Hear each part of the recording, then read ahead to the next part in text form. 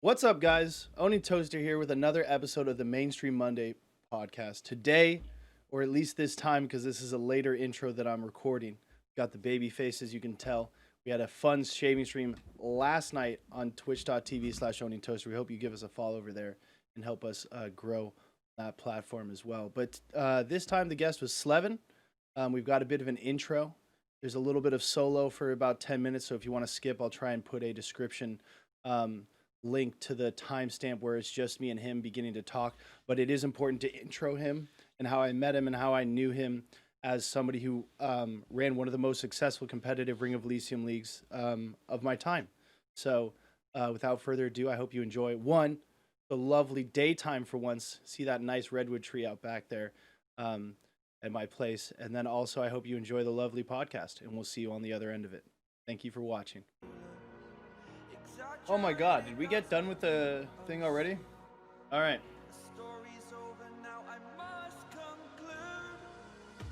What's up, guys? Make sure we got everything set up. That's not good.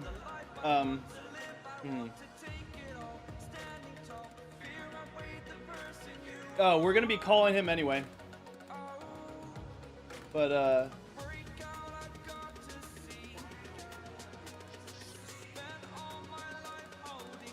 not really sure what's going on here. Give me a second.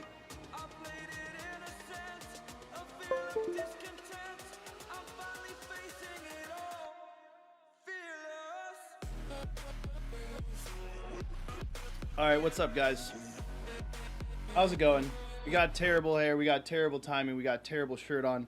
There's just been so much drama, to be honest, in the streaming community that I just don't. I had like a gaming, like a charity shirt, an Extra Life shirt, but I just don't want to be branded right now when we talk about these things because events have been so problematic.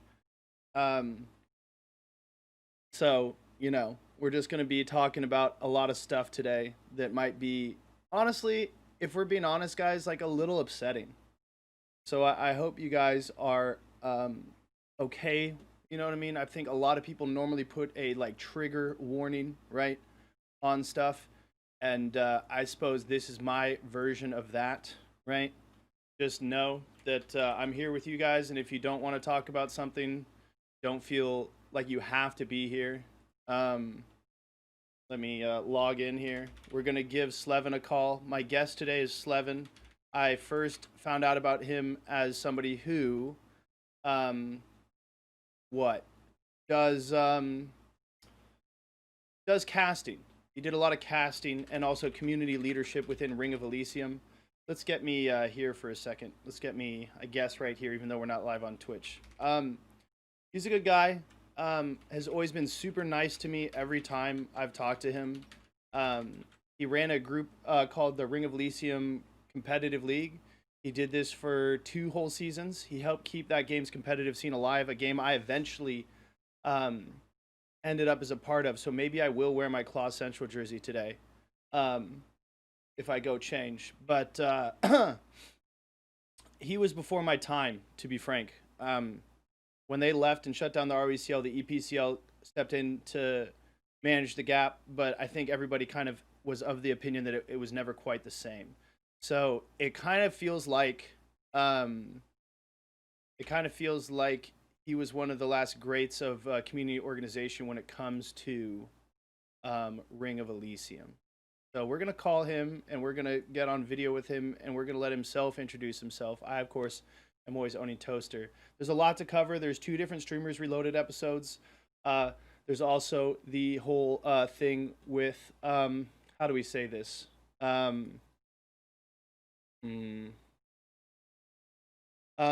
guess you could just call it sexual harassment and assault within the gaming community, especially at events. That's kind of what I'm talking about when it comes to the serious trigger warning stuff that's going to be discussed today. So I understand that a lot of people have past trauma, and we've always been a home for people who don't want that. You know what I mean? So, or who have gone through that and don't want to discuss it. So if you're one of those people, it's very understandable. That actually 100% does not need to be there. The point of this one gonna be this is my account on Watch Together. Hey guys, add me on Watch Together. Let's get the YouTube chat up so that this intermission screen seems actually legit. You know what I mean? I'm gonna send Slevin a link to this chat too, so you guys can kind of participate. We leave the chat up on screen every time we talk. It's just part of how we run the show. It is going to be live. I am going to rereading Rip the Mics or Mamacitas. Yeah, there's a huge thing. I hear you, Render. What career Omega Lol. There you go. We out here. What's up, Big Roush? Thank you everybody for being here. Don't forget that we do have the Discord YouTube chat. I want to address that. If you're in the YouTube chat, this is actually not supposed to be there. Put whatever you need if your YouTube chat doesn't work. You know what I mean? Join the Discord, right? And let me know. DM me if you need a role to be able to talk in the Discord, right? Because then we will be addressing questions there. I'm going to put that right next to my chat on YouTube so I don't miss anybody. And we're going to give Slevin a video dial, folks. Let me deactivate my webcam over here. Properties, deactivate out of OBS. Join video call. Pop that bitch out. What is up, dude? What's going on, guys? My man is looking handsome. All right, you're not on screen yet because I have to get this thing, dude. I hate how it doesn't. There we go. I have to like double click it just to make it pick us both up satisfactorily. Okay, so here we go. Get the Discord call going. Get you adjusted so that your wonderful baritone voice doesn't make everybody leave me and go subscribe to you. How do I adjust user volume? What is going on? Is that on another page? Unfortunate. Let's unpop out. All right. Yeah, I was telling them that we have a lot to talk about. I don't know how much you want to discuss it. I have actually started talking to a lot of friends that have been affected by it, so it's actually crazy. And I was letting everybody know that this was. I guess I'll just exit out of it for a second because I don't know why I can't adjust your volume in that window. Oh, you're at 200%. That makes sense. How loud are you right now? What's up? What's up? Okay, that's good. That's good. That's good? Much better. Oh yeah, yeah. Yes. Mic check. 1 2. It 1 was 2. Mic check. That exactly. That's what I need. There we go. I hope he's sounding good for you guys because I'm not adjusting him after I pop him out for some reason. It bumped you to 200. Interesting. All right. Just really wanted to hear me, you know? Yeah. Yeah. Correct. I had to flip the thing for Blitzen's like mental security because he's so used to being one way on which. Oh, his camera? Yeah, dude. He wanted me to flip it to his normal stream kind of style. You know what I mean? It was pretty funny. A dork, though. Yeah, true. Not incorrect. All right. Oh, and it's already pre-cropped from last time. We've got a YouTube chat that we're going to pop up as well. I just actually confirmed my Watch Together account. So now I'm like an official Watch Together guy, which is awesome. So now I can go there and get a link for you. So that we can watch these things together. What's cool about Watch Together is it allows us to do both Twitch clips and other stuff. Good call. What? I'm about to log out. Cool. Yeah. What the? Okay, just go to the regular website. My rooms. Oh, it wants me to add a room and create a room. Loggers. Okay, there we go. And it always defaults to this video of cats. So that's nice. I'm gonna pause that. I should actually just play it while we get everything set up here. It's always hyper like scuffed. Cats the movie or like cats doing cute stuff? Cats doing cute stuff. They always throw a cat video there. Okay, so it's just doing us. So if you need to DM any links, we can do that. There's the link to the Watch Together room, so you'll pop up there. You don't need to make an account, thankfully. It seems like I should have one considering how much I use this website. They're trapping them with cellophane, dude. I might get canceled for this video. Some of the cats look really sad, bro. They actually look hyper worried. Cat in the middle though, he just looks worried, but not like too worried. The one on the right is like max anxiety. I think that's just its face though. I don't know what she's using to get their attention though. Okay, and so that's the YouTube chat if you care to have that up as well. And then we're gonna pop open some YouTube in the meantime as well. Let's grab that. Oh my God, I'm looking quite like I've got jaundice or something. I gotta turn down my brightness. Real jaundice never hurt anybody. Yeah, listen, dude. Apparently. Who needs sunlight, right? Yeah, exactly. Dude, you got website up. I do have the website up, Bulza. That is, I mean, I don't think you get DMCA'd for cat videos on YouTube. Not yet.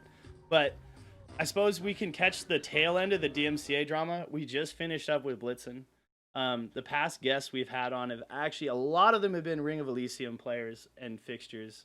Let me take a look at the YouTube and kind of just take a look at exactly what I mean when I say that.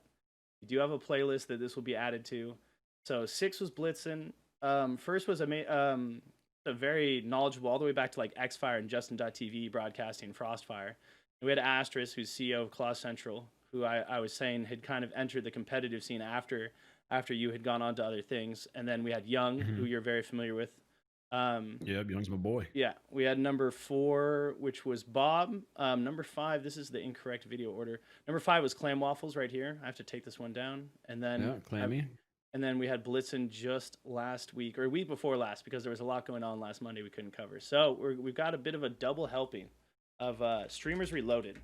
But before we get to that, let's get to you. I gave them a brief synopsis. It's not hyper accurate. I discussed a little bit of the ROECL stuff and what that meant to the Ring of Elysium competitive community, kind of how I met you towards the later part of your involvement. But if someone were to ask who you were in the gaming sphere, what would you tell them?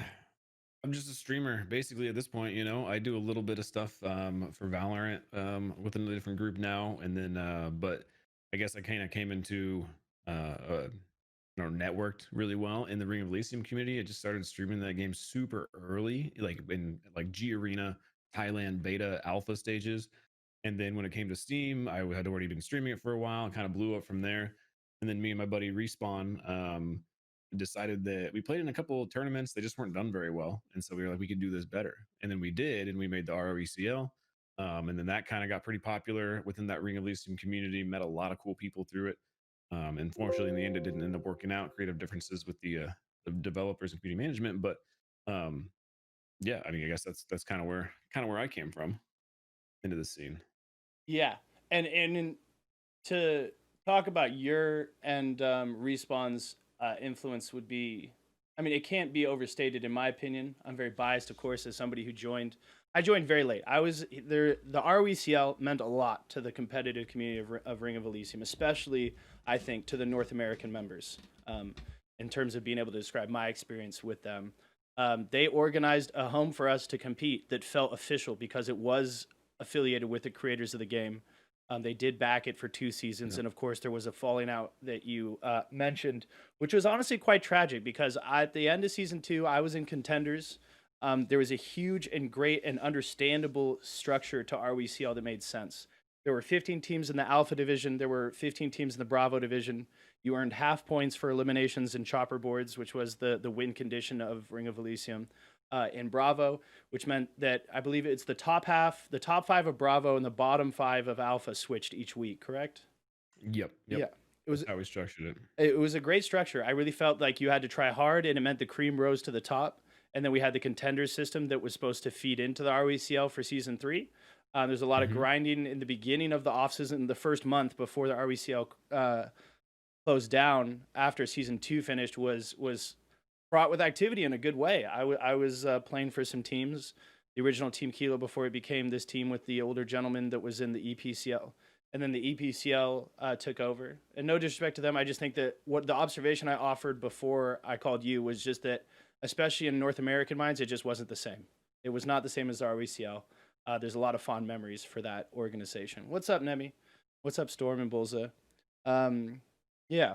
I never really looked into the EPCL much. I knew that I know the guys who took it over and are running. They're good dudes, and yeah, exactly. I popped into a couple little scrim streams and things like that occasionally just to see what was going on with it. It looked like it was they were trying. They were doing what they could. But the thing about RCL is Respawn is just he goes into something and he goes into it 100% every single time. That's just his character. And so with the ROECL, when we started it big. Right? We didn't want to make something and then slowly grow it like most people do. Like most people would do, like, oh, here's a tournament, blah blah blah, and then grow that into kind of a league. Yeah. We started with just straight up with a league. We were like, well, let's skip the foreplay, let's get right into it. Yeah. And so we just jumped right into it with a league. And started kind of advertising it around, getting our friends to join, promote it. I mean, when we started it with like Respawn and I didn't have a whole lot of esports experience going into this. All right. We had watched it. We knew about esports. We had followed esports a little bit, but neither of us had really done anything in esports. So we surrounded ourselves with people who had. Because to me, that makes sense, right? If you Yeah. don't know what you're doing, bring people who do know what they're doing. So we had, I don't know if you guys remember Calzy. He was a professional H1Z1 player for Counter Logic Gaming. He was also, I played ROE with him a ton. Mhm. We brought him on board. Liquids is a English streamer. He Yeah. I know. was a professional PUBG player. And then who else did we bring on? I think those were the main two that we brought on in the beginning. And they had, tons of esports experience. They were both tier one organization professional players. And so we really used their knowledge a lot to kind of form the foundations of what the ROCL was. And Mhm. then obviously adapted it to the particulars of ROE while kind of growing it and making it its own thing. And it kind of, developed in. And I think that if ROE had continued to grow and been a bigger game than it is, I think the ROCL would still be around and could have been really cool, really fun. Yeah. Had a lot of stuff going on. So the two ROCL guys that we've been discussing, one, of course, this way, right next to me is Slev. This is his Twitter right here. I popped it in the chat. And then the one before that was Respawn, who we've just been discussing a little bit at length. And so, especially for newcomers, I feel like I could speak to it at least at the time that I entered about midway through last year. When you came in and you're trying to investigate the competitive scene, you understood that these were guys to know. These are both two different angles of them. Is this at RTI or is this at E3?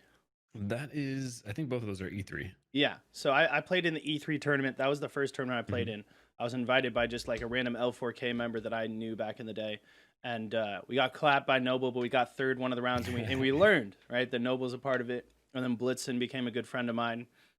Yeah, And Noble was nuts for a while. yeah, they really were the number one in NA for quite some time, 5 tournaments back to back. And he's the one who encouraged me to get involved with the Noble community stream team that I'm still on over on Twitch. But fortunate enough for like impartiality and everything, YouTube is the place to be for this kind of show. It used to Yep. be we streamed 5 days on Twitch and just worked on the back end off stream because I didn't want to affect my viewer average because I didn't think that there was a lot of audience for on Twitch, just me opening up like Vegas and editing stuff. But we found that opportunity on YouTube, especially now with COVID and everything, and us doing this full time while we wait for our job to be not disappeared. Sure, right. Is that Sunday we work on the stream background stuff, and then Monday we develop something that I've always wanted to do because I really like this guy. His name's Tom, on Streamers Reloaded. He runs a great YouTube channel. He basically compiles all the drama / news and all the stuff and kind of makes it into one bite-sized video each week. There's a couple guys that do it daily, and I use them, so I'm gonna shout them out here as well. The first being Streamers TV. We've got, let's see, like 43,000. He does like a daily. You can see kind of like the daily stuff, but a lot of it's kind of like live stream fail stuff. So it's not as easy to kind of use to help educate the community. And then the other one's Daily Twitch. He does the same thing. He's got 128,000 subscribers. I'm subscribed to both of them, I think. Yeah, there you can see. And I used to watch both of them each day because people come to my chat, have you heard about this, that, the other? And when I didn't know, I felt out of the loop. And now I'm always in the loop. But what's interesting is I don't actually have to watch 20 minutes to get both of them because they have about 5 minutes of overlap. And what I like doing is understanding what they find newsworthy between each other that's different because they each have a different view of what's important. And a lot of it, of course, is sourced right here from this website, guys, the Reddit r/livestreamfail, where you will find kind of like small stuff like the new Twitch meta is being covered heavily, Valorant, various things that are happening, SFan and Ginny, like a lot of shipping content. So a lot of this, when you look at it on the daily, feels like noise. And so this is kind of where I go to cut out the noise, Streamers Reloaded. And so what we do is we usually watch this. We go story by story. We both have the pause function. If you want to pause, you're welcome to. And we can drag it back. We used to watch it all the way through and then cover and unpack everything, but what's bad about that as a format is just that new viewers coming in throughout the night just have no idea what's going on and they didn't watch it. So going story by story can at least let somebody drop in the middle and catch up.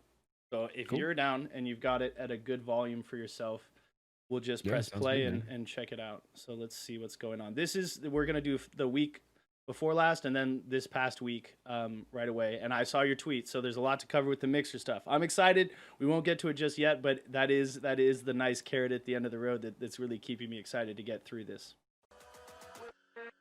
Let's get it. Welcome back to Streamers Reloaded. My name is Tom and let's get right into the news. And we begin today with a follow-up on the DMCA stuff from last week. As a reminder, many streamers received DMCA takedowns, which caused a lot of streamers to receive strikes on their accounts and temporary bans. So the first update comes from Twitch themselves. Last week, the update we had from Twitch was originally not a solution, but an explanation saying that streamers should remove clips with content they don't own. So the update from Twitch is a few follow-on tweets which say they are working to extend our use of Audible Magic to identify existing clips that may contain copyrighted music and delete them for you without penalty. Secondly, the ability to delete all clips on your channel more easily. This is followed on with some clarification on misinformation being spread, saying there's a lot of misinformation circulating about how to protect your channel. While deleting or disabling clips can help, if you don't have the rights to music, you're at risk of takedown requests from rights holders. So based on this, Twitch is simply saying they're working on a system to flag clips to be deleted, so hopefully we won't see a mass DMCA on the site again. Following on, of course, during these DMCA takedowns, streamers are working on getting permission for certain types of music, and this next one comes from Trainwrecks TV, who decided to tweet at 21 Savage, "Hey 21 Savage, I fully back you and promote you and only you on my stream to tens of thousands of people, but these greedy old men sipping on their 50-year-old whiskey are throwing DMCA around like it's the pills they take for their limp sticks. Please give me permission to play music from your YouTube." Of course, this was a shot in the dark and even Train knew that, but the very next day the unexpected happened where 21 Savage actually responded, giving Trainwrecks permission to listen to his music on stream. On top of this, Train found out he was given permission live, so here is his reaction to that. There's no way. It's probably some fake account with one follower. Let's take a look. Oh my god! Oh my god! Are you kidding me? No way! No way! I love you! I love you! I love you! I fuck you! Oh my god! Following on, we have one from the streamer Zillion. All right, so we'll get to that one at the end because I watched that not live, but the day it happened, I was there checking in on him, and he was just like when I heard that happened, I looked at Twitter, found the tweet, and I went straight to his stream, and it was just nothing but 21 Savage while he was playing Warzone. It was pretty funny. So as I said, it was definitely going to be the second half of this DMCA situation. That we covered a couple weeks ago, so it seems like it's come to a bit of a satisfactory close when it comes to protecting Twitch streamers. But initially, we have some stuff from Fusey here, the copyright strike issues and stuff like that. But overall, your take first before we get into it. I mean, I don't really know what the take would be. It's just it's a risk you take. You know, you're playing a copyrighted material on an open platform, and it says right there on copyright you can't do that. There hasn't really been a whole lot of punishment in the past for it because it's so hard to enforce something like that. It's like technically you're not allowed to have a Super Bowl party where people watch the Super Bowl on your TV. You know what I mean? But that's impossible to enforce, right? Yeah. So, you know, it is what it is. I think everybody, if you were playing copyrighted music and you didn't know that it was copyrighted and you weren't aware that you could, you know, potentially get a DCMA from that, then you were just ignorantly misinformed or something, right? So, Yeah. you know, it's the risk everybody takes. It's not something that anybody's really had to deal with a whole lot. There's been a couple DCMA surges in the past, like the past couple of years, but nothing quite as big as this one, I don't think. And I mean, like I said, it's a risk. If you're afraid of it, either don't play music or find some no copyright stuff. Yeah. Yeah, we were talking about, I'm just trying to click through. You see this freeze frame of the songs, right? Mm-hmm. Yeah, so these are the currently targeted songs. Ariana Grande, Seven Rings, 50 Cent, Into Club, which I feel like is a big one. Not as much anymore, but it's still a classic that I feel like a lot of people could see a reason to play. PG Staying Alive, another huge one. I've never played any of these, though. Cake by the Ocean, I remember that song, too. It's a thing, and this is exactly, your take is exactly what me and Blitzen agreed upon as well. Ignorance of the law is no excuse. You knew what you were getting into. A lot of Twitch streamers just kind of do this kind of herd mentality where it's like, if I hide amongst a group of people all doing the same thing, they can't get all of us kind of mentality. And, you know, I'm not saying that's necessarily wrong. I'm definitely saying it's against the rules, and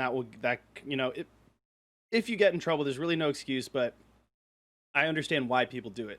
They do it because they can get away with it, and because it hasn't been cracked down upon, as you touched on before, to the same extent that it got cracked down on YouTube. YouTube is on like full lockdown. I started learning that like there's a difference between knowing something and experiencing it, so you know it even more by experience. And for me, that was when I started doing my YouTube channel a long time ago, but it was just all dumb content that's pretty much gone right now. But the other day I uploaded something to Unlisted so me and Young could work on a video together, and it had some copyrighted music in it, and they deleted the video. They deleted the video before it was even publishable. Or, I mean, it was publishable, but it hadn't even been published, and they took it down. So the scanners on YouTube for music are super advanced.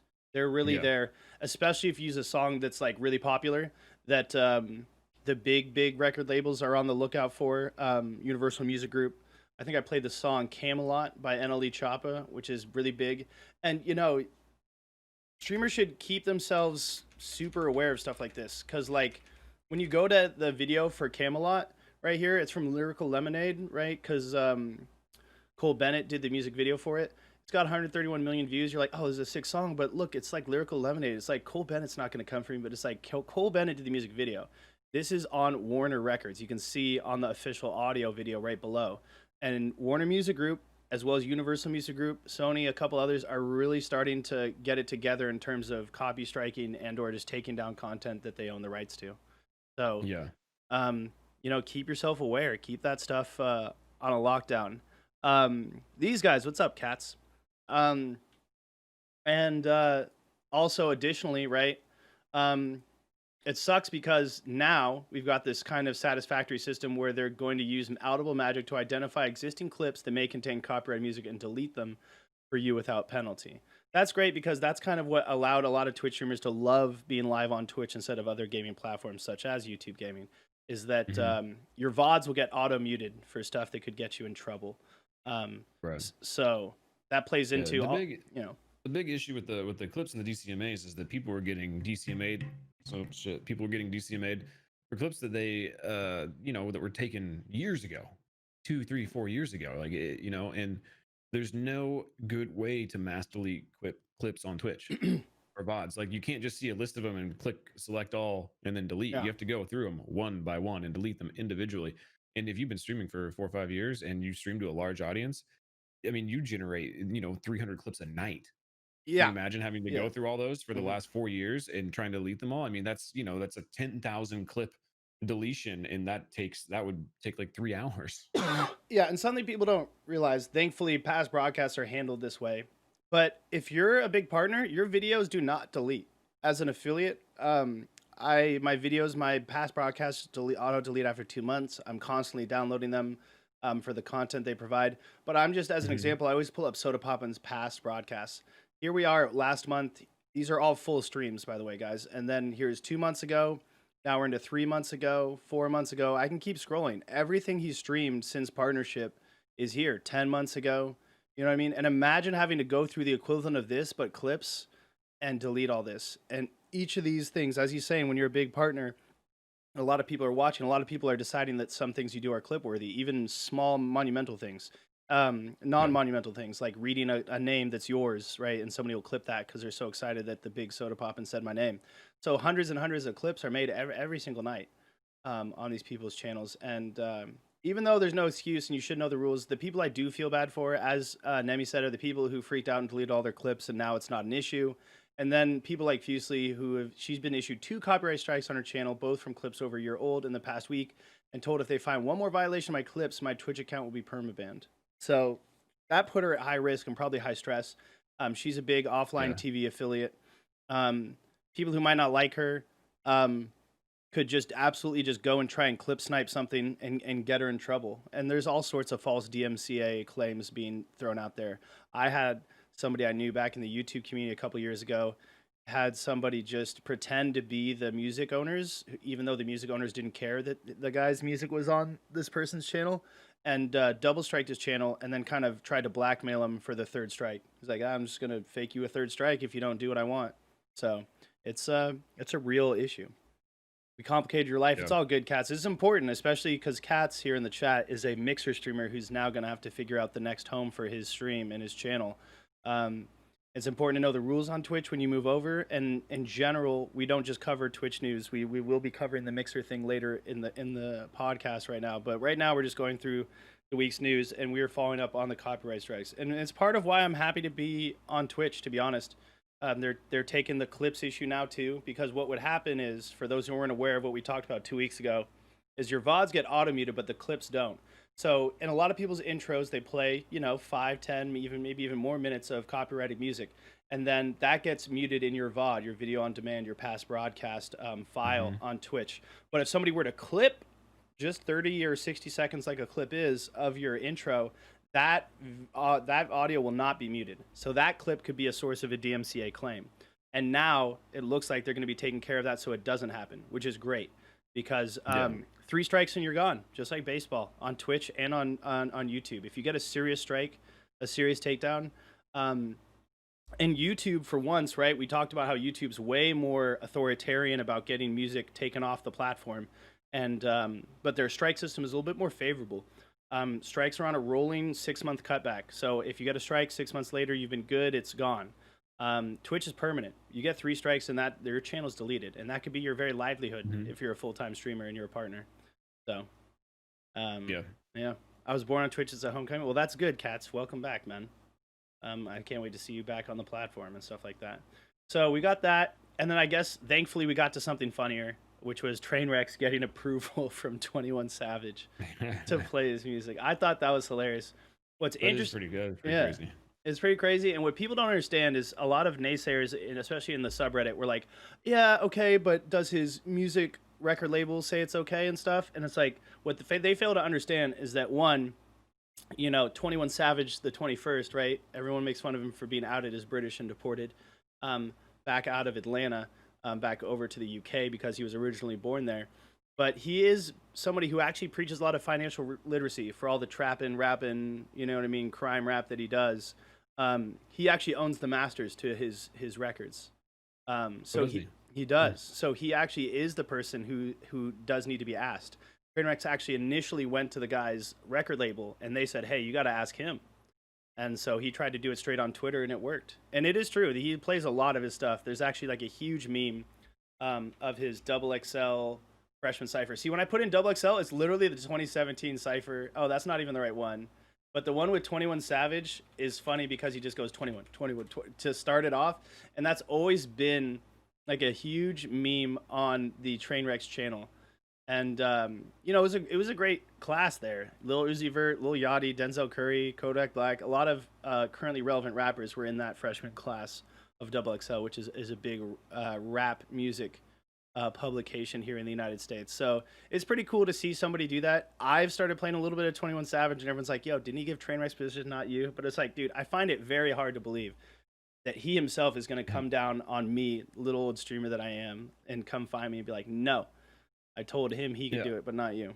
Yeah, a lot of this DCMA stuff, I think, comes down to the labels, not so much the artists. Most artists are very happy to have their music played to an audience, really of any size, right?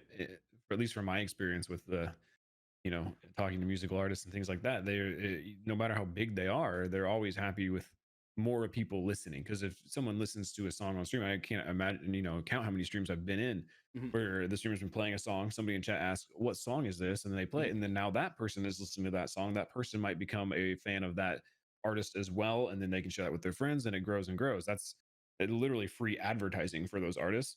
The labels, on the other hand, can't monetize that advertising. And so I don't think they think about the back end. They just think that, oh, this is being stolen and put out there, and technically it is being stolen and put out there, but there is a bonus to it as well, I think, for a lot of artists.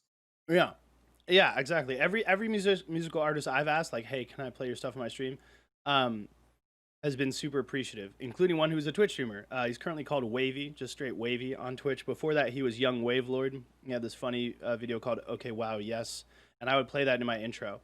And the other one I play is called I Love My Squad by I'm Sue, who's a rapper here from the Bay Area where I'm from.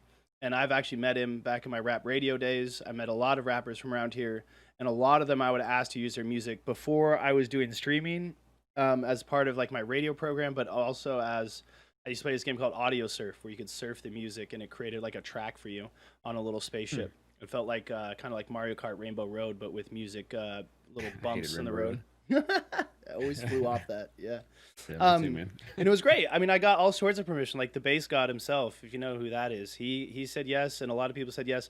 So I felt like it was okay, especially because a lot of them are not signed. As unfortunate as the Bay Area rap doesn't get the credit it deserves nationally, to largely record labels, they wouldn't really be ready to go after me. Sometimes when I put on YouTube, it gets claimed, but it gets claimed, not striked, which is a different process on YouTube, where they just throw ads in front of your video and the ads pay the music owners, which is fine by me, especially because we are not a partnered broadcasting anything on YouTube, because YouTube, you need 1,000 subscribers and 4,000 view hours in one 12-month period to become a YouTube partner. So you can even make any kind of money off the ads that play before your videos. So if the ads play, the ads are going to play, and if they don't pay me, there's no way I could have monetized anyway. But that means you should like, comment, and subscribe, which helps. Whose fucking beard is this? What's up, Cratilia? This is Dr. Slev, or Slevin, as I've known him since he's been around. He was a big luminary in the Ring of Elysium community. He now streams and does some esports stuff like analysis and casting. Chronic name changer, as he says in his bio. Chronic, and man. Literally yeah. 2 days ago. Here you go.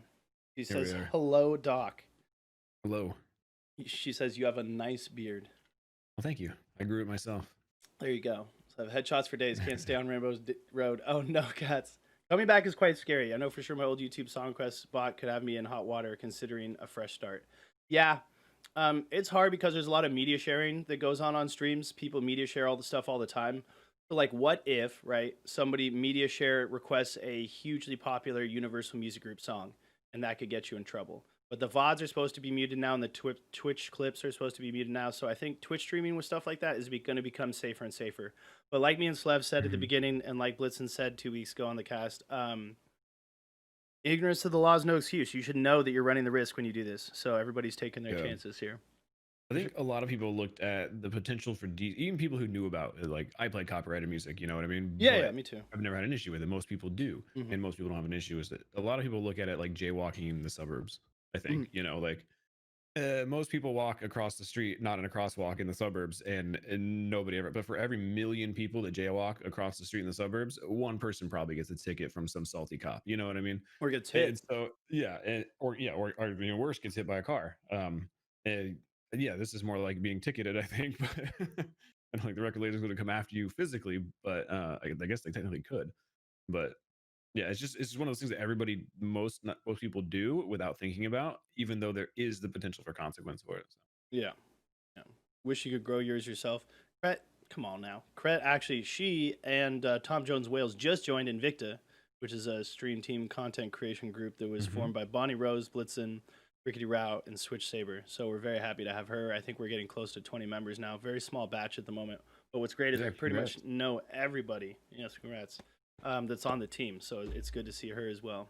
Lev's good people. Hey, you cats. I'm glad you know. There it is. Okay, so I think we can move on from the DMCA stuff. It was really funny. And honestly, it's cool that 21 Savage, I think he's one of the least suspected people to own his own masters and preach financial literacy. And how he got that done is he kind of had a track record of success, which gave him the leverage to negotiate that with the record label when he signed.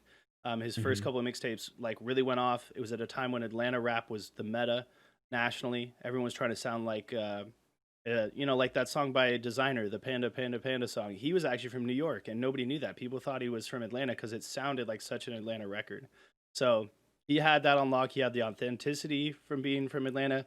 Even though he was outed as British and deported, he actually came to Atlanta from like the age either 7 or 13, and he'd been living there. So at that point, a lot of Atlanta people kind of accept you as their own. And a lot of big luminaries who spoke out on the deportation subject at the time on Twitter were like, dude, to me, he's from Atlanta. There's no problem there. So yeah, maybe if you guys are looking for copyright-free music, just find somebody who owns their masters.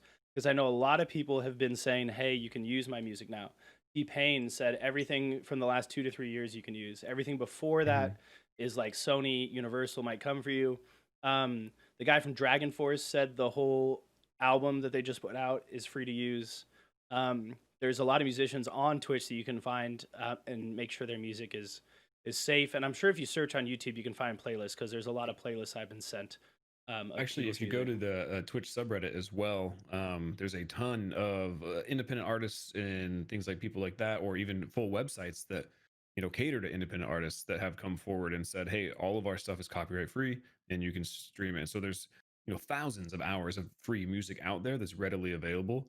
Um, I think it's pinned on that subreddit, so definitely go check it out and see if there's stuff you like there, because there's all sorts of genres and everything that's totally copyright free. So Yeah, that's awesome. Yeah, and I think I've joined this one.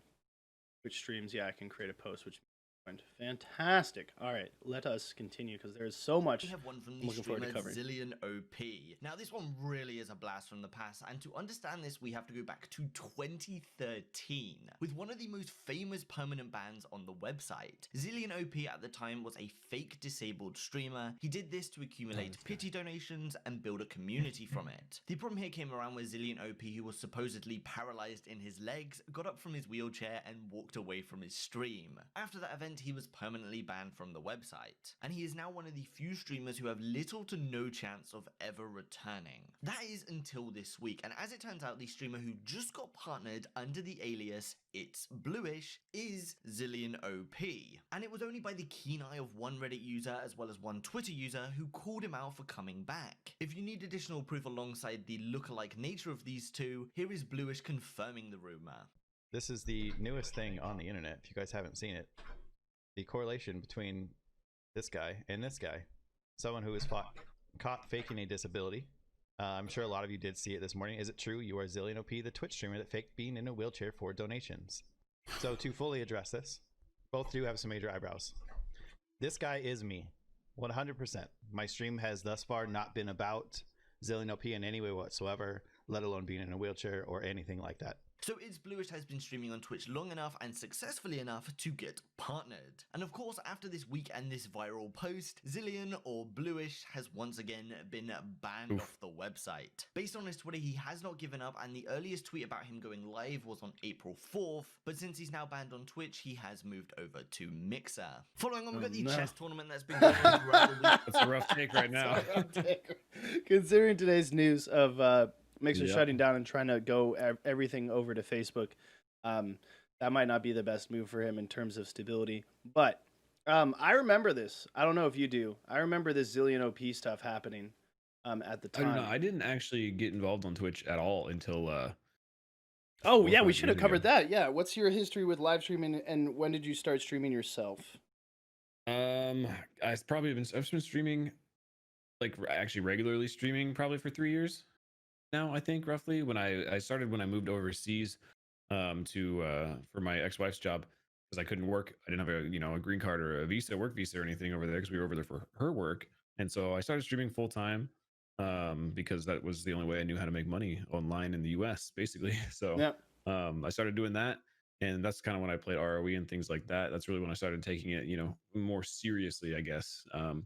But I didn't really know what Twitch was up until maybe a year before that. So what was that? 2015 is probably when I first learned about Twitch, and just watched very casually a couple small streamers just that were playing a game that I was interested in, and Twitch was not very huge back then either. So and then when I started streaming, I was like, my PC can handle it and play games at the same time, so I might as well. That was really the whole reason. Might as well do it, Yeah. Oh yeah, no. And I wish the only regret I have about Twitch is that I didn't start it sooner. I remember my two feel you on that. experiences with the history of it was Xfire, which is kind of like Steam messaging the way it is now. It was a way, but it was a third-party application. It didn't actually sell you games. You could launch games through it, and you could message people inside other games. And this was in the early 2010s, so before stuff like that was pretty standard everywhere, and even in the late 2000s, I want to say. So you're in Counter-Strike and you want to hit up your guys in Battlefield 2142 and be like, yo, I'm over here. You could actually see the IP of the server that they were on if it was public, and just click to join, and it would launch the other game and get you in there. So that was pretty advanced, but little did I know you could stream there. And that's actually where Soda Poppin' started streaming. Yeah. So it was interesting to me to have missed that, because I only used Xfire for its messaging capabilities. And then I remember Justin TV was either in a newspaper or a magazine or something online that I surfed, and I was like, what is this? Because they're like, because originally, right, it was for 24-hour coverage of Justin. They just watched this one guy. And I was like, there's no way these people watch this guy all day. There's got to be like a meme or he's got to shut off the stream at some point. And I went in the middle of the night to the website, and they're just watching this guy stream. You're watching this guy sleep. And I was like, no way, dude. He's in like a twin bed with some Playboy covers. People are like, where can I get this Playboy blanket? And I was like, this is ridiculous. This is kind of some loser shit. I got to go. Yeah. And what I remember is maybe seeing some thumbnails down in the corner, and that was probably the beginning of Twitch. Those were the streamers that weren't Justin that were starting to get on the platform and have their own streams. Not 24 hours, of course, but you know, there's got to be people that came there to watch Justin that wanted to watch other stuff, and that's how it started. Yeah. People like Summit and Soda Poppin' who moved over when they rebranded as Twitch.tv. And I started in 2015 after watching a lot of Achievement Hunters and just Rooster Teeth content in general. They were doing an Extra Life broadcast, and I was doing some charity streaming for Extra Life started by the end of 2015. So I came to Twitch.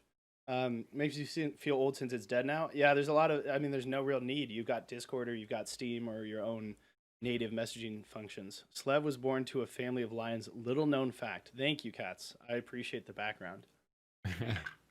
Yeah, I think my first introduction to Twitch was actually a friend of mine asked me if I watched Tim the Tap Man. And I was like, I don't know who that is. And he was like, on Twitch. I was like, I don't know what that is. And I think this was back when Tim the Tap Man was streaming to maybe 1,000 viewers. Mm.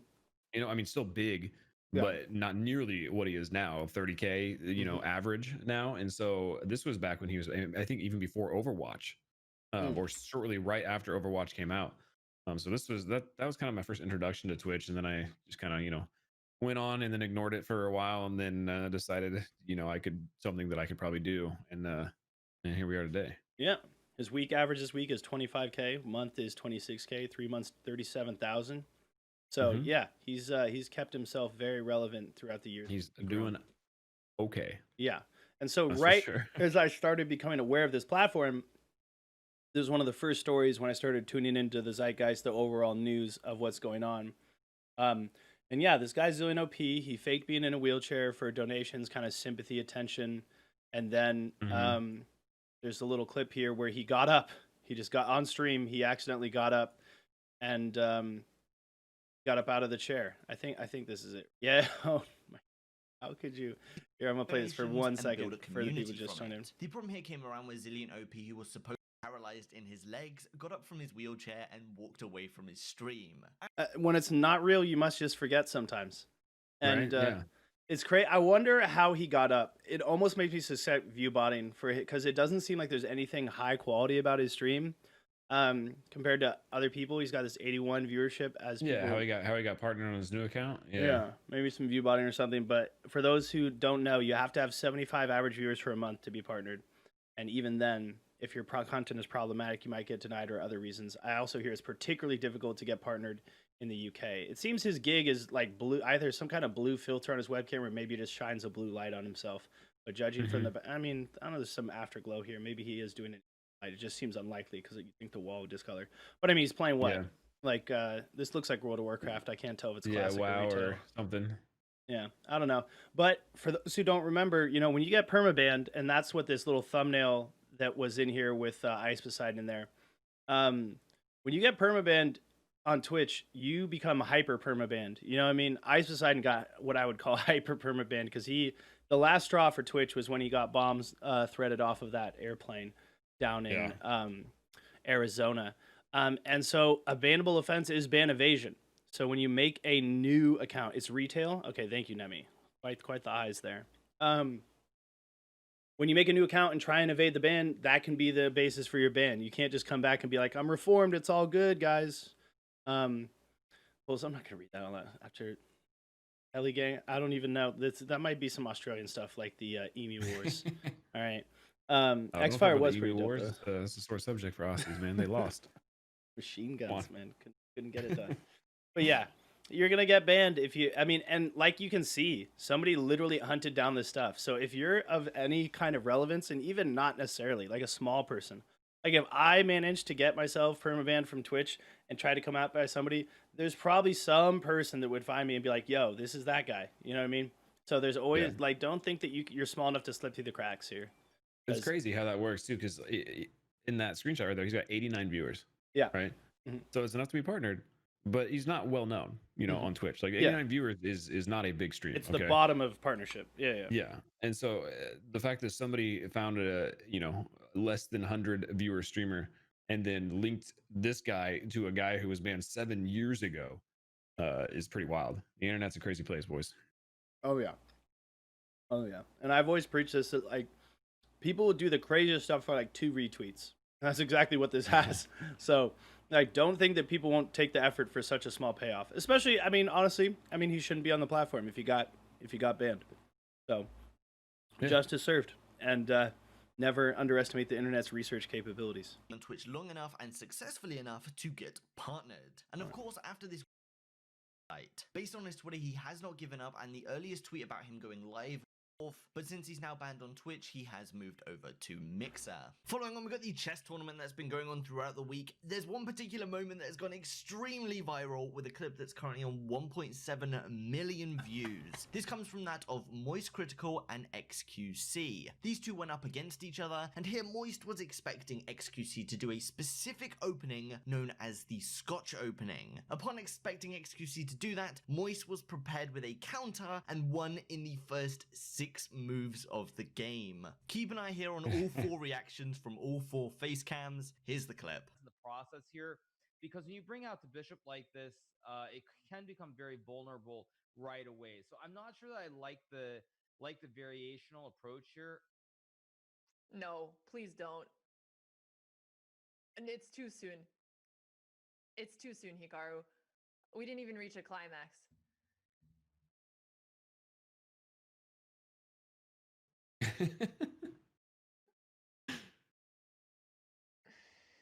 Coming on to Thursday, first up we got one from XQC once again, who received a Okay, 24-hour whoa, ban we're gonna for do that. So Twitch has become a big meta, or chess has become a big meta on Twitch. So Hikaru actually started this by playing with XQC, who is another 30,000 viewer average streamer. And so Hikaru actually became so popular. He's probably like the number 2 in the world right now behind Magnus Carlsen, who's far and away the number 1 chess player in the world. And he started becoming really popular on Twitch, and he's like, wow, this is so popular that I'm actually going to cut into my tournament attendance schedule and become a full-time streamer as well as a chess player. And then in order to kind of like help get chess bigger, chess.com threw a lot of weight behind him. And then Alexandra Botez, she has a sister, Andrea Botez, that is also really attractive. So all the chess simps are all up in their chat. And then there's a couple other GMs. Yeah, and hers is It's a very niche group of very sims. niche. It's big enough to make a living. Well, I mean, the chess sim category has just become really like regular people because Moist fan base is now in it. XQC's in it. Hutch was playing in this tournament. A lot of big partners are playing this tournament. Fusely, who had the strikes issue, was in this tournament. The chess pog champs, and there's a couple other GMs. These GMs, this is called Womanfied Monster, FIDE Master. I don't know what that is or why it feels particularly gendered, but I'm pretty sure anybody can have that rank. You just have to win a certain amount of tournaments. So she's a bit behind him. There's an IM, which is a different kind of master, who's also training people like that guy who broke the current deadlift record, 501 kilograms or whatever, the Thor guy who streams on Twitch. Oh, yeah. He's Jorgen. he's getting trained by this IM Hans guy who's also getting partnered. And so it's great. I think chess is great. I might need to start doing some chess streams myself. And they had this huge tournament. So for those who don't understand what's happening right now, the queen comes down there and threatens the king. And it's backed up by the bishop, and there's no piece to take the queen other than the king itself. So you can't take the queen because you put yourself in check from the bishop moving diagonally. So he gets checkmated by Moist Critical, who's a YouTuber who moved over to Twitch. Within 6 moves, it's pretty embarrassing. But I mean, if you look at this closely, his account's name is Turbo Fisto. But he's got like 700 and something MMR, and XQC's got 800 something MMR. The default MMR when you make a chess.com account is 1,000. So these guys started on the website and went down. They went down. Nice. Yeah. Oh no. It's funny though, because like he's stoked, he's super sad. Hikaru's like, this can't be happening because he trained XQC, and Botez is just loving it. It's pretty funny. I liked to watch this whole Slicker, who recently got signed to Team Liquid, is on it as well. Yeah, just it's always good because some of the subjects we cover are always so like serious and or dramatic, and sometimes negative if we do go over the abuse situation because some of it will be probably in video number 2. But to have like little glimpses of humor here in the middle of the videos always feels a little bit good. But let's move on because there's another one here.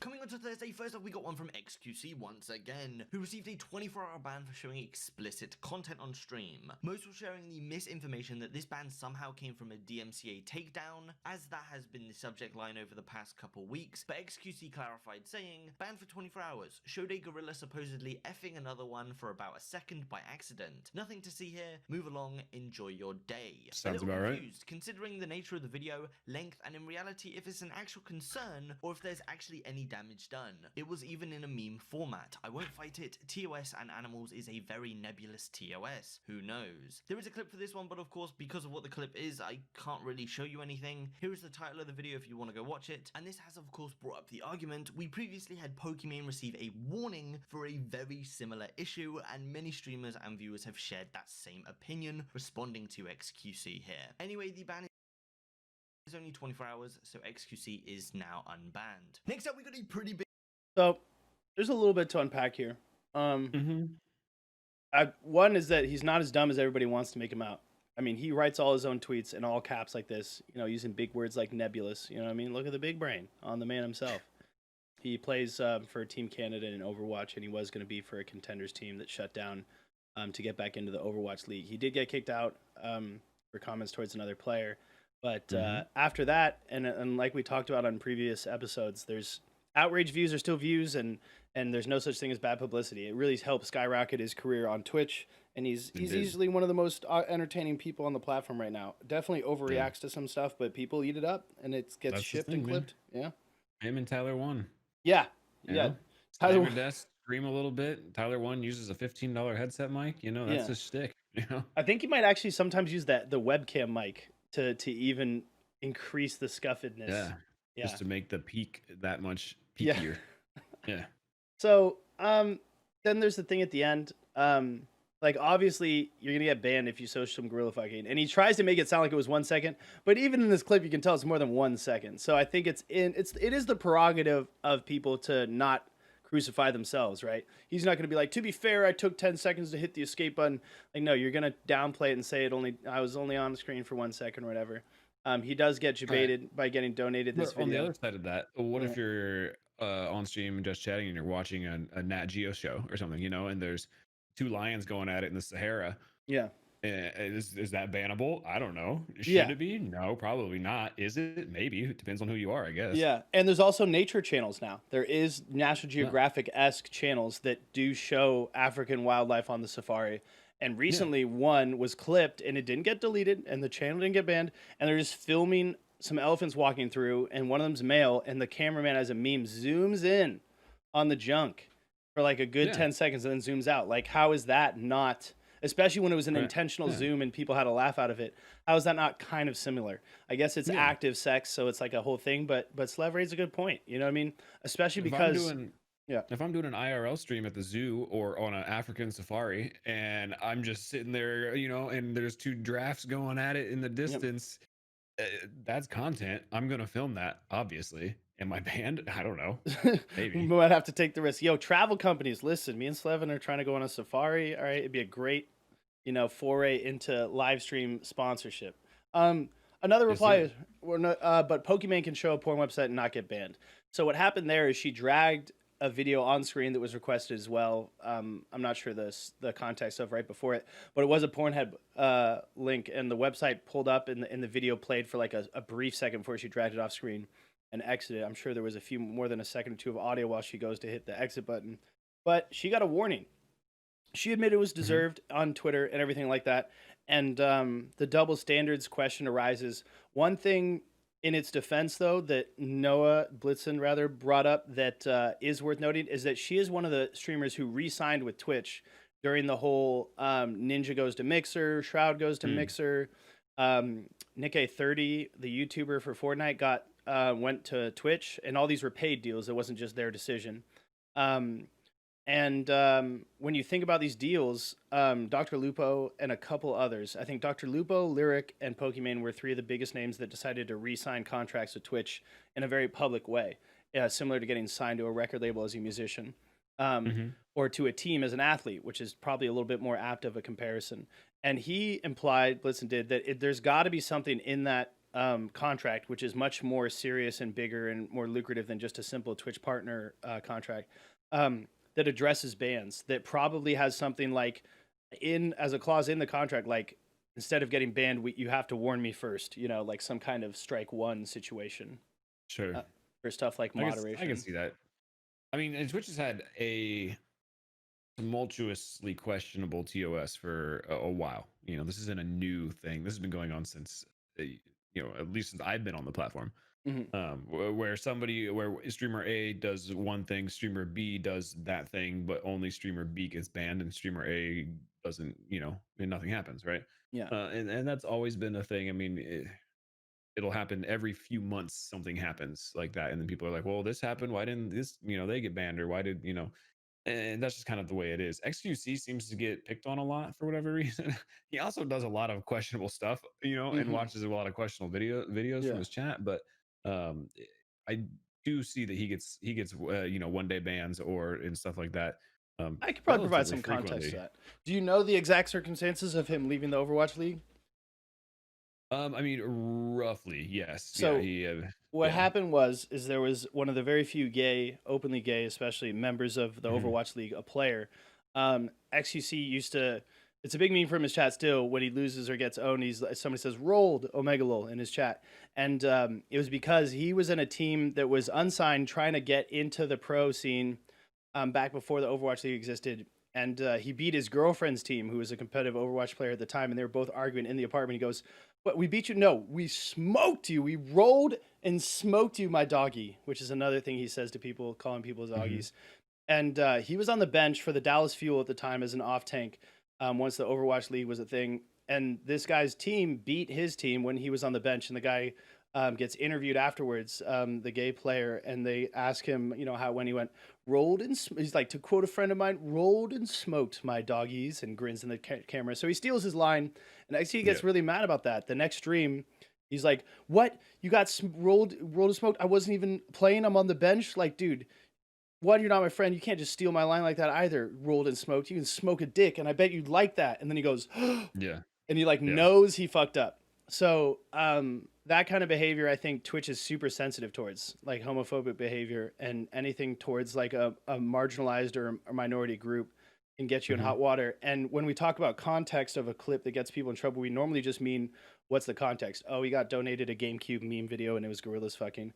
But there's additional context that Emmett Shear actually talked about at TwitchCon 2019 on stage when it came to ban moderation, because the whole issue with uneven enforcement that Slevins brought up on Twitch has been a thing since back then and even before. So he felt compelled to address that and had somebody on stage interviewing him, which gave him the opportunity to talk about why there's a lot of uneven enforcement of Twitch TOS bans. And that's that the gist of it is, like, if you're somebody who constantly is getting in trouble, you will get in more trouble for the same behavior as somebody who's usually not a problem child, so to say. So I think that part of it is probably that XQC is seen as a bit of a problem child by Twitch, a bit of a problematic influencer on the site. It's not like they're going to get rid of him. He's huge for the platform. I mean, they're not afraid to. A lot of people who are big have been gotten rid of if you're not careful with it. But I think that for that reason, you could get in a way more trouble if you're kind of seen as like a problem broadcaster. So if you're like a habitual line stepper, as they said on the Chappelle Show, you should be very careful because they will come down harder on you. I remember, as a good example of this, there's a guy named, I believe it's Pilov Power or Pilov. He's like a Slavic streamer of World of Warcraft. Actually, I think he might be from Russia. I'm not quite sure, but he's definitely one of the larger World of Warcraft content creators. He moved to Twitch. And he always makes these big, like, not diss tracks, but these videos like, I'm coming for you, Asmongold, who's far and away the head of the World of Warcraft Twitch section. He's definitely the biggest streamer there. And when he came to Twitch, he was trying to get into WoW Classic, which was a closed beta. You had to be invited. Of course, big people like Asmongold and Tim would be right in, but he was not getting invites. When he finally got his invite, he freaked out. He was running around on stream in his webcam, and he bent over in front of his camera, not like to bend over and like moon the camera, but like because he fell on the way back to his chair, and he had his boxers out, like the same way you see someone sag and you can see their boxers, but no like butt was actually showing, just his boxers, and they got him for like inappropriate clothing violation. They just banned him for a few days, if not a few weeks. It wasn't permanent, but it just goes to show, because he was always pretty outrageous and a little offensive, to be frank, in terms of like the way he treated other people. Like that whole partners can't bully other partners, or just generally streamers in general on Twitch. If you go after other people, kind of attack other streamers, you can get yourself in bannable territory there. So that's another example where like if you're kind of a problem child, they're probably going to come down on our. He's a second Delor. I mean, I guess I don't know if he's that bad, but I'm just not hyper aware of what Elov is about. And honestly, you should have respect for those things. It should be respected like a worse place. Even bars have to enforce policies of conduct, you know? Yeah, and bars do have their problem children as well, right? Like, so you can't just like some people, well, you can ban them and bar them from the bar, right? But some people are just known by the bouncers to be an issue. They keep an eye on them. I think that sometimes that's the thing on Twitch. But also, you know, Slev's right. It does feel sometimes pretty uneven no matter what. And we had that thing. I don't know if you're really aware of it, this trust and safety board on Twitch, that new advisory board with 10 big streamers on it. Did you hear about that? Is that the one where the girl said she had superpowers and people got all Yeah, about that I thing? have power. And that's what this last thing is right I here have by real power Mischief. now, yeah. Yeah, because she like self-identifies as a deer girl. She wears like a deer headset or headdress, and like has this girl came over and gave her deer scritches on the stream, and she was like having some kind of weird like deer pleasure fest about it, and everybody was like, this person is weird and should not represent us for the council. So that's why Mischief says now if we're two deer, it'd be a different story. So people are memeing and trying to take advantage of it.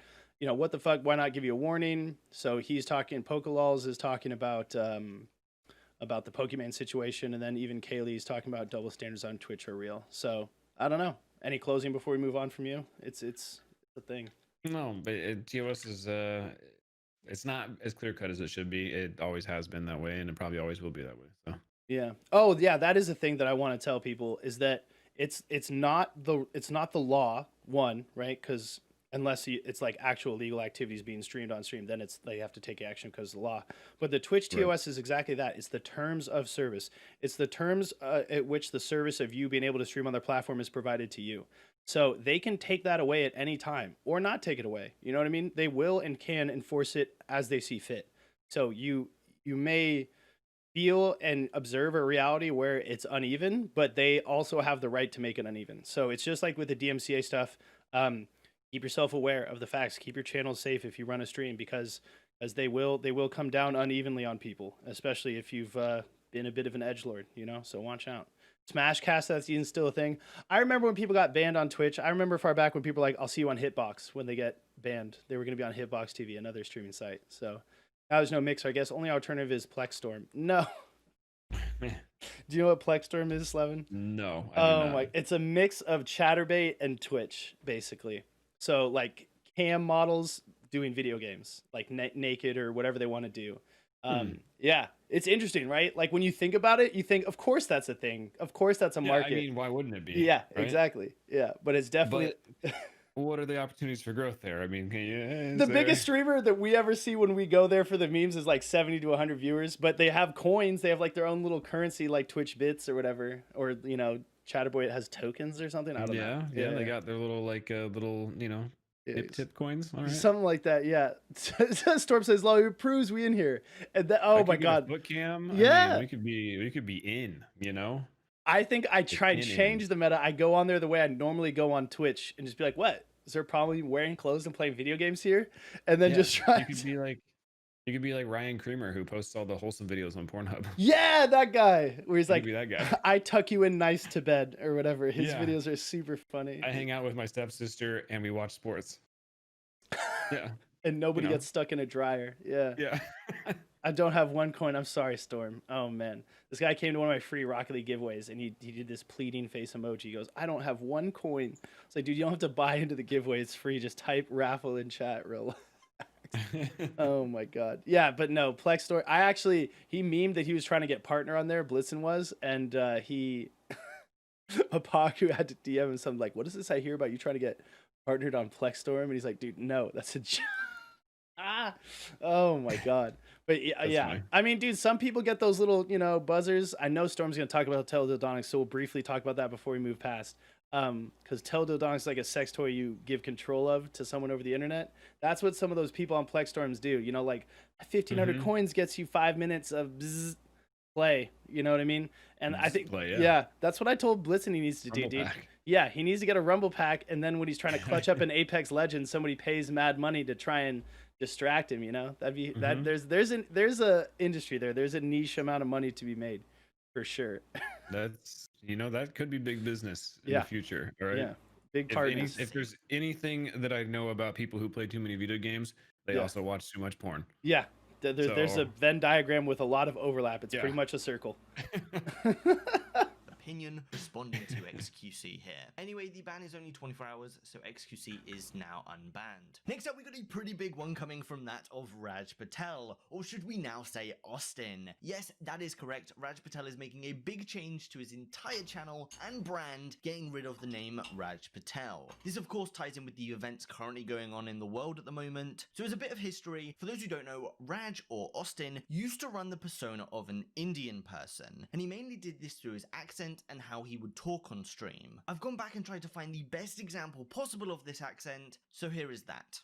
Anyway, all right, okay, let's do our introductions. Co-hosting today, he's not on camera right now, but he will be Mr. Trainwrecks TV.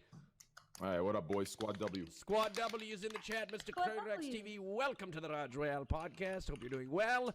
All right, let's start here with our introduction. He was on... So that is the best example I could find, but it's important to note, Austin already dropped that accent well over a year ago. But now he's made the decision that the name and brand must change as well. So now Austin posted a tweet longer explaining why these changes have been made. It's pretty long, so the two main paragraphs read, "As my career has grown, I've had many conversations with friends and colleagues from the Indian community that have helped me to realize that what I was doing with my brand was personally and professionally insensitive. I'm grateful to them for staying open and talking to me about these issues and educating me. This all factored into my decision to stop doing the character and drop the Patel part from my name early last year. But stopping there isn't enough. I don't want any part of my image, name, or persona to be inappropriately borrowed from a culture that I don't have the right to represent. So moving forward, I'll be going by my first name, Austin, and rebranding everything as a derivative of that. The show that you've come to know and love will remain intact, but changes will be made to the names of the shows that contain Raj in the name. I only wish I'd listened more carefully and made these changes sooner." So that's really it. Raj is now Austin, and aside from that change, Raj has talked about this a bit on stream, and so the following clip doesn't come from Austin's channel, but instead comes from Will Neff, where he was in a call with Raj. So here is that clip. I just think that I have an obligation, and I will address it, to apologize to the Indian South Asian community for, and obviously I dropped the character, like,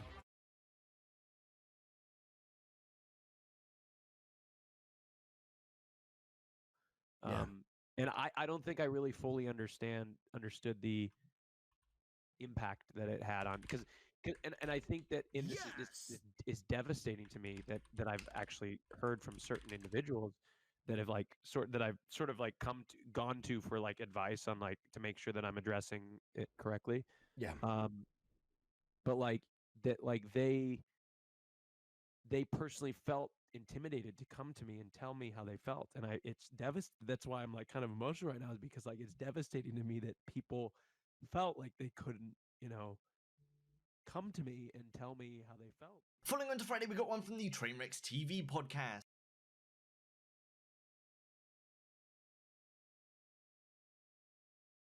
You muted? That happens too often. Bit to unpack here. I was asking, what's your familiarity with Raj and Austin before we go forward with explaining the story.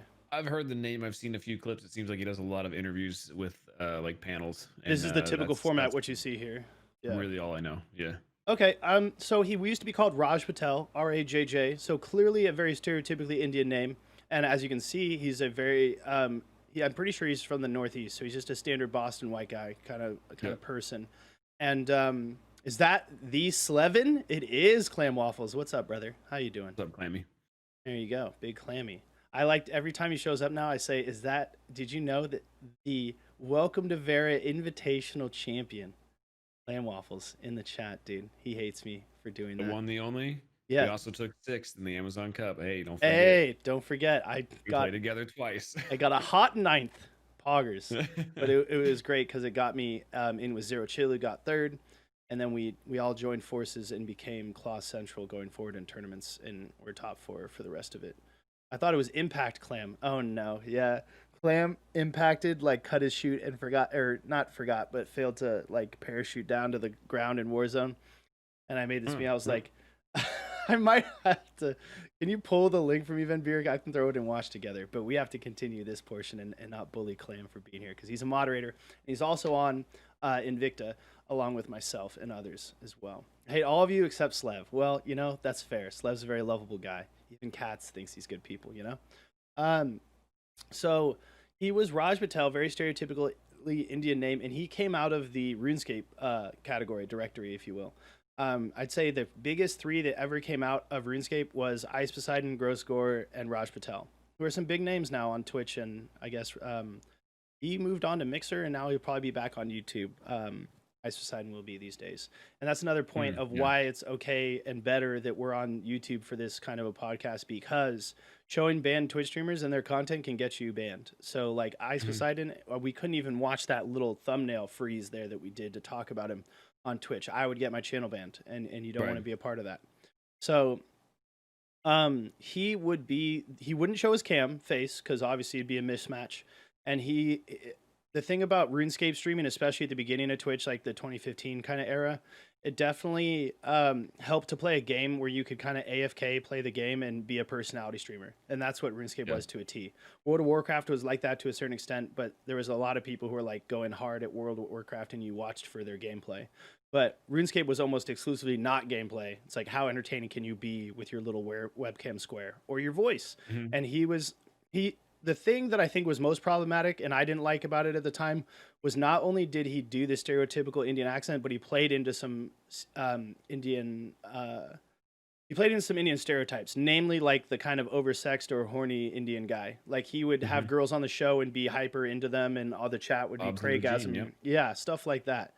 And it became very clear that he was not about it anymore. I think one of the turning points was this chick tried to be racist to him. That chick in the thumbnail, I'm not going to try and snipe it, but it was like Ice Poseidon, some other dude who's permabanned, and then that chick. And the chick had been like, isn't he some Indian, whatever the fuck that and then she says something super anti-Indian. And he's like, when he replied to it on his stream, it was one of the first times you see him. He's like, I don't know if she knows, but, and then he hits the button that shows his face cam. He's like, I'm not Indian, so I'm not sure where he's going that. Also, that's fucked up, you know, and he gets to play, I guess you could say the victim in that scenario, but you know, he's apologizing for it now. And I guess that's part of what the problem with cancel culture can be. It kind of restricts people from growing and apologizing and coming onto the right side. If you force somebody to be on the wrong side all the time, their entire life, then there's just no opportunity for them to join the good side. So he's got a chance there. I'm offended. Clam hates me. I didn't even do anything. Clam doesn't hate you. You were nice about his beard the first time I introduced him. Brett just comes and hits on all the guys I have on my shows, whether it's on Twitch and YouTube, and I'm not entirely mad about it. Quit having such cute guys on your shows. That's what I'm saying. If I want more attention, I'm gonna have to get some ugly guys, uglier than me at least. Yeah. There's a late reply because I'm on mobile. Ah, I got you. Oh, well, he did say he hates all of us. Mamacitas, says Vin Beer. Yeah. Okay, so that's as we progress with Raj Patel. He is really, really, as you can see, not on screen here. He's pretty much he stays away from being on cam all the time. Now he's a little bit more out there, and he's also out the closet. He did come out as gay on Twitter a couple months ago. He felt like he didn't have to do it because people should already know, but now he's like super supportive of the gay community. This is his first Pride Month being out, and he's super happy about that. So, you know, shouts out to for him for being so brave, because he is the #1 just chatting streamer in period.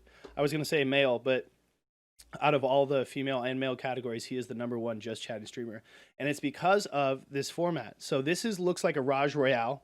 He did use this stereotypically Indian name going through the career up until just recently, and so the Raj Royale is all these people are going to debate some shit, and there's a timer, and at the end of the timer, people have to either kind of decide an agreement on a subject or change subjects, or people can get voted off. The chat can actually pay money to get someone kicked off. They can also pay even more money to get them unkicked off, or the same amount, I don't remember, but it was a very lucrative format. It was essentially bringing on kind of a reality show over to Twitch. Mhm. And he was very effective at getting that done because he was already used to being entertaining away from gaming. So he made the switch over to just chatting really, really seamlessly. He also has another format that you might know about, the Roshler and the Roshlorette. Basically, you get a very popular male streamer, female streamer, and then like the other squares are people trying to vie for their heart. And it's now been rebranded as Host or Love because, or Love or Host, because that was the format of the show. Basically, so let's just take Hassan because they've done this before with Hassan. Hasanabi, not Hassan, the Twitch staff member that's occasionally in the common discourse. He would be here and there'd be like, what is this? This is like a 4x3 square. So of the 12 people, there'd be 11 girls trying to get one guy. And all of them have already DM'd Raj or now Austin, whether or not they want to be hosted or whether or not they actually want to have a date with this guy. So as he eliminates one, there'll be a timer on that version of the show. He'll eliminate somebody. And right when they're eliminated, he lets them shout out their channel, and then he reveals whether or not they had chosen Love or Host. So if they chose Love, he's like, oh man, maybe I should have not chosen you to be eliminated. If they chose Host, he's like, I'm glad you were trying to steal all the viewers. Because if the last person, whether it's a guy for a girl or a girl for a guy in this instance on the Hassan show, if the last person chose Host, everybody, Raj Patel's channel hosts that person. They go live and they get to get all the exposure and the popularity from it. So it's a real, you can see how that draws a large audience. You know what I mean? Because it's like very dramatic. And a lot of drama and the kind of clips that would get people in trouble or banned would happen on the Raj Patel show, which is why he's always been seen as super TOS sensitive, because he has a lot of people that you could consider to be brand risks. I mean, before Slicker, who's now signed to Team Liquid, this guy here, he was Super Squad W, which is an emote by Trainwrecks that's seen as a double standard emote on one end, or is like a super anti-women emote on another end, because it's usually spammed and paired with the word shameless in all caps when people go to the chats of girls like this, like Candyland, who is using a bit of the old looks and sex appeal to kind of help boost viewership and stuff like that. Now, we're not here to like condemn that kind of streaming, but I'm just providing the context of the way some people used to behave. He's now permabanned, right? So I could even be in trouble if I had this guy in this thumbnail up on Twitch as well. But yeah, Slicker used to go really, really hard against girls who were, just chatting streamers or seen as quote unquote booby streamers in the past. So there's a lot of brand risks that make their way through this draw, and a lot of just regular standard popular people. We can see XQC's in here a couple years ago. So clearly, as he becomes more and more kind of aware of both the TOS and what could be unpopular, because he's starting to become at least a bit of a household name on Twitch, like even you were aware of him, even if you didn't know a lot of this background. He's now dropping the Indian persona, the Indian name. People are saying it was a bad idea because Raj is super unique as a name, especially the double J's, the Raj Lorette or the Roshler, the Raj Royale. It lended itself to branding the shows really easily. But another side of the coin is that it probably doesn't help brands, mainstream brands, be interested in, because there's usually a sponsor for these streams, like Movement, the watch company, or a lot of people that normally sponsor streamers. Definitely limits your sponsorship opportunities, especially if you're a big person, a big streamer. There's sponsors that want to sponsor you, but they can't sponsor you if you could hurt their brand, because your brand is, could be potentially racist or whatever. Right? Yeah. I like that a lot of words I have to say get tagged for show or hide. YouTube is actually very stringent with the auto mod. I don't know how to lighten it up, but there's like, if you try and write some Twitch emotes, it actually makes me have to approve them. And I'm glad Clam Waffles is here to help me approve. Is that the $5 is not a lot of money girl? Yeah, in the bottom left, that is Invader V. The $5 is not a lot of money girl. She actually became really popular on Raj. And that's what I like to try and talk to you guys about when we talk about how a lot of these clips and stuff that end up on these compilation videos are actually sourced from Livestream Fail. They 100% are sourced from Livestream Fail. So, like, see, here's Alexandra Botez from the Twitch, from the chess thing that we saw earlier. Here's Hassan, who's in this right here. See what I'm saying? This becomes this very quickly. And there's a couple different ways to blow up on Twitch, because Twitch is not very big in terms of native discoverability. That's why if you join a stream team, a lot of the management will be like, yo, use something else to boost your stream. Use Instagram, use all these other social medias. But two routes are, one, make such outrageous clips that you end up on live streams a lot and become the flavor of the month, and you can pop off that way. Or get on a big show like this and be consistently entertaining and get invited back, because it's worked for Invader V, for Candyland, for Slicker, for Josh before he was kicked off. He was on Method, the esports org for World of Warcraft, but I mean, he became really mainstream through here. XUC had his own thing. SFan had his own thing through WoW as well as Josh, but these things help. Arkadan is there for actual quality debate because he debates people like Destiny all the time. Same with Hassan, so they have their own thing. But being here is the juice, man. I used to be on a content creation team before Invicta that shut down and kind of made room for me to be on a new team called Team 24K, and that was led by 24K Brown Magic, a music streamer from Arizona who popped off on VR Chat and got partnered. But he often does the pre-show for the Austin show. He does the musical pre-show, and before that he was on the talent shows and won a couple of the talent shows. And there's a couple of producers who run their own show that looks exactly like this with the same format, buy people back, pay money to kick people off. There's Claw on Twitch, and then there's also Gone Doc. And Doc and Claw were both on Team 24K with me, and of course a little bit more influential and harder to get a hold of. But I've applied to be on the Gone Doc show because he does recruitment shows. He does a recruitment show like this, and if you do well enough there, you get bumped up to the main show. So people are often trying to pop off on here. So it's very influential. And so at the top of just chatting, I'm sure Twitch likes that he's now just called the Austin Show because he's Austin. That's his real name. This is the real guy who is pretending to be an Indian dude. So, I mean, I think that this is all positive, that he's, you know what I mean? Not becoming this gigantic symbol of cultural appropriation for him and for everyone else. Yeah. If it helps toast your good people too, sick. Trainwreck is the best. There's C-Storm. There's somebody who started from being problematic, and I don't know where he's at right now. It's hard to pin where you might see himself as well.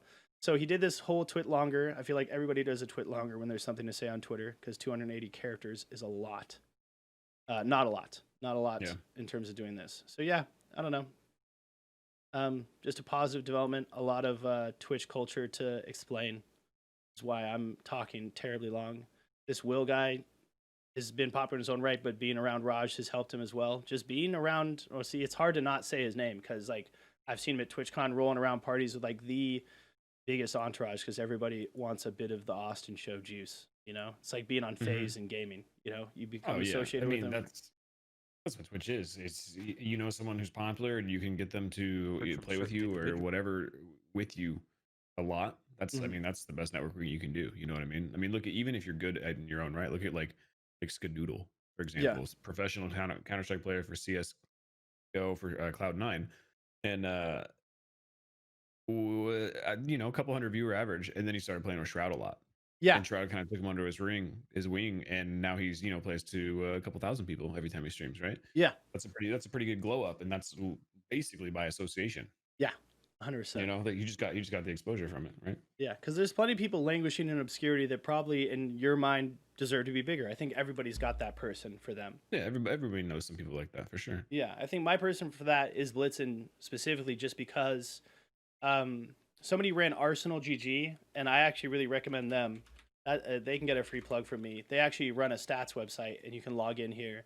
And it's just like Twitch Tracker, which we use to pull up Tim's recent stats, but it's way more in depth, and you can get it for yourself. If you log in with Twitch, just like you would log in with like Nightbot or whatever, you just authorize it. It pulls apart so many graphs, and you can do 1 week, 2 week, 1 month, 3 months, 6 months, 9 months. And what I really like is you can do 1 year, but also month to date. So not just 30 days, but the 22 days of June, or the quarter to date, so the last 3 months. Or year to date. So some people want to know what they were doing in 2020 as opposed to anywhere else. Arsenal.gg. And I'm pretty sure they're also just selling some of Twitch's data back to them when they need stuff, some analytics done. So the guys who founded this are actually really, really smart. And if you're ever trying to look up some stats about yourself, you can also export it to a CSV, which allows you to kind of send it as a part of a deck to potential sponsors. It's a great way to keep up. But yeah, I mean, and the guy who founded this, one of them is a friend of mine. All of them are friends of mine, actually, who founded it. But of the three, the one who's primarily on the business side instead of like the networking community side of it, he's like, his advice to me is like, there's 3 different ways to really be popular on Twitch. And you can be a pro gamer, you can be a celebrity like Snoop, who came and made a channel, or you can be super interactive. And currently I'm working on a lot on the super interactive stuff. But like Blitzen, he's a pro Apex player for Noble, but his viewership is not up like that. At that partnership level. So, he deserves it because I find him to be pretty entertaining as well as a pro player. So he's kind of dipping into 2 categories, because as much as you can occupy all 3 parts of that triangle, it'll be better for your channel. And he's at least got 2 of those. But it's hard, discoverability is hard. Yeah. I mean, Twitch is not a searchable platform. No. That's just exactly that's it. It's not a searchable platform. And so you got to be, and we'll get into this later, but Yeah. it's not a Then searchable got one platform. from the Trainwrecks TV podcast, coming from the two members Slasher and Greek God X. The following clip depicts Slasher talking about the DMCA stuff going on, saying, "I know an SVP," and very quietly Greek God responds to that saying, "No one asked," which caused Greek to get roasted on stream. Here's the clip. Work with Sony Music Columbia, so I know an SVP over at Columbia Records. Greek, I'm not talking to you, right? Fucking Greek, dude. I don't know why. I mean, you came on last week and you were totally fucking useless and worthless. I don't know why you're even speaking now on any subject. Whoa, whoa. Projecting mean- Andy over here. I mean, Greek. I mean, to be completely honest, like, why the fuck are you even here now? I mean, Train's just inviting you on because you're your buddy, but you don't actually provide any insightful commentary or discussion on any topic that we've ever had, especially Okay, any. I would rather provide. I don't know why you're even helpful- interrupting me in Well, my questioning. I'd to rather Train provide- before- He's good vibes to me.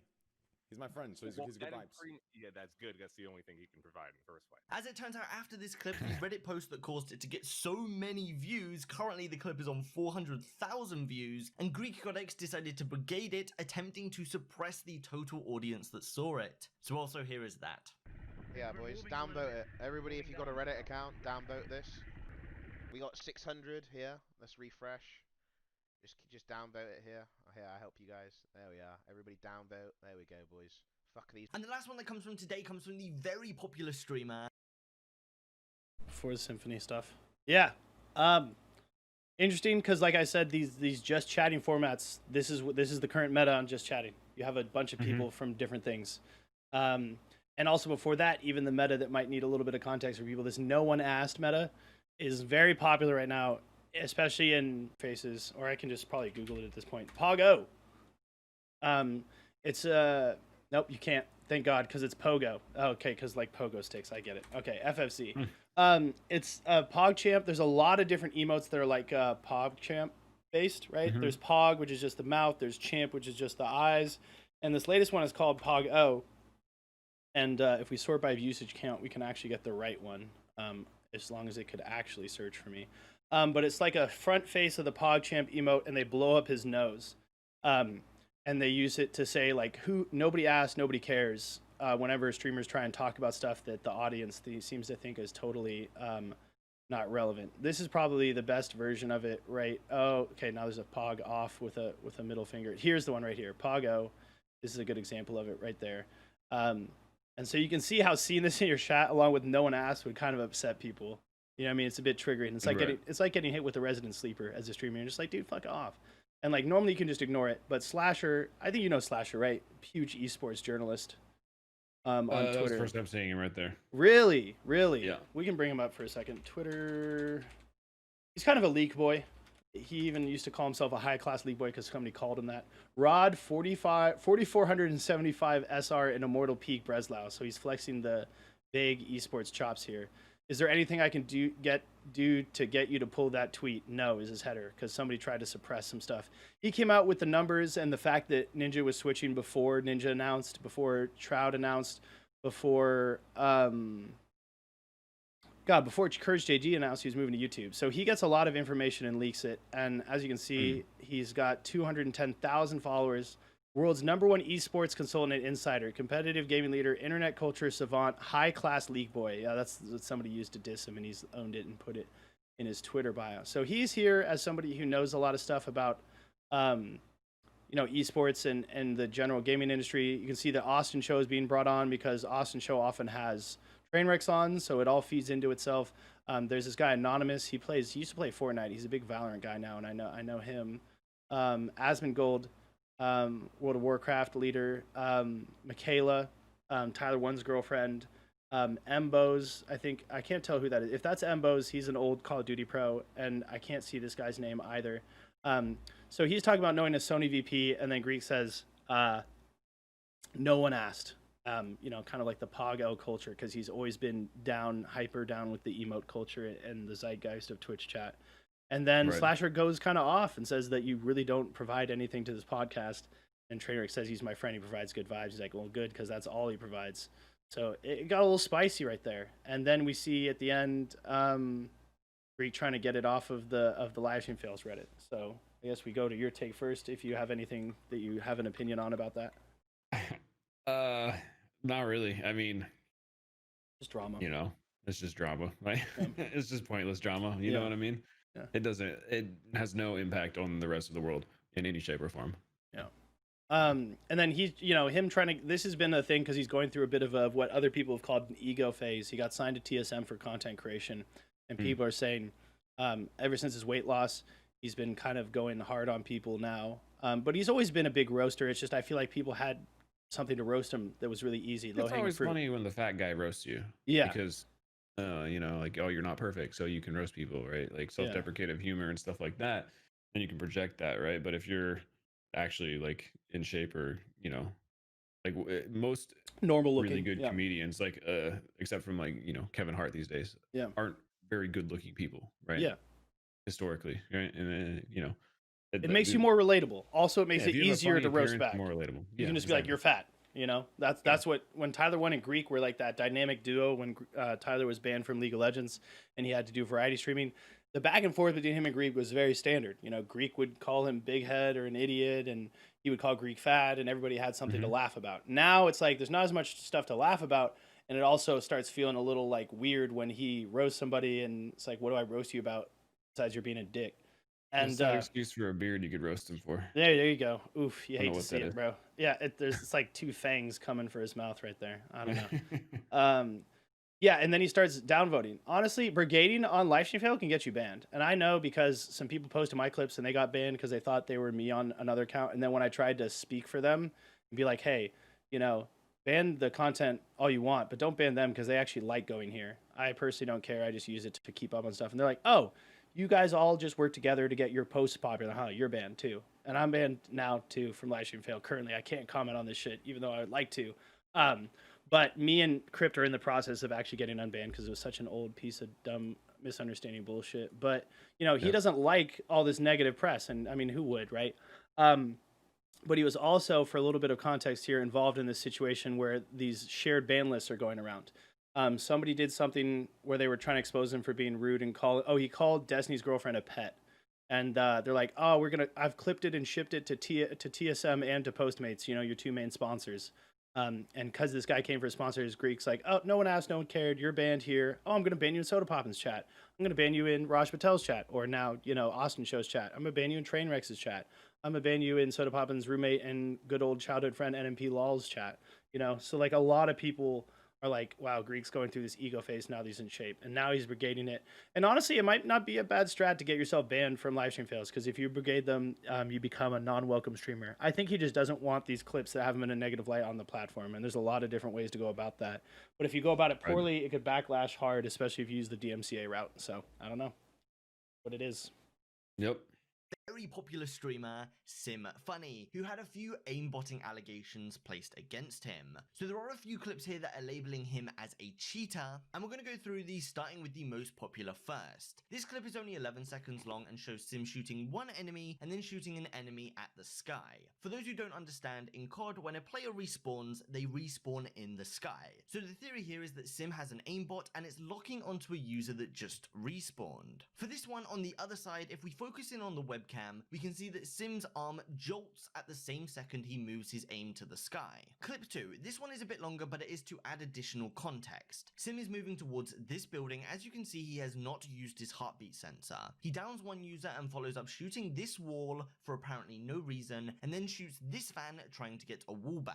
So again, on one side, this is the aimbot doing all the work, but on the other side, the first player was seen and shot. The second shooting could just be Sim trying to get a random wall bang, and this third one, if we look really closely, we can see that this player does go into the back of the van, so Sim is just shooting the van trying to get a wall bang. On to the third clip. Sim walks up to a house and shoots the user in the door. This is followed up with him or his aimbot trying to shoot someone through this window on the left.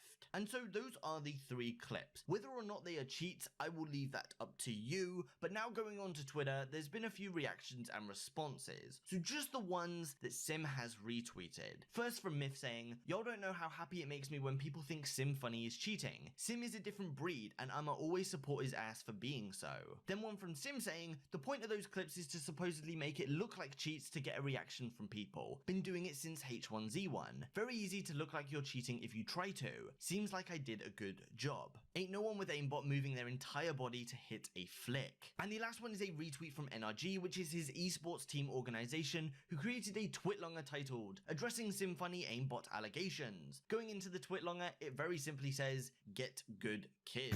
So is Sim cheating or is he not? I'm gonna leave that one up to you. So to finish this one off, here are those 3 clips again with no edits. Behind you, the other crane. Somewhere. Got him down.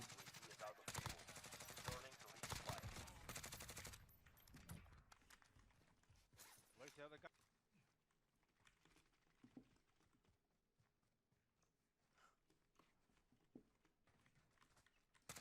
Oh my god, there's 3 of them. I'm dead.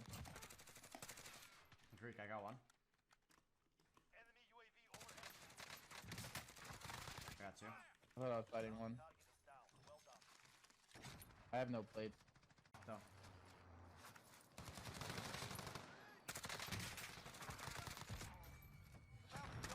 There's more, right? Oh, I downed one.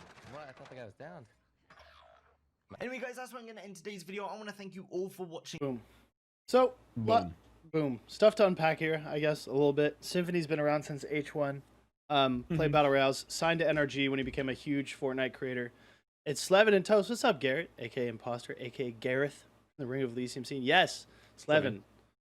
He's here. And I'm super glad that he's a guest because we missed last week. And he's helping us run through all this stuff so that it's not like 6 hours long.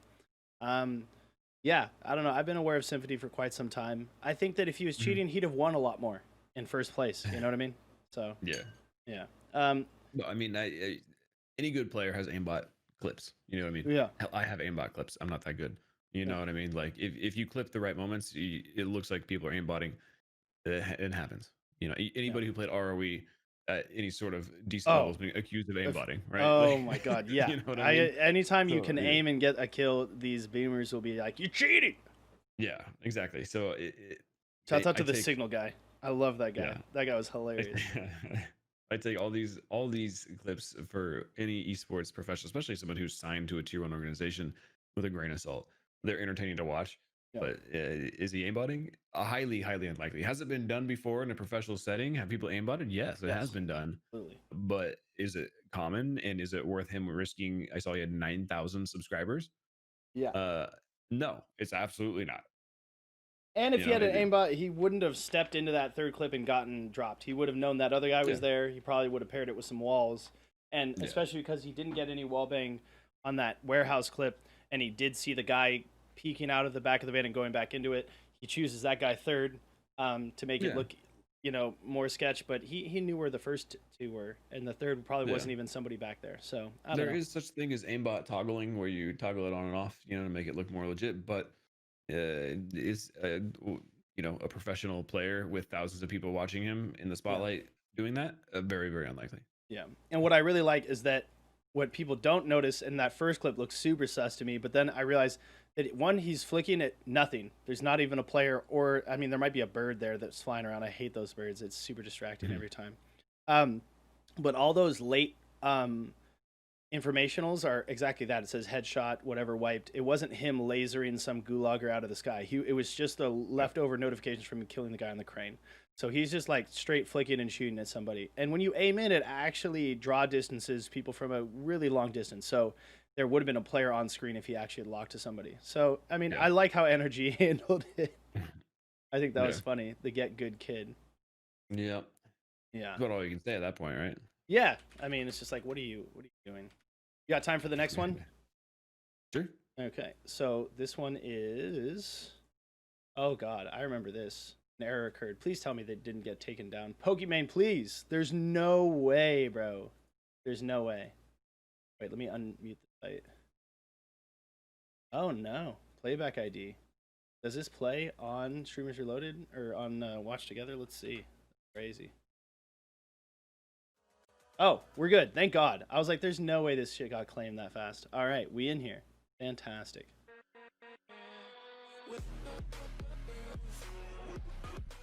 Welcome back, Streamers Reloaded. My name is Tom, and let's get right into the news. Now, the early week this week has been pretty quiet, but we do start with an announcement that comes from the rapper T-Pain. He's recently taken up streaming on Twitch quite a bit, and after all this DMCA news we've had over the past couple weeks, T-Pain has decided to announce all the new beats and songs he's been working on stream will be completely free for streamers to use. That's what I'm doing. That's what I'm doing for you motherfuckers. All these beats I done made on live, all these beats I done made for the and challenges and shit, all that shit, I'm gonna give these shits to y'all so y'all can use them on y'all streams. I'm gonna make a whole folder and make it to where y'all can download all these beats I've been making, and any one y'all want to use on y'all stream, you got my blessing, bro. Now that's pretty cool. So since this announcement, T-Pain has released the full collection of beats on pizzlepack.com, where it links to a SoundCloud collection of the songs. Underneath, it does clearly state a legal disclaimer for those who need it. I expressly reserve all rights to my music. I give you a limited, revocable license to use my music in the background of your videos, but you can't record your own music, change it, or use it anywhere else. If you do, you're violating my copyrights, and that's gonna get your ass sued. So for this one, it's on the site pizzlepack.com, but I will leave a link in the description for those who want it. Coming on to Thursday, this was most likely expected. So I did talk about this at the beginning of the DMCA follow-up on the last video, the Slevin. Yep. He He has given us the rights to stuff, and he also has another clip. Let me see if I can find it. T-Pain. House of Pain. T-Pain on Twitch DMCA. Yeah. Any one of my new shits from the Yeah. This is what I actually want to do. So what's cool about this, watch guys, you can drop down, choose Twitch, and paste a link. The only problem is there's no pausability, so we're just gonna watch it straight through here. Any one of my new shits from the last 2 or 3 years. Any song I dropped the last 2 or 3 years, y'all can use it. Anything before that is other people's money involved, and them labels are gonna come after you. I'm telling you, it's just gonna happen. We either got Sony, RCA, fucking Jive don't exist no more, but RCA acquired all that shit, so it'll be Sony and RCA and Universal coming at y'all for that shit. It's never gonna be an artist. Trust me. You'll never see an artist do that shit. It's the weirdest fucking thing in the world. We get more hype than y'all do when we hear our shit on y'all streams. Especially if it's a clip where you beasting crazy. You think we don't want to see a motherfucker get a VTOL on one of our songs? If motherfuckers is playing Bartender or Buy You a Drink and you get a nuke on COD while my song is playing, bitch, fuck it. I'm reposting. What are you talking about? That one's just so funny to me. Yeah. That's kind of what we touched on earlier, right? Like most artists are very excited to see people play their music. Yeah, and it's not artists that come after you, it's record labels. Yeah. And TSM Daquan had one of those takedowns back in the day, and he's like, amazing that I'm promoting this artist and I get in trouble, bro. And like, so you can see that as like an egotistical thing, because him and Tfue have like expressed similar displeasure at the idea. Like, oh wow, they really need you, and it's like it helps. They don't mind it for the most part. Like, yeah, it's not, and it's like T-Pain just said, it's usually not the artist. Like 99% of the time, I made that statistic up, but it's not the artist. Yeah. Right? It's the record label. Artists want their shit out there. They want people to hear it. Yeah, and record labels essentially they take it down because they want their cut. They're like, hey, we spent money to own these masters. We're gonna get every dime we can get, and if somebody else is out there monetizing our shit, what the fuck? We need to find out how to do that. Get that guy's shit off, and let's figure out how we do that instead. Exactly. Yeah, I think the way they look at it is someone gets, someone's playing their song, and someone gets a $5 donation, and they own a part of that $5 because that $5 came through while their song was playing. Yep. Yeah, they see all the money. It's the same way. It's not the same thing, but this like temptation from like companies to get into these revenue streams that they see existing without their involvement is just everywhere. It's a capitalist society right now, and these companies are out there to make money, for the shareholders, not out here to be the most nicest and well-viewed people. I mean, they like being well-viewed because it increases the amount of people buying their shit, but they're willing to do things. You know what I mean? It's not like people are out here boycotting Sony or Universal for copy striking. They're getting away with it all the time. But another example of that, I guess, is just the development of the Twitch bit system. Now, I benefit from it, so it's hard to critique it too much.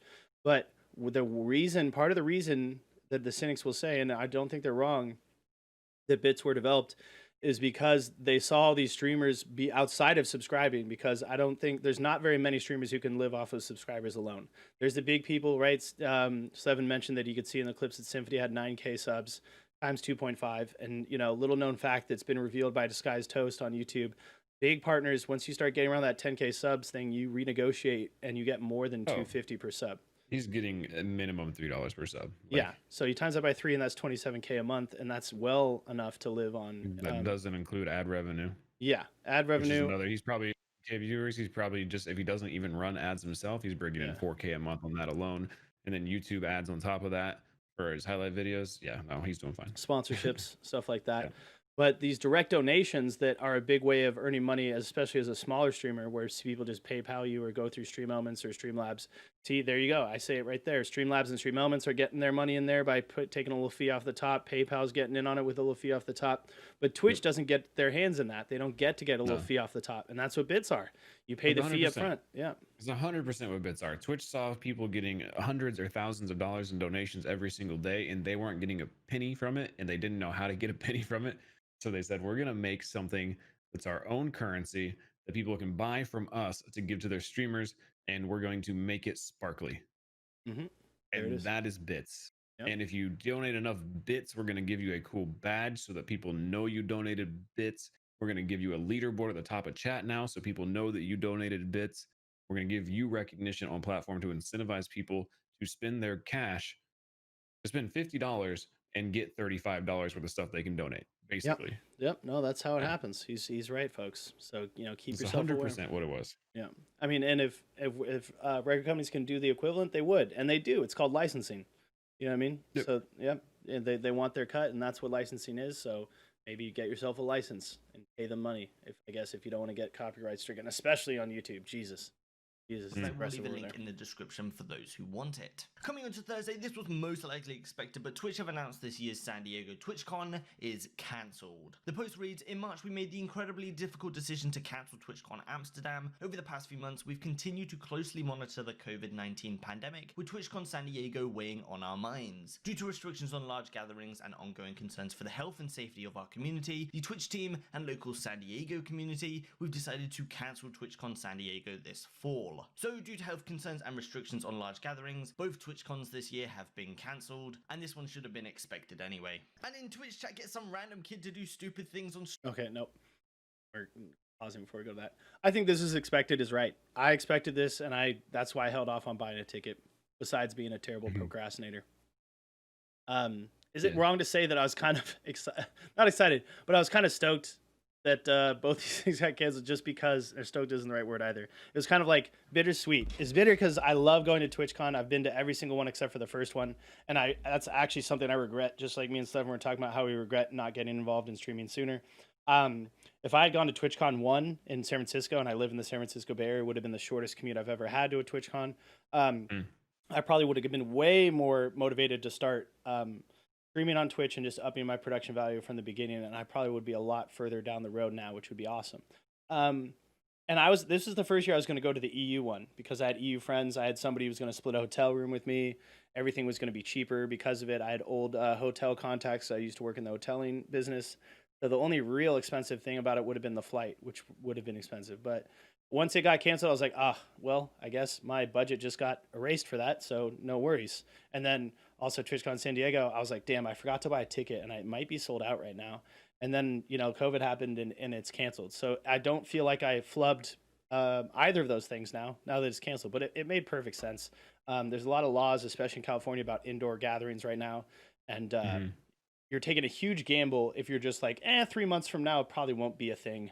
You can't gamble like that with a lot of other people's money, namely the ticket holders and also all the companies that are going to pay to be there. So. Right. Yeah. Everything got canceled. It was going to happen. It was, at this point, it was an inevitability. Yeah. And it sucks. I mean, because I feel for a lot of my other esports people, because right towards the end of like Ring of Elysium tournament times and stuff, they had barely missed out on qualifying for ALGS, the pro Apex circuit, Blitzen and company, over at Noble. And they got like 24th or 23rd or something, and the 20 teams went. So it's like, that sucks.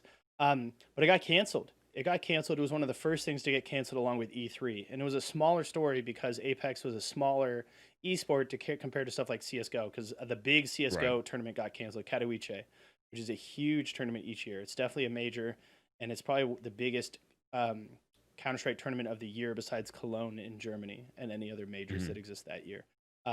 One of the big organizers on the European side of things actually was like in tears when he had to explain to the camera that it wasn't going to happen that year. And I mean, at first there was a couple tournaments right at the beginning of the COVID stuff. They had the players there and it was just empty stands. They were just sitting there in the booth, like going hard on their computer, on their mouse pads and stuff. And it just looked really corny because there was nobody popping off in the audience. But now it's just all online. It's all online. It's crazy to watch these people be online. I saw like a sick CS play, and then they cut to the camera on the player, and it's like his home webcam side view. And it's so very clearly just him at home, and I'm just like, damn, this is so weird. Chilling, Just chilling. I mean, what can you do? I mean, I don't know if you follow like Formula One or anything like that, but a lot of those guys have done iRacing races now. Like they're not official or anything, but like they're getting together and driving virtually because they can't actually drive, professional anymore. So a lot of them have started streaming too, actually. Yeah, it's funny to see people from different walks of life get used to Twitch culture. There's one from Kenny Beats, if you know who that is, and he was streaming. He's like, guys, I don't know what a PogChamp is. I don't know what a little W is. Okay, the other day I kicked out my power cord and people called me Kenny Feets. All right, I don't Twitch chat. You got to be nice to me. It's fucking funny.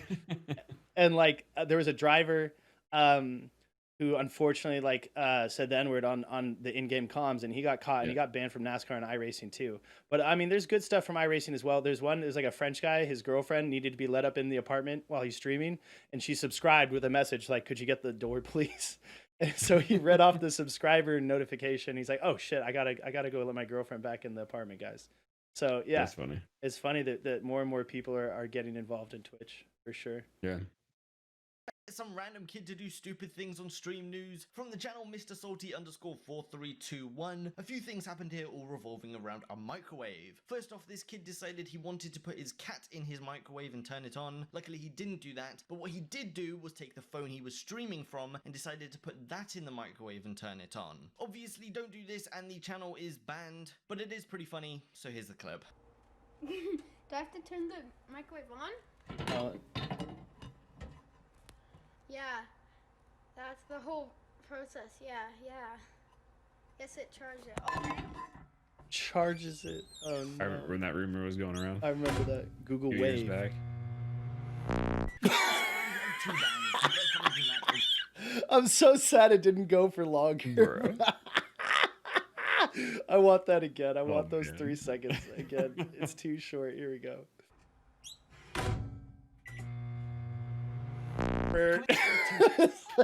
That noise. That noise, Put it's that like the sound. meme bass noise that people put in stuff. So obviously the cat is super not okay. That's fucked. There's been too many, like, I don't know why it's cats too, because like dogs are around and would put up with it initially too, just like cats would. But I mean, there's just too much animal abuse that ends up on Twitch. It's really, really sad. And there's younger and younger kids, right, which is also an issue that's brought up by this clip, that are very impressionable. And as it says in the grayed out area here, the cat part was his idea, very unfortunate. And the iPhone or the phone was Chat's idea, which makes perfect sense. There's a lot of people that you would call enablers, is usually the word for it. They will enable people to do dumb shit online. And if they see it's a young and impressionable kid, they will 100% go for making them do something dumb that could get them in trouble. I remember they had a kid who they tried to convince him to put his hand in a blender that was on or something like that. That fucking noise. Yeah, Storm, that noise is kind of hilarious.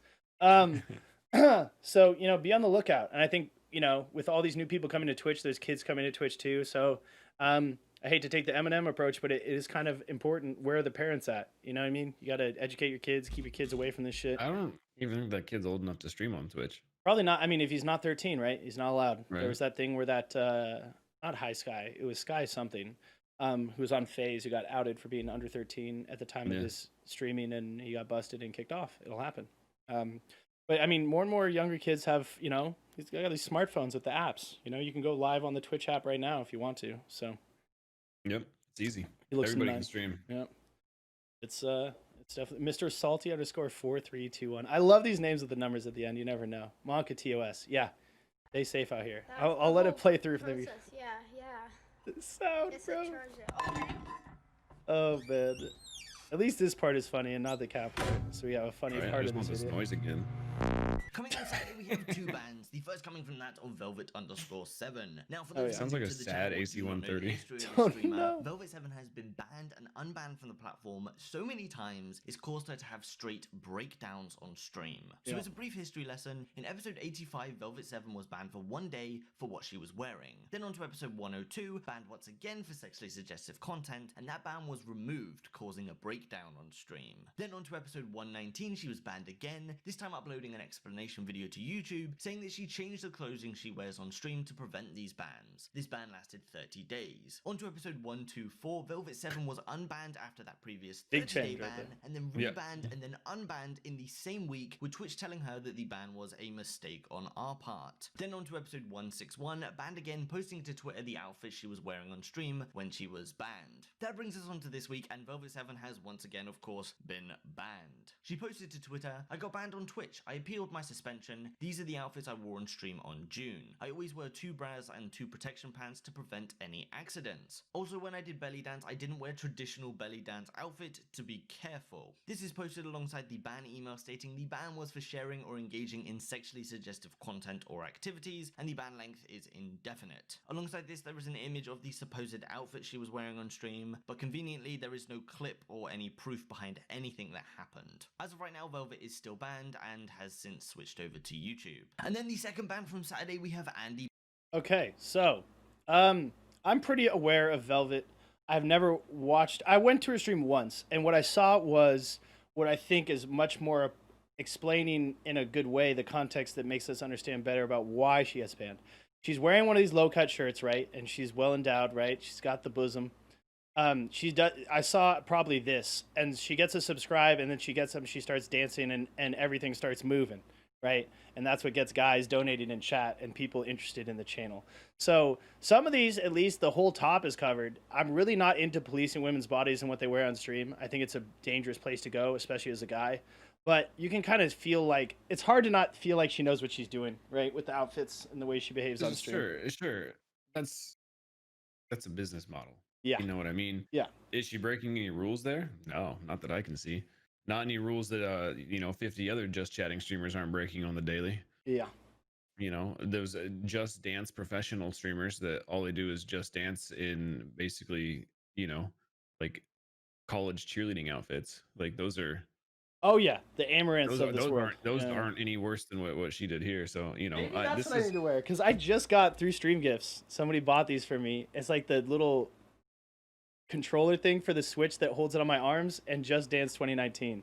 So maybe I need to. It's written in the stars, man. Yeah. Yeah, professional Just Dancer. Yeah. Wear that belly shirt. Oh. I mean, I don't know. I've seen this before on a bunch of different streams, and I don't think she did anything wrong compared. I don't know the context behind it. Obviously, it's just a still shot, so that leaves a lot to be desired in terms of context. But I could go to Just Chatting right now and probably find 3 streamers in the first 30 seconds that are wearing something very similar to that, and have So this is what I mentioned earlier about Twitch TOS being very wishy-washy. Some people get banned for one reason, and then somebody else does that same thing. They don't get banned. Twitch does play favorites. They simply do. They're not supposed to, but they do. Yeah. And I think this is a not necessarily cut and dry, but a potential example of that. Yeah, you can clearly see that this is a business model, but it doesn't seem too terrible in terms of what we've seen. And also for additional context, Velvet has always been seen as the fall girl for this group of streamers that do this kind of, sexually suggestive clothing and streaming type. She is, at the time she was an affiliate, I'm not sure if she's ever been partnered, but given all this ban history, I can see how she'd be somebody with partnership numbers that doesn't get partnered because she is problematic, has been banned from, it looks like, alone from this video 5 times. I think I've heard of several separate times where she's been banned and unbanned. And she always gets on stream and cries about it and tweets about it, and it gets a lot of backlash. And maybe Twitch is sensitive to the backlash, and that's part of why she gets unbanned. But Twitch isn't sensitive to backlash. Otherwise, Linity would have been banned a long time ago. yeah, that's true. But yeah, I mean, I don't and know. she gets in trouble. It feels like sometimes, and this is one of the few times where Trainwreck has been reverse double standards, where because he's always talking about how girls are getting away with stuff that guys aren't getting away with on Twitch. But this time he was like, see, they get her in trouble, so they think that we're satiated. Like the guys who are calling out about the double standards, they're like, oh, look, they can point to this and say, we banned Velvet 7. But the real people that I have a problem with are not banned. So they're using this to distract us and make you feel like the problem's resolved, but really it's not. So maybe Right. that's part of it. I don't know. Dancing Toaster, I Yeah. don't know. I My mean, eyes- there's nothing like it's short of wearing that winter jacket that she did. There's not much she could wear that's gonna hide her Yeah. figure. Yeah. Know what I mean? Yeah, So she's that's her life. Like she can't just avoid that. You know what I mean? So if Yeah. you're and she wants to wear clothes that's comfortable, she's not doing anything wrong. I don't care. Whatever. In my eyes, just let them wear whatever they want as long as it doesn't show a nip or a hong. Oh god, Van Beer. Of me and Young. Yo, if you can find me that clip too, Van Beer, I'll put it in there. I'll permit you or something. Oh my god. We talked about the dong versus the hong, and then I was with Young and I was drunk, and Young's like, wait, what the fuck is a hong? I was like, dude, I tried to make it rhyme. Okay, maybe it's a hanger for a dong, but we know what we're talking about, the lady parts or whatever. But yeah, as long as like the nip is not like the see-through shirts are the shirts that very clearly do it, or I guess if you have like a pierced nip, and then that can kind of clearly be shown through the t-shirt, I think that's a lot easier to be like, that's kind of a violation. That's very sexual and or just, like seen as like inappropriate. So Yeah. it's interesting. Yeah, I mean, they have just your art streamers that do body paint, and they start with wearing basically nothing but a thong and pasties. Yeah. That is way more suggestive than her wearing a tank top and shorts, in my opinion. I don't think there's anything wrong with the body paint streamers either. What they're doing is actually art, and some of them are very, very good at it. But that's where Twitch gets wishy-washy about their what is TOS and what is not TOS, and they tend to enforce it on certain people and ignore it on others. And any proof behind anything that happened. As of right now, Velvet is still banned and has since switched over to YouTube. And then the second ban from Saturday, we have Andy Pyro. He posted 3-day suspension because I was careless and gave the stream to a viewer who couldn't keep their camera out of my beautiful buttocks while we drank the shots. And sorry if I hurt someone's feelings with my actions, and I will take the ban like a man. Should be back on Monday. Andy later posted an image of what got him banned, and this just brought forward more confusion. So I reached out to him and asked him how this situation came about, with him and 3 other guys taking shots with their trousers down, and Andy shared that this is tradition in some towns in Finland. So he gave his stream to a viewer that was with him. Andy then went to go do one of these traditional shots, and the person with the stream pointed the camera at them. As of right now, Andy is still banned, but should be unbanned today. Following on, we got a rehash. Yeah, it's pretty straight up and down, and that's very Yeah. on brand for Andy Pyro. If anybody knows this guy, I don't know if you know him. He's yeah, like a bit I've of a heard banger. the name, never seen any of his stuff, but Yeah. I mean that seems pretty clear cut. You know what I mean? He obviously did something wrong. He knows he did something wrong. He's gonna get popular after that though. Yeah. Oh, he's been popular before. He actually had an Alinity run-in where they slept together at TwitchCon or something, and he said that he couldn't get. He said he worked on it, but then he didn't, and he said, "Well, I can't get anybody pregnant." And then his fucking representation organization was like, "Don't fucking say that," and the clip got deleted. Yeah. But like Alinity, Yeah, no, this will drum him good publicity for sure. yeah, 3-day 'Cause suspension. It's a funny clip. Yeah, it's a funny clip, and he always gets really drunk. There's one thick clip of him just in his boxers drinking a lot and then jumping straight into the snow because he lives up in Finland. He's a battle royale player, signed to Method, I think, for content creation. I think at one point he might have been on their PUBG team. So it's just another story of a pro player, which helps you get partnered in that check mark on Twitch and popular on Twitch before you ever start streaming. And then you just kind of, you got to make that content, man. You can't just like stream PUBG all day, especially not now. It probably won't get you the viewership you're looking for. So if you're out there drinking and he's a big drinker, then something's going to happen like that. So yeah, no such thing as bad publicity is right. Nope. There you go. Take it pants down. Yikes. It's fun. Oh my god, this is oldish news. I wonder why it's in this one. He is Pokimane and it's a Gundam traditional shots, and the person with the stream pointed the camera at them. As of right now, Andy is still banned, but should be unbanned today. Following on, we got a rehash of the previous Pokimane and It's a Gundam drama. As a reminder, in episode 167, It's a Gundam had a video showing a collection of tweets that are about the crazy high donations some viewers are giving to Pokimane. Pokimane was sent this video and reacted to it on stream, and in response to the video, Pokimane brought up one of Gundam's sponsors for that video. And I will say, for this company to sponsor a video that's literally 20 minutes of talking shit about me, you will never see. Dude, your website's so ass it won't even load. But if you ever reach out to me, if I ever see you in my inbox, on site. After watching the video, Pokimane left a comment saying that the tweets used in the videos were jokes and Gundam is misrepresenting that information. So coming on to this week, Pokimane has just released a sponsored tweet in collaboration with the Cloak clothing brand. And one user left the comment, sorry to bring this up, but what about the stuff she did before? Lose a person's big sponsor. She went after Ridge Wallet because she thinks she can, sent her followers to ruin the sponsor, and we're going to look over it because what? She's pretty? She hasn't apologized yet. After this, Pokimane responded with a statement about that previous drama, saying, I'd like to publicly clarify that I don't condone going after someone or their sponsors simply because you disagree with them or because you dislike them. However, I also think that content that spreads lies, misinformation, and insults people based on their looks shouldn't be sponsored. Regardless of a channel size, that sort of thing can traumatize people and fans, plus cause a lot of unnecessary hate. I understand if you disagree with my stance, but this is just my opinion, as you are allowed to have and share yours. On top of this, we go back to the original tweet and Poki has responded to some more people. One user left a tweet saying Poki just watched the video and then used her fan base to attack the video and channel sponsors. Poki responded to that with, have you ever considered the hate I got from the videos calling me a thought for no reason / lie about my fans? I specifically tell my viewers not to attack others, plus only leave constructive feedback if they want to. That's more courtesy than you'll ever see from a drama channel. There are a few more responses saying that Poki is just lying here, and Poki then responded to all of that saying, the tweets he showed were blatant jokes / memes, and he created a whole false narrative around it. They're not real people going homeless for donations, I didn't watch the full video and I'm not inclined to consider what I've already seen. Sorry, that's all I have to say. After all of this, we come on to Saturday and Gundam tweeted out Pokimane's statement with the following response. So now I made the video to lie on her, she keeps spinning the narrative. 2 tweets max shown to be the trash jokes no one would know if they weren't in the inner circle jerk. I admitted to my mistake, I made the video to laugh at funny tweets. Coming on Sunday, we have some drama on the Mixer side of the live so yeah,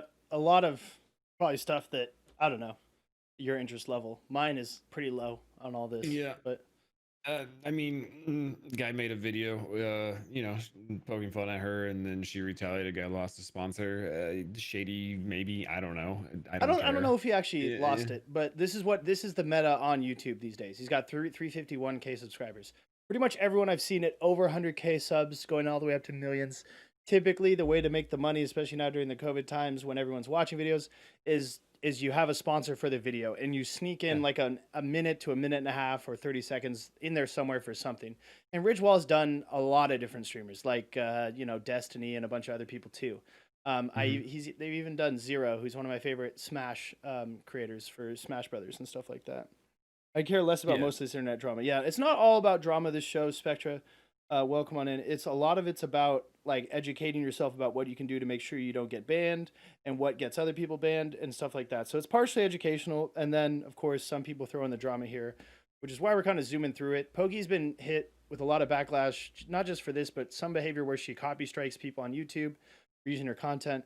But that's kind of similar to the DMCA thing. Even though you might not like it, people are allowed to. You know what I mean? You can. If you see your content on someone else's video on Twitch or on YouTube, you can strike them all you want. It's your content.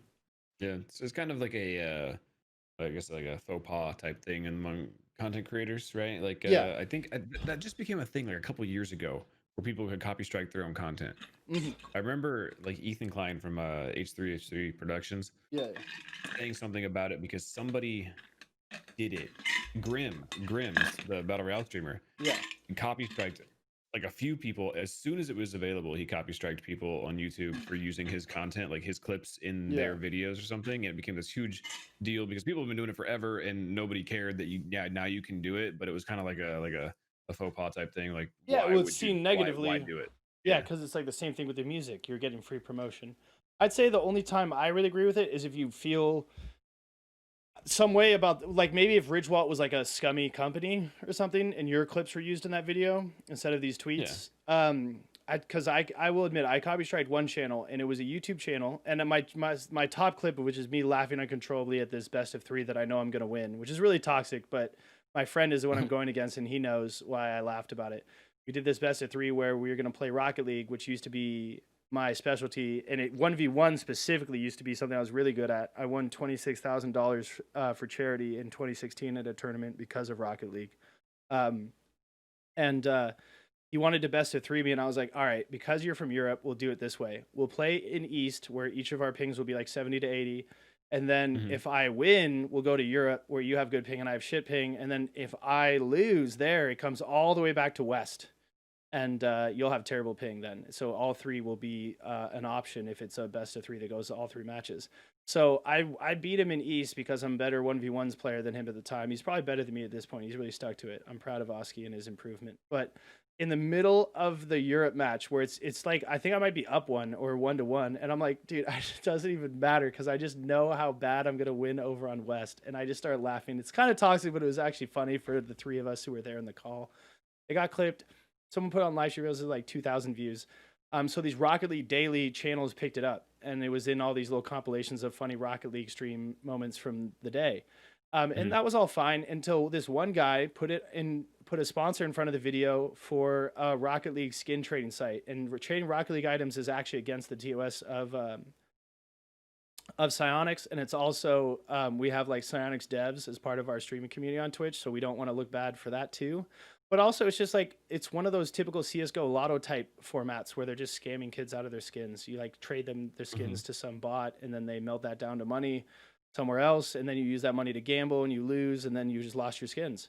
So I just don't really like that. So I copy struck that guy, and he also never asked, right? And that's why it's okay, because he never sought my permission. He just literally scraped this clip off the internet, took it away from me, and put it on his own YouTube video. And then he emailed me, and he's like, I'm normally not anybody who has a reputation for taking people's content. Can you remove the strike? Pretty please, smile. Literally no reason why I should do it, and he didn't give me a reason. And also, he definitely had the reputation for stealing people's clips. His entire channel is that. There's entire channels, and all it is stolen content. But if you just go for that for no reason, like, you're going to look bad in the streaming sphere, because everybody relies on that every once in a while. You know, if somebody wants me to react to a clip of somebody else, right? Like, if I watch a Slevin clip and Slevin is just like, he could technically copy strike me on Twitch, and that'd be 1 out of the 3 strikes required to get me destroyed off the platform. That'd be terrible. I mean, obviously, I shouldn't do that if I'm not getting along with a streamer, right? If there's a streamer that has beef with me and somebody sends me a clip and I watch it, that's a risk. You know what I mean? Just like if somebody truly hated me, or if they're like super racist or something that I thought should be deplatformed, they watch my clip, it would be on my radar or something maybe I shouldn't let happen, you know? So and that's one of the ways you ensure stuff you don't want to have happen with your content is taken away from. So I don't know. Pokey, yet again, going after some stuff. I do feel like the tweeter, the other guy, the Gundam guy, is kind of trying to give himself a little bit of excuses here. I'm just trying to laugh at some tweets. It's like, it's not really what you're doing. You did a 20-minute video to try and call out these guys who are donating more than they should to Pokimane because they're like driving their like wives crazy by not paying for holidays instead donating to her. So like it's they were not her fault if people donate irresponsibly. You know what I mean? Yeah. And like also this is not an adequate argument that this person made. Like, she went for this person's sponsor and now she has a sponsor? Like, what do you mean, bro? She made fun of the sponsor who sponsored a video that was harmful to her. The content she's creating with Jacksepticeye is not against somebody else. So it's not the same situation, but I get the parallel they're trying to draw. It's just not parallel. It's crooked. So it's a flawed argument that she gets to attack. You're not really helping make the constructive criticism that other people do have for Pokimane's behavior. So a whole flawed, dramatic mess that will never matter next week. Let's see if we can get to something. As we come on to Saturday, and Gundam tweeted out Pokimane's statement with the following note if they weren't in the inner drum on the Mixer side of the live streaming community. Oh, well, I love this. Crash Yeah, Jones, see. no one would know So now I made the video to lighter. It's like his tweet is like, I didn't know, but it's like, dude, if you're gonna make a researched video that comes off as research, you should know, or you should be doing your due diligence. The live streaming community. And this one actually comes from a former Mixer employee at Milan K. Lee on Twitter, who's posted a twitlonger titled Mixer, the Black Experience. Now, the point of this twitlonger is to depict some of the situations Milan K. Lee had to deal with working at Mixer as a black employee. I'm not going to read this whole thing, but from the top, the second paragraph states that Milan has been working at Microsoft from 2017 and in 2018 moved over to the Mixer team. But this experience was the worst I've ever had professionally, and it's all due to racism. This is followed by 4 situations that all link together that Milan had to deal with. The first one, Milan was pulled aside from a conference and told the only reason he was hired is because he was street smart, leading to believe he was only hired for diversity goals. He brushed it off and let it go though. The second paragraph I'm going to read fully so I don't bodge anything. It reads, time goes by and we're in an internal meeting discussing projects we wanted to execute. My manager decided to give us an analogy. That analogy was, I'm in between a rock and a hard place. What I mean is that all the partners are my slaves and I own their content. I control their success on the platform. For me, I'm the slave master. I own partners. Immediately, I got angry, pissed off, and honestly didn't want to work at Microsoft/Mixer anymore. My manager saw my mood was not the same and decided to have a one-to-one. Within that meeting, I told her I was angry and her using that analogy was not okay. She decided to defend her statement and even had the nerve to Google that analogy to prove why it was okay. After Google showed it was never okay to use that analogy, she told me I need to work on myself. If I wanted to go far in this industry, I need to work on my emotions and feelings to similar comments. After this meeting, I knew I was leaving. The third paragraph points out this incident was reported to a skip level manager, which means a slightly higher level manager. Then when going to talk to human resources, Milan was surprised to find out this previous situation was never reported, leading to the resignation a few weeks later. And then on to the fourth part, I'm going to read this fully again. I spoke with the legal team to start an investigation with my manager. This investigation will continue even though I decided to terminate my employment. Months go by without a verdict. One day last year, I get a call from the legal team with their final findings. That finding was not guilty. The reason my manager was not penalized and the reason she still has her job today is because she cannot be racist. The reason she cannot be racist is because she hired a black person. So I don't need to read much further than that. If you'd like to, here is that last part. But this tweet caused some traction, not only causing Mixer to be trending on Twitter, but also caused a response from Mixer's official account. Mixer's response reads, our goal is to build a positive, welcoming, and inclusive team and community. To those sharing your stories, it's unacceptable that we did not provide that to you. We'll be vigilant in addressing this more diligently in the future. Thank you, Milan, and the entire community. This tweet had more responses than likes, so you can already tell people aren't happy. But then the head of Xbox, Phil Spencer, also responded, saying, thank you for coming forward and sharing your experience. If willing, can we connect so I can learn and understand more? Racism will not be tolerated in our teams or our services. Milan did respond to that saying, yes sir Phil, let me know when. But that's where I'm going to end that one, and that's where I'm going to end today's video. I want to thank you all. So, yeah, I saw this tweet. I saw the response. What's funny that's not included right here, he probably didn't see it. This little gray bar shows that he replied again directly, this guy. And he said, this is about what I emailed you back then, by the way. So he's kind of calling out Phil for having ignored it at the time. And, like, it's pretty clear that these are damage control style tweets from Phil. And For sure. This is a big corporation in the middle of a huge civil rights movement around the country being called out for a violation of those civil rights against a person of color. And they're 100% in damage control right now. That's all this is. That's all this is. You know, and I hope that some good comes out of this, because it's fucking 2020. We shouldn't be fighting the same battle, you know, we fought 150 years ago or some shit, right? I'm not great at history, boys. Okay, but yes, you know what I mean. Like the civil rights movement should have been well done and over with. It's 2020. You're a huge corporation. I mean, Mixer was pretty big. They're owned by a massive corporation. Yeah, and you know, it was spearheaded by one of the richest people in the world. It's pretty disgusting to see that type of behavior from really especially from like the anybody, street but smarts especially thing. from such, Yeah, that's such like one of those things that someone who grew up in a very like certain lifestyle would say to somebody else and not think anything of it. Yeah, you know what I mean. But it would be like like the same using the as, word like, urban when you mean black. It's like, you know what that Yeah. means when people say that. Very interesting Yeah. to see. And I grew up in the burbs, so there was a little bit of that. Luckily, I grew up in the burbs in the San Francisco Bay Area, so like very accepting, not really taught racism. But there's racist people everywhere. You can see it in the Bay. You can see it, especially online, right? Proximity chat is full of that shit. But to see the platforms, which are typically not supposed to be letting that kind of shit happen, it's kind of depressing. Slasher got together with this guy, and they both kind of figured out that there was pretty much no black people working at Mixer. So when you have a lot of non-diversity in your company, you start seeing people get tone deaf. This is what happens. Is this why Mixer closes? No. So that's what I wanted to talk about next, now that this video is That's a good over. segue. Yeah, it's a great segue. because the last half hour I think we're going to talk about the Mixer shutdown and then a little bit about the abuse scandals that have been going off for the past few days on Twitter. If Slevin's down to address that, it's a bit of a touchy subject, so I'd understand if you didn't.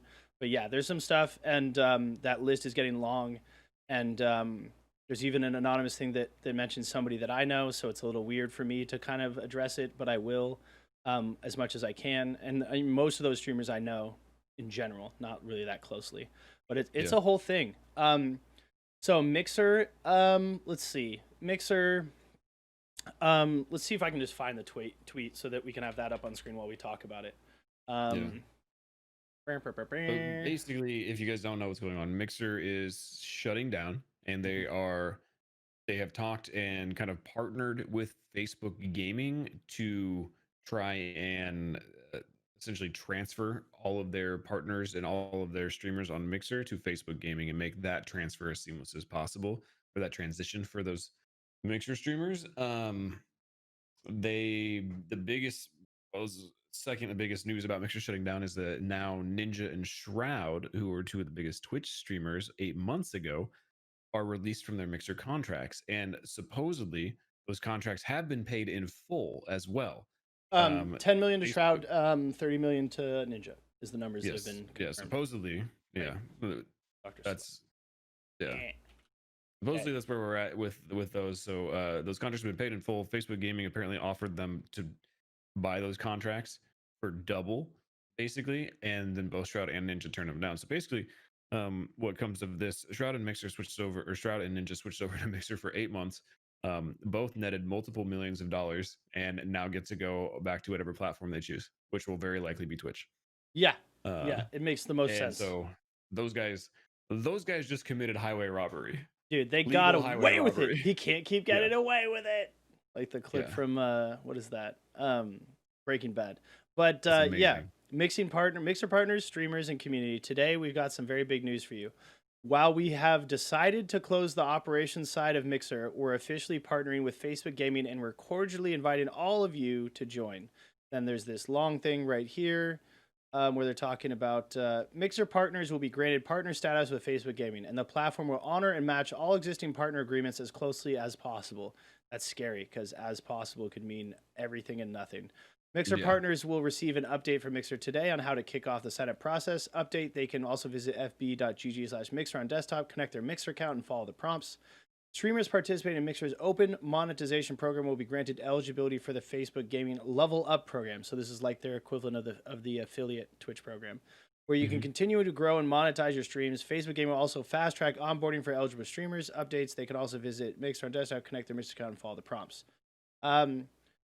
Update, at fb.gg/Mixer, Mixer viewers can connect their Mixer account, and Facebook Gaming will show the Facebook pages for all the available Mixer channels you follow so that you can easily follow them on Facebook.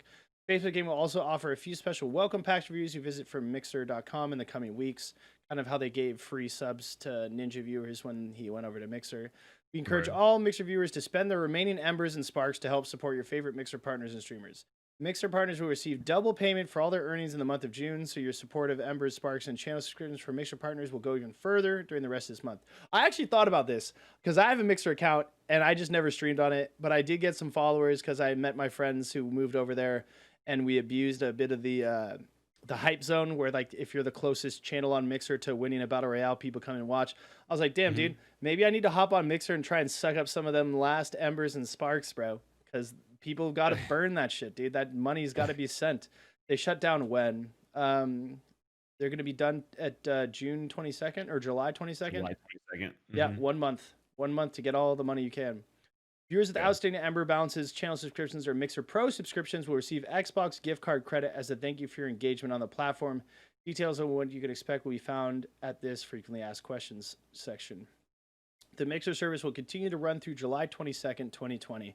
After that, Mixer.com will redirect to Facebook.gg, Facebook's desktop home for gaming video. Mixer broadcasting on Xbox One will be temporarily disabled, and the Mixer apps will notify or redirect viewers to continue watching their favorite streamers at Facebook Gaming. For more details on what this means to you, check out this. Thank you, Mixer community, for your engagement and passion on this journey. We have accomplished so much together, and we want to thank you all, partners, streamers, moderators, and viewers, and we hope to see your continued positive, welcoming, and inclusive ideas continue on at Facebook Gaming. So yeah, Mhm. Yes. Yeah. She got kids and True. now no streaming platform, bruh. Storm A is lot of always people. I mean, yeah. there's a lot of people in that position right now, man. There's I mean, I think one of the bigger mixer partners was averaging like 400 or 500 viewers or something like that. So not insane, right? But that's Mhm. still pretty. That's huge in mixer terms. I'm really interested to see what's going to happen with those people when they move to whatever platform they go to, and it's probably not going to be Facebook Gaming. Let's be honest. I don't even know. I don't even know how to get onto Facebook Gaming. You know, like I don't even know the URL. I don't actually know the URL to get onto watch YouTube live either. But so that's not maybe You just saying go a to lot, but- the YouTube channel, and if you go to their videos, if they're live, it'll be there. Like, which sucks Mm. because it's not the most intuitive, right? Like, Well, I if- found yours because I Yeah. googled owning toaster YouTube. Right, Yeah. that was easy. yeah, if you go to But my channel, it's the live right if here. like I go to YouTube's website, I Gives the can't thumb go me to up. like live. There's not like a live stream category or anything. Or there might be, and I'm just blind. I don't know. No, But- there's not a tab. Here, I'll go to the YouTube homepage. Let's see. Yeah. Library history, your videos, watch later, liked videos. Okay, this is vidIQ, this plugin I have that helps me with growth. I Yeah, guess more vidIQ from is YouTube lit. at the bottom. Like, who scrolls down on this left menu? You're not scrolling down. You're Yeah. going here, or you're immediately searching for whatever you want, right? But at the bottom, it does look like we've got gaming and we've got live. So let's take a look at what those look like. Gaming, live stream, Nether update coming soon. Minecraft live stream. Okay, interesting. I click that. Does it take me to the Minecraft live stream? It does. Just a dude eating a pork chop out in the middle of nowhere. Top games. Free Fire. Garena Free Fire. What is this? An online multiplayer battle royale game developed. Oh, dude, this is what 70, me and Balmung's friend, was talking about. Yeah. Okay, interesting. It's very popular in Asia, apparently. So, Yeah. Anything free- on G Arena is super popular in Yeah. Asia. Yeah. And then this is live, so it's got 11.9 million subscribers, featured live streams. This guy is doing music. Live now. This guy's doing Fert Neat. This guy's doing some kind of podcast that I think is already ended or it's coming up. This one's counting live in 4 hours. Oh, you can post stuff that's coming up. They've already gotten like not a lot of likes here because they're being forced on you. 76%, 85%, 80%, which isn't good by YouTube. Anything under 90 starts getting yellowed, and anything under 80 starts getting redded in terms of the likes, dislikes. You hate to see it. But yeah, not a lot of discoverability here, especially because it's down here at the bottom. Honestly, so Mixer's gone. Facebook Gaming's a joke. Really the biggest two platforms now are Twitch is the biggest platform, and then YouTube. Actually, I think YouTube technically might be bigger than Twitch in terms of total viewer base. Total be wrong hours on that. watched, just because of all the pre-recorded views, probably. Yeah. Almost definitely. So YouTube is actually in kind of a very unique position with what they have, because they have a discoverable platform where you can search for videos and stuff, and then you might find somebody's, a VOD or whatever, and you like their content, and then you watch them live, right? And then Twitch doesn't have that. Twitch is what do you watch? It says Ninja returning to Twitch, and it's the coach for, I think, Duke walking in Roy after Williams, they won. North Carolina. Oh, it's north of the Tar Heels. There He it used is. to coach KU. That's where I'm from. Oh, Kansas very City, cool. so- Big pause. Yeah, he betrayed us. Oh no! Oh no! You hate to see it. What's Sorry, up, he's a good guy, Torrential actually. Gaming? We're talking about the Mixer shutdown and what it means for gaming and streaming and everything in general. We're talking about just all sorts of stuff relating to this fallout here. Microsoft X Sony on Megalol, that will never happen. When's next Microsoft X Oculus? I don't know. Did they get Oculus? I thought Oculus Rift got. No, they did get bought up by Steam. They did the Vive and then they did the Index now. Facebook bought Oculus. Okay, interesting. Yeah. So yeah. so Mixer's gone, right? So there's gonna be a lot of Mixer streamers. They're gonna figure out where they go. Most of them are probably gonna end up on Twitch, and then a fair amount of them are gonna end up on YouTube. A handful of them are gonna transfer to Facebook Gaming and see if that takes off. You know what I mean? If they get a good enough contract, they'll go. I know Gothalion used to be a Twitch streamer, Destiny streamer. Yes, King Gothalion. Yeah, I remember. Yeah, he went to. He was one of the Mixer He acquisitions. was supposed to be the top three, like the third biggest one that not everybody paid attention to, below Ninja and Shroud. Yeah. Yeah. Yep. He went there, and then he is actually going to Facebook Gaming. So they must have given him a pretty good deal. Probably double what Mixer offered him. So he's doing it for financial reasons to kind of see what will happen. And I think he had some disagreements about Twitch, because this was all during the time of Twitch reneging on their TOS stuff really badly. Going all the way back. And so I think that's what he's doing. Yeah, so a handful of those guys will go to Facebook Gaming. Not very many, but like I was saying, I think YouTube is honestly in the best position as a platform to dominate live streaming.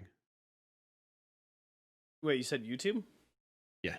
Yeah, I mean YouTube. it's the 100%. go-to things for watching videos online. So why not for Twitch- live videos? Twitch has everything to lose. They don't have anything other than live content. That's all they have. Live content. VODs aren't really searchable. You know what I Yeah, mean? and they don't There's get no watched that there's no discoverability on it. YouTube is you have discoverability. You have channels where you can upload actual videos and content. You can't upload a video to Twitch. You know what I mean? You can. Unless you're live. Can you upload like a pre-recorded video to Twitch? Yeah, 100%. It's right here in content on the thing. I hate to like derail what you're saying, but at No, the same I time, you're don't still know. right. I've never seen anybody do it Yeah. other So than like your content, stream video like, intro thing. producer under content, and you can click upload. And you can upload stuff. So like, what would I upload? Probably videos. You know, like some clips. Like, So you could hard- upload like a montage onto Twitch. Yeah. That then nobody could find. Yeah. I'm just gonna cancel this. But yeah. Yeah. Okay. So that'd be like throwing a pebble into a lake. Like, cool, you can do it. Nobody can find that pebble. You know what I mean? At least in my experience, I've never met anybody that's gone to Twitch to search for pre-recorded and uploaded videos. Right. Mhm. Yeah. You go to YouTube for that. Yeah, YouTube has that. They dominate that, right? So I think that if it comes down to inevitability of one streaming platform just ruling the market, my money is honestly going to be on YouTube. There you go, guys. Heard it here. I think that YouTube has the most. If they do it, so far they've basically ignored their live section compared to everything else, and they've done some really shady stuff to basically demonetize large portions of their pre-recorded content. Like they made it almost impossible to be a musician on YouTube and make money, right? And so several things like that they've done. So who knows what will Yeah. actually come Trenchel. of it, but- I forgot my name is different on YouTube. It's Masur, one of Slevsmots. Okay. Awesome. Welcome on in here. Hold up, Max. There you go. And there you go. Change your name. Totally forgot to do that on YouTube. Yeah, it's difficult. It's funny because a lot of my viewers from Twitch will come over and subscribe and give us a thumbs up, which we super, super appreciate. But it gotta like stream on lab so that it gives notifications that. But like they'll have like their real name or something, or like their old music account that they tried to do music on or something, and I'm just like, oh, it's so interesting to see everybody's name. Because one of the things I learned early from people was like, make sure that everything lines up. Make your name the same everywhere. You know. So I don't know. Let's see. Yeah. But yeah, I mean, as far as platforms go, man, I think YouTube's got it made if they can focus on the right things. If they can actually promote their gaming industry and their live streaming portion of their website and make it easily findable and more discoverable, YouTube beats Twitch hands down. I mean, Twitch has the fans, but if YouTube basically copied Twitch, like their design, and just made like a separate tab or something, I think YouTube could totally dominate that market. Yeah, and well, they need to make it a little bit easier. So, for example, as somebody who's been doing some YouTube live streaming lately, including this, you have to go to YouTube. You have to click Go Live. They try and help by giving you the exact same settings from your last stream, but almost never are you going to use the exact same settings. So, I go to YouTube Studio and it says some other stuff, which I'm going to hide over. Oh, no, here we go. Perfect. I can literally copy this or make a new one, create an event, Stream Now Classic. But I have to make a thumbnail, and I have to decide to tell you that it's not for kids. I have to schedule it. I have to decide what thing it's going to go on. Then I put the stream key in OBS. Then I hit start streaming on OBS, and it doesn't go live. I have to click go live on YouTube itself. So I'd say they should streamline it a little bit so it feels easier the way Twitch feels easy. And I think that's part of why Twitch is popular. It's easy. It's very easy. I mean, you can download the Twitch app on your Xbox, press 2 buttons, and go live. You know what I mean? From your Xbox, like anybody can stream. That kid who put his phone in a microwave can just figure out how to stream. You know, it's super simple, right? He's not the smartest kid, obviously. You know, like might be a sweet kid, but he's about as sharp as a marble. So he can figure out how to go live, right? So YouTube needs to streamline the process, but I think like I said, if they focus on actually streamlining their streaming process and making it more prevalent and like kind of advertising for it more, YouTube could thrash Twitch. Yeah, I mean, they're a threat in the market for sure. Goddamn it, Toast. Listen, all right, it's the wire. It lengthens and I'm more comfy over here while we talk about this microwave kid, and I pulled the mic over and it pulled out for a second. But yeah, yeah, it's easier. I honestly think YouTube has a lot to gain from this. Whenever another platform shuts down, the other platforms benefit. Facebook will benefit, but it's just hard because Facebook has got everyone's real name. You're not going to get a lot of the live stream community to Yeah. come watch you on Facebook. You maybe get some people who are being converted from Facebook users to watching Facebook stuff, but you're getting like what, the Karens of this world, or the whatever the middle-aged dude equivalent of a Karen is. You're not getting a lot of like gaming enthusiasts over on Yeah. Facebook gaming, which is unfortunate. But it's another way to cash out, right? Which is what Ninja and Shroud did.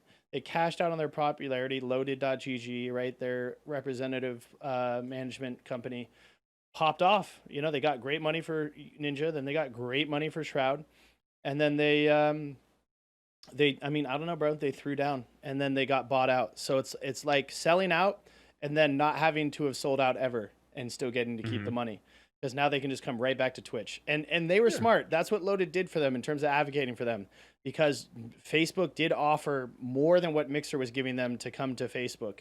And they were trying to say, you know, listen, this is part of your contract with Mixer. We're just buying out the contract because we now have Mixer.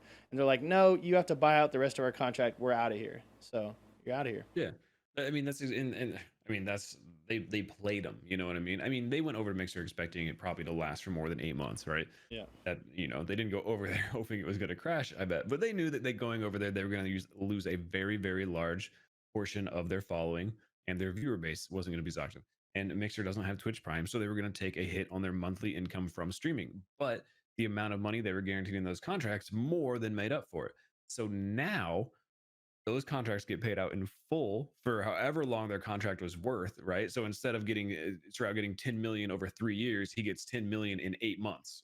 Yeah. And if he wants, he can come back to Twitch, make a return stream on Twitch, pull in 400,000 viewers, easily hit 6 figures in subs on his first day back, and just rake it in. I mean, this man is going to be putting cash like Pablo Escobar, burying it in backyard because he doesn't have anywhere else to store it. Jungle. Yeah. Like, And like, okay, so he said YouTube should buy the Mixer technical team and use their website framework on YouTube. I don't think so, and here's why. They should grab some people who are leaving Twitch, to be honest. Because when I go to Mixer, look at this. This is terrible. There's one guy on top as part of their Pride thing. It's got this terrible scribbled rainbow in the background to make it seem really custom and homey. The top guy's got 401 viewers, 100 follower hype, which means they just bumped him to the front page.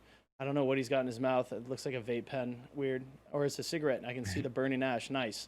190 viewers, 500 viewers, 500 viewers, 400 viewers. So Slevin's right. Like the bigger streamer partners here on Mixer, 500, they're 400 viewer kind of people.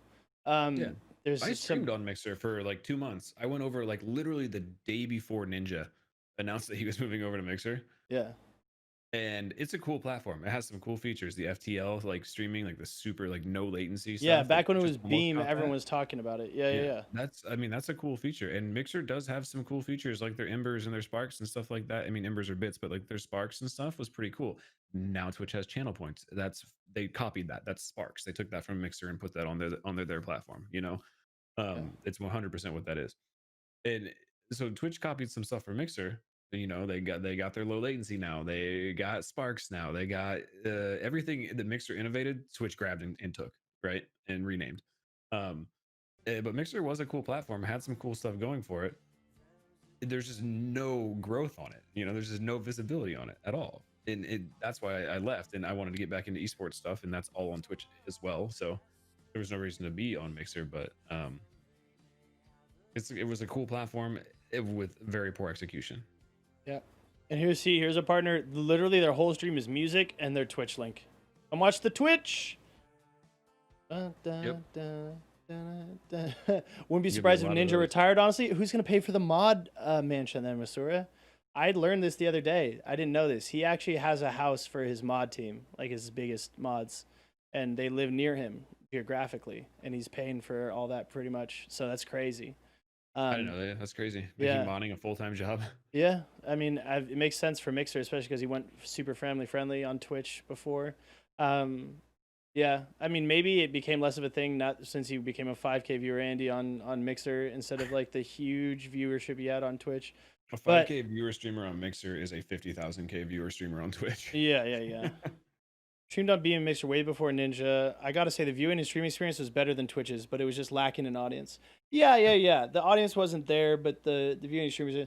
But here's what I don't like about design on Mixer. How do I find somebody? There's no button right here. I have to go here and know to click browse, and then I have to search somebody. Blah blah blah blah blah. Right? It's just not easy. It does live sort instead of you having to hit enter. Right? So that would be cool. See, there's just someone named V, or just V just sorts all the V people. It's or weird that just you go to action. browse and it just shows you top streams from any game. It doesn't take you to a category. So like you got to click categories if you want to go look at games. Like the user experience on Mixer was confusing, but it wasn't impossible to figure out. But they just, I mean, this was last year's data too, I think, where what Stream Elements or Streamlabs released their like, you know, stream platform data. And for every streamer on Mixer, there was for every streamer versus viewer on Mixer, there was like 2 viewers per streamer. And then on Twitch, which everybody says is super oversaturated, for every streamer on Twitch compared to viewer, there was 29 viewers for every streamer.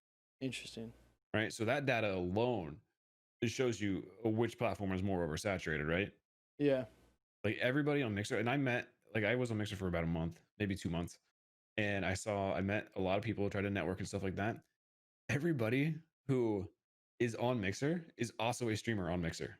Yeah. Like everybody I ran into, everybody who popped into my stream was also a streamer, you know? And so you're streaming for other streamers. Yeah. If everyone started on Mixer and then tried Twitch out, it would be weird because it's not the same. It's kind of subjective. I agree, but I mean, I don't know. My opinion is shared by the majority of the people because Twitch has the current majority market share. Even when they did the math on Facebook, YouTube, Mixer, Twitch had like 76%, and it was being chopped up by a lot more than just Mixer. The rest of the 24% of viewership. So, in terms of usability, yeah. I mean, I just find it very opaque because I'm not native to Twitch, because I'm native to Twitch and not these platforms. But if 76% of the market that you want to have watch your thing is used to Twitch, you better start adjusting to Twitch and not making Twitch adjust to you, right? That's a losing strat when a successful, financial, viable strat is adjusting to the market and not making the market adjust to you. And that goes for all business. So I don't know. Unless it's actually bad, then it's a problem. It just can't be as opaque. It has to be easy. It has to be easy. Look, here's Twitch on my home thing. Boom. Search is top, middle, and center. There's still the same people right up in front. This is easy. I click on that. It shows me it. I don't have to immediately go to it. I click on that. It expands into the person's actual channel, right? I get an ad, which is unfortunate. I click it out. Live channels you think you'd like, right? John Peters doing Crucible dev stuff because I like him. Miskiff, I don't know if I follow him in Tyler 1. Pretty much most of these people are people I follow, though. Oh, I like this chick. She has like this live situation where you can spend channel points to put stuff up on her stream, like GIFs and like switch the camera angle and everything else. She's pretty cool. That's cool. And then right underneath that, because I'm logged in, they think I like Valorant, Last of Us Part 2, Warzone, all this other stuff. And I do watch some of these things, but Destiny 2 is pretty low on my priority list just because the PvE or the PvP didn't go where I wanted it to go. But I did buy it on all platforms. But man, I was trying to be esports ready for that back in the day because I was at the top of Xbox PvP for it. No, someone stole my idea. What's your idea, Bullseye? If Twitch got rid of pre-roll ads, it would be amazing. Like, it would just be, it would change the platform if they got rid of pre-roll ads. The data shows that out of like every 10 people that click on a stream that has a pre-roll ad, 7 of them leave. Jesus. Yeah, I want to be able to turn it off, and I have to run an ad to get rid of it. So running that ad loses people too. It's a lose-lose situation for me, especially as an affiliate. It's not as good. So yeah, it's rough. That's why like I'm horrible at this. But you mentioned it earlier when you said you join orgs and stuff like that. They usually say make content on Instagram or promote yourself somewhere else because Twitch has no discoverability, and that's really how you have to do it. You're either a professional gamer signed to a big organization, you come from somewhere else, you have a following, like you're a celebrity from somewhere else, or you even having a good personality isn't big enough. You have to find somebody else who's bigger than you and then kind of leech, unfortunately. Like I don't know a single, and maybe you do, but I can't think of a single streamer who made it big. When I say big, I mean 1,000+ viewers Mhm. on Twitch in the last 2 years, who is not a professional esports player, who is Yeah. not have a huge following on YouTube, Mhm. or did not ally himself with some really popular content creators. Yeah. I can't think of a single person. Maybe Germa. I don't know if he started somewhere else. See, I don't know who Germa is. Germa 985, video and streamer guy on Twitch, but he also has his YouTube. 116K followers here. He's going through some health issues. He's not online right now. 698K subscribers. Is Germa Rumble live action 3 years ago. I feel like he was probably on YouTube first, so he also falls under the thing that you're talking about. 5 years ago, yeah. Mm-hmm. 6 Yeah, years so ago. he started on YouTube and he brought his audience over, and that's what Yeah. you have to do to make it on Twitch these days. And it's something I'm horrible at. I hate video editing. I just don't like it. It's not fun. Right? Yeah. It's boring. I'm I yeah. despise it. I'm literally after we're done here, I'm gonna try and go and get some video done for this challenge that I think will align myself with a bigger streamer. Exactly like you're talking about. And I literally the freaking Vegas app that I've had for it has been sitting there for like the week, and it's like 10 minutes long because I've literally uploaded all of the clips into it and they're spaced away from each other, and I'm just like, I don't want to do it. And I've been editing everything, including these, and it just takes forever. I like it, Van Beer. Well, then that's a marketable trait. Because there's a lot of lazy people out there like myself. See, look, it's right here. And then I get an ad for the next Vegas. No. And it's just like I all hate these that. in a row. And I'm just like, I've gotta clip these and take care of this. Ugh. Yeah, editing's just not very much fun for me. Respawn loves editing. He's really good at it too. He's gotten very good at editing. I do not do editing. It's just not for me, which means I limit myself by not doing editing and not wanting to learn editing on the amount of growth I'll ever see on Twitch.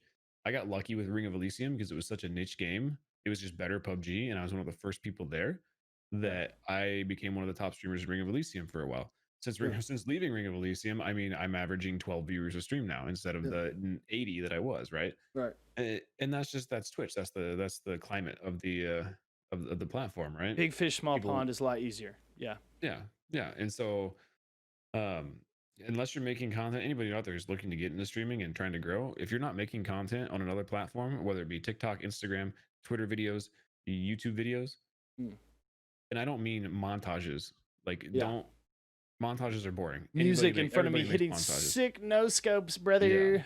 No, the entertainment. The days of trick shots montages are well gone. All right. But making actually like searchable and valuable content on other platforms, the chances of you making it on Twitch are extremely small, right? That's not saying don't try it, and if you have your fun, do it. Just do it because it's fun, right? That's why I stream. It's fun. I met a lot of cool people. That's why I stream. But if you want to grow, you got to make content somewhere else on a discoverable platform, and that's why I think YouTube can overtake Twitch, is because they are a discoverable platform that offers live streaming as well. Yeah. Well, there you go.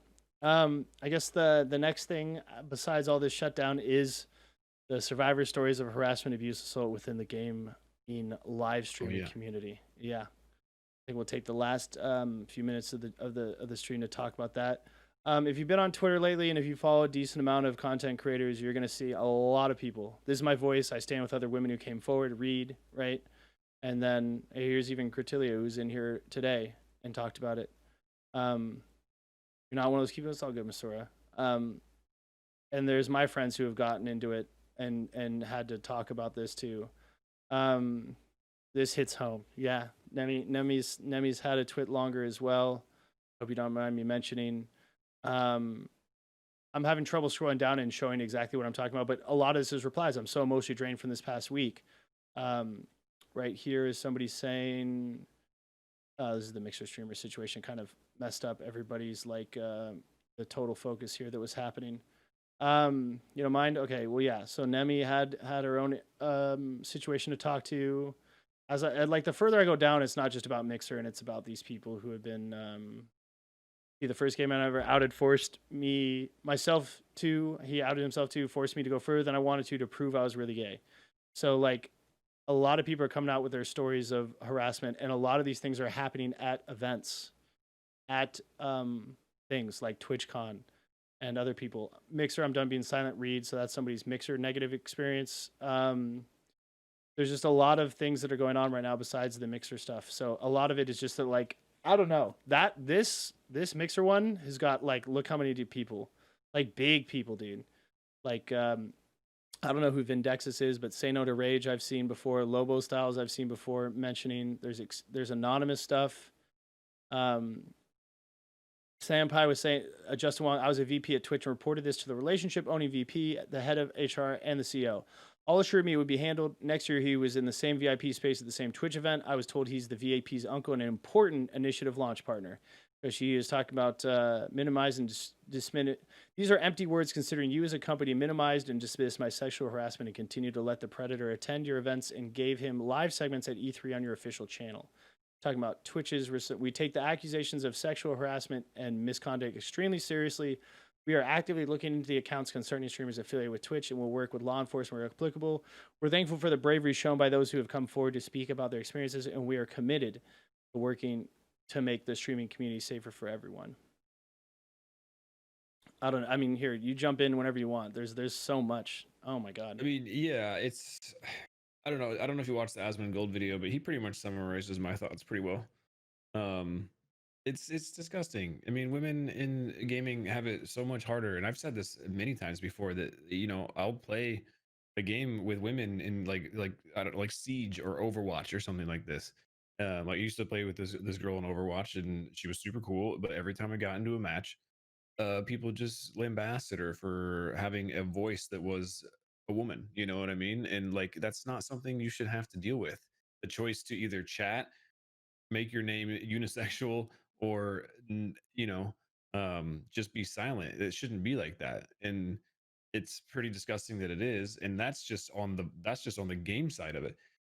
A lot of these allegations are coming towards big companies and companies that represent large figures in the streaming community. And the fact that those people and those larger and some of the larger streamers are trying to leverage their power to gain some sort of, you know, sexual advantage or power advantage over people to, oh, if you blow me, I'll make you famous type shit. Like that happened in Hollywood in the 20s. You know, we don't need, like Asmongold said in his thing, you don't need more Harvey Weinsteins in the world. Like, just fucking be better, you know? Like, nobody should have to live through that. Man, woman, transgender, it doesn't matter. Nobody should be subjected to that. And it's disgusting. And I'm glad that people are speaking up, and I hope something gets done about it. Yeah. And it sucks because like Asmongold was fucking amazing with his words. If you want to pull that into the watch together, the link we had together will still work, by the way. And we can watch that to close out or whatever. And we're getting the sideways face from Kret because she has to deal with this too, and so does Nemi. Nemi said, in my tweet longer, I brought up the harassment and abuse I've endured in game. Yeah, especially in Valorant, she gets told all the typical things you hear from girls, or that you hear said to girls, and the things people DM me. Yeah, I can only imagine. I'm sorry, Nemi. Asmon's a good dude. Yeah, he gets into the drama a little much for me, but it seems like he's doing the right thing these days, so that's good. Probably not the time to link dumb stuff. It's all good, Blitzen. I saw that tweet. Is actually, as I've been scrolling Twitter, it came up several times. The one where you're like saying happy birthday to Bonnie is pretty funny. I have no idea how to pull something in here. I'm sending you the link on Discord. Okay. I'm a little bit stupid. No, you just put it at the top, search it, and then it's there. Oh, it's a Twitter video. Oh. Yeah. I guess we can just... No. There's no way to do that. Okay. We can just watch it together if you want. Yeah, do like a 3, 2, 1. 3. You ready? Yes. Okay. 3, 2, 1, play. Hey guys, it's me, and I've been reading Twitter for the past few hours, and I have to make a video about this because somebody has to fucking know what I think, okay? So I've been reading a lot of these Twitter accounts, and not accounts as in the account itself, but these stories of these girls that have been having these experiences with other streamer Wait, hang on, pause. guys. It's on his YouTube, is it? Let's see, 506 YouTube, Asmongold TV. He used to have a weird name. I forget what it was. Videos 524. Yeah, this is good. Let's just do that. Okay, so let's go back to the because then I can play it at higher resolution, and that'd be nice. Yes. Specifically that room. Got this one still. This one, before we go, I do want to mention because I actually have a story about that, and I just saw it on my phone, which is on an old backup from 2017, so I was reminded of it. Okay, so I just copied that, so busted by here, search here, throw it in here. Hey guys, it's me. I'd like to bring what? Oh, you just know Ash. Wait, I saw that.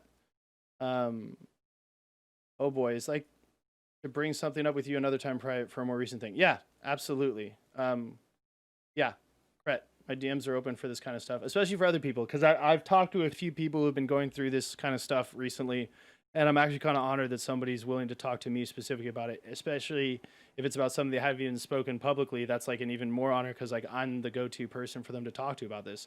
I've talked to a few people today, and I didn't even expect it. I expected to just read stories from potentially friends about popular streamers, and you know, thank you to the people for telling their stories. They should be telling their stories, and it's bad that they feel bad to come out, because like we talked about, there's a lot of suppressing that happens when stuff like this happens. A lot of people are trying to do damage control and shut people up. So I'm here for them DMs.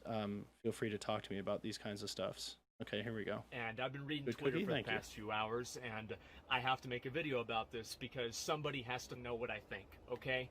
So I've been reading a lot of these Twitter accounts, and not accounts as in the account itself, but these stories of these girls that have been having these experiences with other streamer guys, and then also these different business people that are involved with streaming, like different organizations, etc., and how completely manipulative and absolutely disgusting they've been behaving. Some girl comes in, she wants to talk about a partnership, and the other guy starts talking about his dick. A joke. Okay, good. It's ridiculous. It's embarrassing. It's disgusting. And somebody needs to say something about it. And I'm glad that finally some of these girls are saying something about it.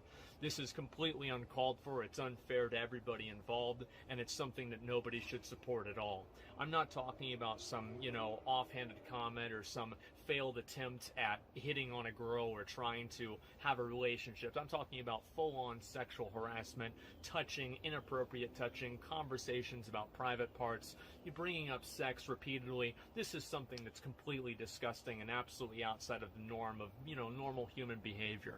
Listen, I've grown up in the South. I've lived in the South my whole life. Me and my friends, doing this would be anathema. You would never even consider this. This idea would never even cross my mind. And I see this with these guys, and they're doing it so fucking often, they don't call it sexual assault, they call it Tuesday. And hopefully with some of them, they'll be calling it jail soon too. This is completely fucking ridiculous. It makes the entire platform worse. It makes the entire space worse, the community worse. And I think also, if you read these accounts, what's really fucking pathetic about it is if you read these accounts, these guys, they make me feel like I'm Frank Sinatra. The way that they're hitting on these girls, they're not even trying. They don't even try. They're just the most disgusting, direct, obnoxious, and just raw, just filthy pieces of shit. And it's very good to see that other people are coming out and calling this out. And I think that, yes, of course we should revile them, of course we should excommunicate them, of course we should hate them, with, of course, proper evidence and everything, too. I don't want to, you know, go too off the rails. But on top of that, I think that we should also just a little bit laugh at them. I think we should look at how fucking pathetic they really are. The fact that they need to use their position of power to get with the girl because they have no other option. It's completely pathetic. If you're gonna do that, just have the self pride to just be an incel, okay? Like, don't actually go and do this on your own. It's so fucking sad. It's pathetic. It makes our entire community worse. And I'm so glad to see people speaking up about it. There have been times I've been at conventions and I've been seeing, I mean, there's a lot of girls. They'll throw themselves at guys that are streamers. And there are a lot of guys that take advantage of that. And to me personally, it puts me off a lot. And I'm talking about consensual stuff. So this is not anything that's really bad, but there's a lot of really bad power dynamics that are going on in our community. And it's good that we're finally having a conversation about it and making sure people are aware of the bullshit that's been happening for years. And honestly, I just had to make a video and talk about this because these pathetic, fucking chubby-cheeked losers that are can't get a girlfriend, can't get with a girl, can't get a girl to talk to them. All of these guys, instead of, you know, dealing with it like normal people by playing video games and posting on incel forums, are using their positions of power to get these girls to try to do them sexual favors. How fucking pathetic. So I definitely hope that people realize this and more people get called out. I don't hope that more people get called out for this. I hope the people that do it get called out for it. It is fucking ridiculous. It's disgusting. And I'm very glad that hopefully it's going to come to an end. As I said, where I come from, this is not even something I would ever even consider. And I'm really glad to see this is you know, hopefully going to come to an end. And I had to make a video, talk about it, because it's something that I feel pretty strongly about. And I usually don't comment on issues like this, especially, you know, the real socio-political things. But with something like this, I feel like my voice has to be heard. And if anything, I'm going to make it heard because I'm so fucking annoyed by it, okay? So anyway, guys, thanks a lot for watching. Really appreciate it. Hopefully we get these fucking pieces of shit, these That's pretty much perverts it. and weird fucks out of our community, okay? We need less Harvey Weinsteins in the world, and it looks like we've got a bunch of mini-me's that are all around in our community, making it just a little bit worse. So anyway, try to push this shit out of the community as much as we can. Yeah. It has no place in it, and it adds no value at all. Anyway, that's pretty much all I've got. Just had to make this video and talk about it. Anyway, peace. Peace. Very cool. Not what's going on, but his response to it. It's great. Fucking, yeah, man. Yeah. Yeah, man. It's terrible because it seems not everybody I've known on this list. Most people are just I'm passingly familiar with.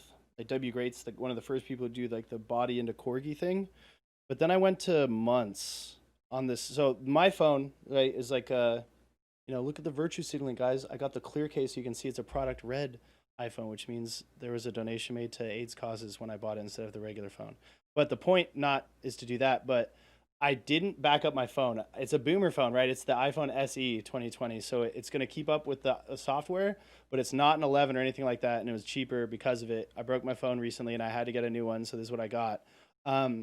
But I used to be very proud of how not often I would back up my phone, to the point where I was like, guys, it says 150 weeks on this phone. I haven't backed it up for 3 years. Hell yeah. And then now when I got it, I was like, damn, my old phone is so break, I can't put a backup on iTunes on this computer, so I can't even have all my stuff from them.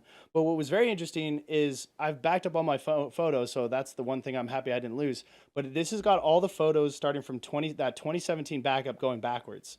And because it's 64 gigs instead of 16, it's holding a lot of photos. And when I opened it, I actually have a photo with this guy from TwitchCon.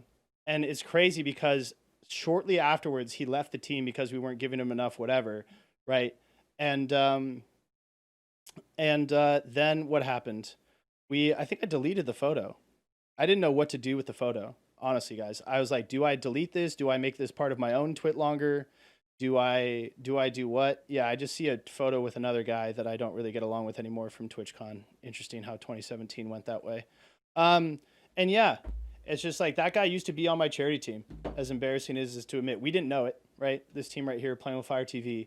This guy was on it, and he was grooming this kid, this young girl, to be fucking him all day, every day, whenever they turned 18. And so he's sending all this sexually explicit stuff to a minor. He's describing all these BDSM dominant scenarios in which he's banging her, right? And she's like not okay with it. And that like at first she like the DMs seem like vaguely consensual, but it's clear like Asmongold was talking about. There's this power mismatch where he's the streamer and she's the viewer or whatever that is, and then he uses that to be kind of in charge of what's going on. And she feels kind of pressure to go along with it because otherwise what? She's going to get kicked out of his community or various other things are going to happen. I'm still scrolling to see if I can actually find this photo. But I'm also kind of happy that it's been deleted from me by my phone just because, like, dude, I don't fuck with that guy anymore whatsoever. And I used to think he was kind of chill. Oh, God, yeah, it's here. I don't know what to do with it. That's this guy right here on the phone. I took a photo with him at his own little community dinner because he was a Discord partner and he was on his way to being like a Twitch partner. And it's like that networking thing you were talking about where you network with bigger community people. I was like a PS4 streamer. I had just turned into a PC streamer. I was trying to meet other bigger PC streamers and play with them so I could grow. And this guy seemed chill. Delete it, Uwu. I mean, I thought about including it in like a TwitLonger to be like, yo, as like a example for other guys to recognize that you might be friends with other guys who are like this and not even know, right? Luckily, he got outed on Twitter. He had left the team before this happened, so that was also good for us to not have ever been associated with him while he was well known, because we could have been stained by it. But it's just embarrassing as a guy, because like you didn't know, but now you know, and your prior interactions with this person just feel kind of scummers. So it's just like, I don't know. Earl and I had a big talk about this, man, and Dead Sandwich couldn't speak up about it. Yeah, I'm pretty sure most of us internal to Playing with Fire couldn't talk about this at the time. But I mean, these people are hiders. They're snakes. Look, he's got 3 different online names compared to his real name, John. These people fucking hide behind a lot of different names. See, we're getting into the slashies now, right? So, I don't know. It's interesting. Yeah, I will save it. I'll probably delete it after I do the twiddle. I don't know. I'm thinking about it. It's just like I have to compile my thoughts. When it started happening, I wanted to throw out a huge video just like the way Asmongold just did, because it pissed me off, because I really value the women in my community. It's like very corny and also at risk of virtue signaling to try and pat yourself on the back to talk about it. But like, I was really happy when I found out that the Divina brand, I bought this mouse pad because it was really nice. It's really nice. It's really soft. It really works well with mice. Where fine control at 400 DPI is necessary. A lot of Fortnite people use it. I think it was most popular by Dizzy when Apex first came out. He was using it and he had a hand cam. And it says Divina across it. It's by Zowie, and they make donations to supporting causes, getting women into esports or supporting women in esports. And I recently did the mouse fitting kit, and that'll be a video that I make on YouTube as well about which mouse I wanted. And they're gonna get a mouse to me, and the mouse I'm choosing is the Zowie Divina series, the pink one, because Blitzen doesn't have a pink mouse, and now I'll have one. So haha. But it also supports women in gaming there, so I'll have the full Divina mouse setup, which will make me happy. But furthermore, just like the women in my community have been great. A lot of them end up being mods because I can trust them more than a lot of the guys in the way they behave online. You know what I mean? And it also speaks to it, like I guess the reason I haven't put out a video is because this thing is just ever expanding. It's expanding so fast. Like first it was like 5 people. This morning it was 15 to 20. It was like 60 huge streamers. And then it was the leader of OPGG. Did you hear about that? Yeah. Yeah, Omid got outed and he stepped down. And like, this affects a lot of these people who are now firing these guys as their manager. But look at this. Co-Carnage, Elohim, Trevor May, Dragon Force, Tally, like T-Pain, King Gathalion. Tally left, Diction left. I know Diction because he lives in my area. Professor Broman, Bike Man, who's a huge GTRP guy. Anthony Kong fan. I'm just naming the names that I recognize here. Yeah. I think I might recommend this Loco. Ava GG is huge. Retro Guy Jean. He's really nice to me whenever I'm in his chat. He lives in Japan.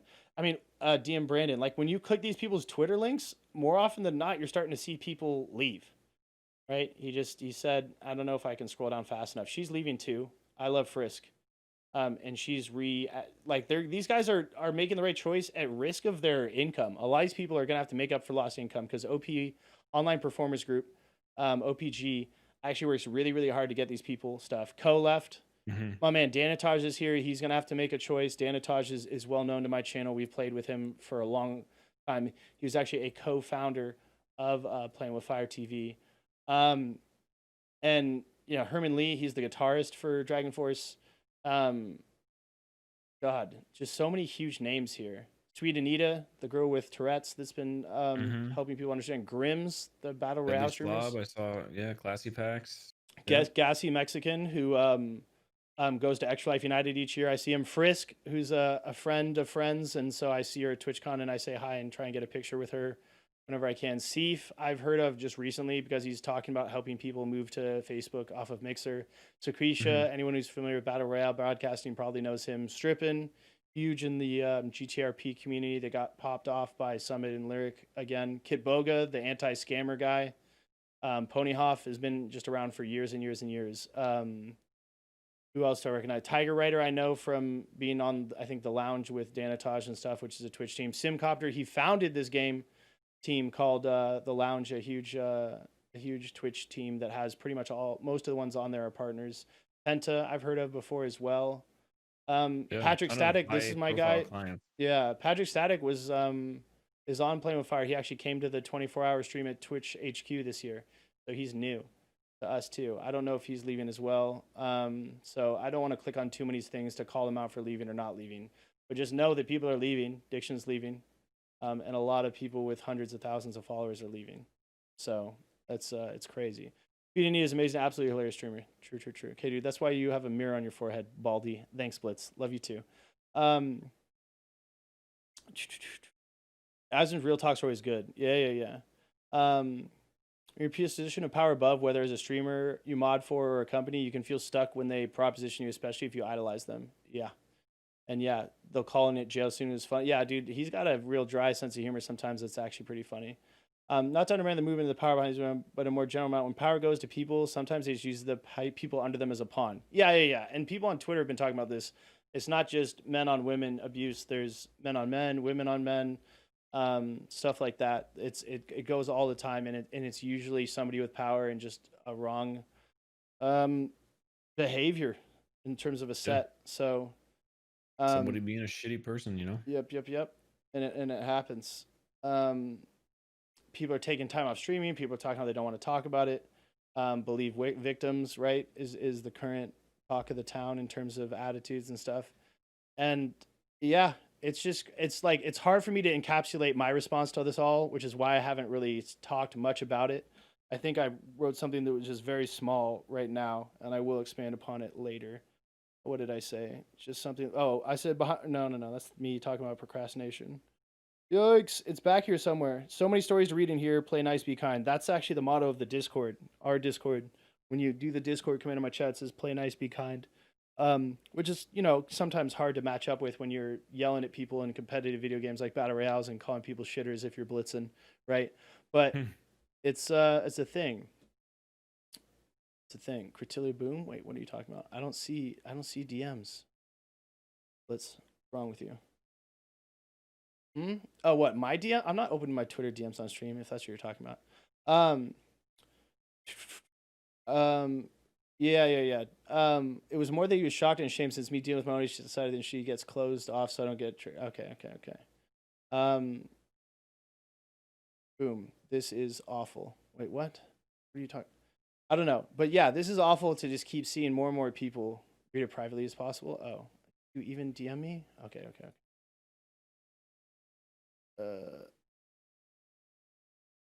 Oh, yeah.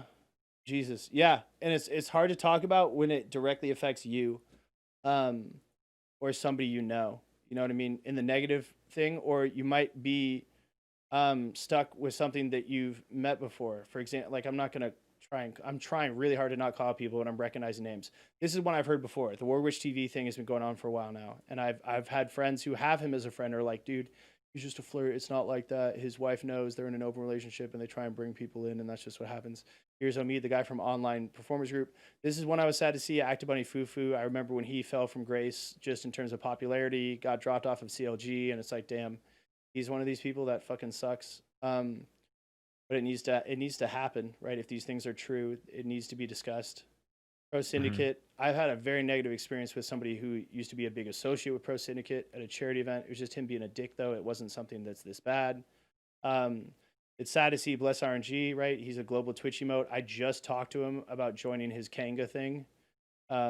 He's doing this app. He's part of the company that's like trying to consolidate all these different social medias into one, so you can look at somebody's. Somebody called out the guy Cray, who's the Craigasm emote. Yeah, I saw that too today, and you're just like, every time you think you've locked it down, it's a new, like, everything, you not locked it down, but you know what I mean, like gotten your head around the enormity of this. Yeah. The ball expands and it's just getting bigger and bigger and bigger, and it's starting to affect the circles that I know slowly but surely. Not a lot, but a few, and I'm starting to understand, or I'm trying to understand where I fit into all this as somebody who's just like a bystander and a witness.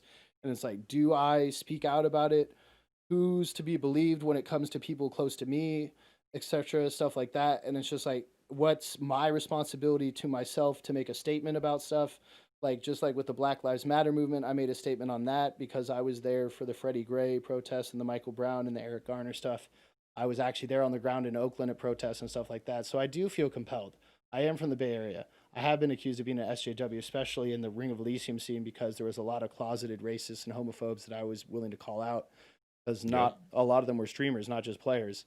And it's just like, I definitely do have like a big justice bone in my body where I like need to talk about these things. And sometimes it gets made fun of, but it also motivates a lot of my actions and behaviors. So I don't know. It's going to be a thing, and we'll see what I do going forward. But I'm definitely not going to be a part of the suppressing people kind of situation. So I can at least pledge that to you guys. You know what I mean? So I hope everyone's staying safe out there, man. Because like it sucks because it's so prevalent and it's so under the surface that a lot of people just don't notice it or they don't talk about it a lot. But it's just like the idea that Plex Storm exists. Like, of course that's a thing. Of course these things are things. It makes perfect sense that this happens just because people are so shitty, which where the parallels stop for, you know, another stream platform. It's not the same thing. But my point is just that, like, when you think about it, of course these things are things. This happens all the time. TwitchCon, you go to parties, people get drunk, people go home with each other, and it's not always consensual, and you need to look out for your friends as much as possible. Walk girls home if you can, shit like that. Or, you know, even guys need walking home sometimes, or you know, it seems like they're going home with somebody that they might not be happy about the next day. And a lot of this comes down to like the sex talk that parents have with their kids. Like, I got 2 very different sex talks because my parents were divorced. My mom basically just slipped this book called the What's Happening to My Body book for boys into my into my bookcase when I was growing up, and that's something I read and learned about. But it was right in there amongst the goddamn Calvin and Hobbes shits. Like, what the fuck? There was like the Garfield shelf, the Calvin and Hobbes shelves, the actual novels shelf at the top, and like right in the middle somewhere was that book. And the other one for my dad was when I tried to bike out to this girl's house. She wanted me to come over. She's like, hey, my parents aren't home. And this is like late high school. So I'm like, bro, this could mean, you know, the big time. I got on my, I mean, you know what I mean, bro. All right. I lost it when I was 16 to this person. So never heard it referred to as the big time. The big time. That's the way I'm going to phrase it for the rest of my life. Yeah. When you're ready for the big time. Yeah. Well, me and her eventually had the big time when we were in a long-term relationship at the age of 16, but I think I was 15 at this time. And I got my bike and I tried to bike over because it was like honestly, it was like a 40-minute bike ride. She lived like a 10, 15-minute drive away if you're taking the freeway type shit. And I'm going through all these 40 minutes for my first time, Ellie. Yeah, dude. I had like a backpack. I had my brother had some kind of condom stash. I threw them all in there, like 20. Like I don't know how, like, what is this, a goddamn fucking marathon? And I'm going right through Arinda, and I know I need to make it. I think it might have been, I was like in the downtown of the small suburb in the East Bay area, where if I had gone down like probably less than 10 blocks and turned left, I was on the straightaway that led up to like her little gated community. But there was like a huge hill because she lived in a gated community around a golf course that was up a hill.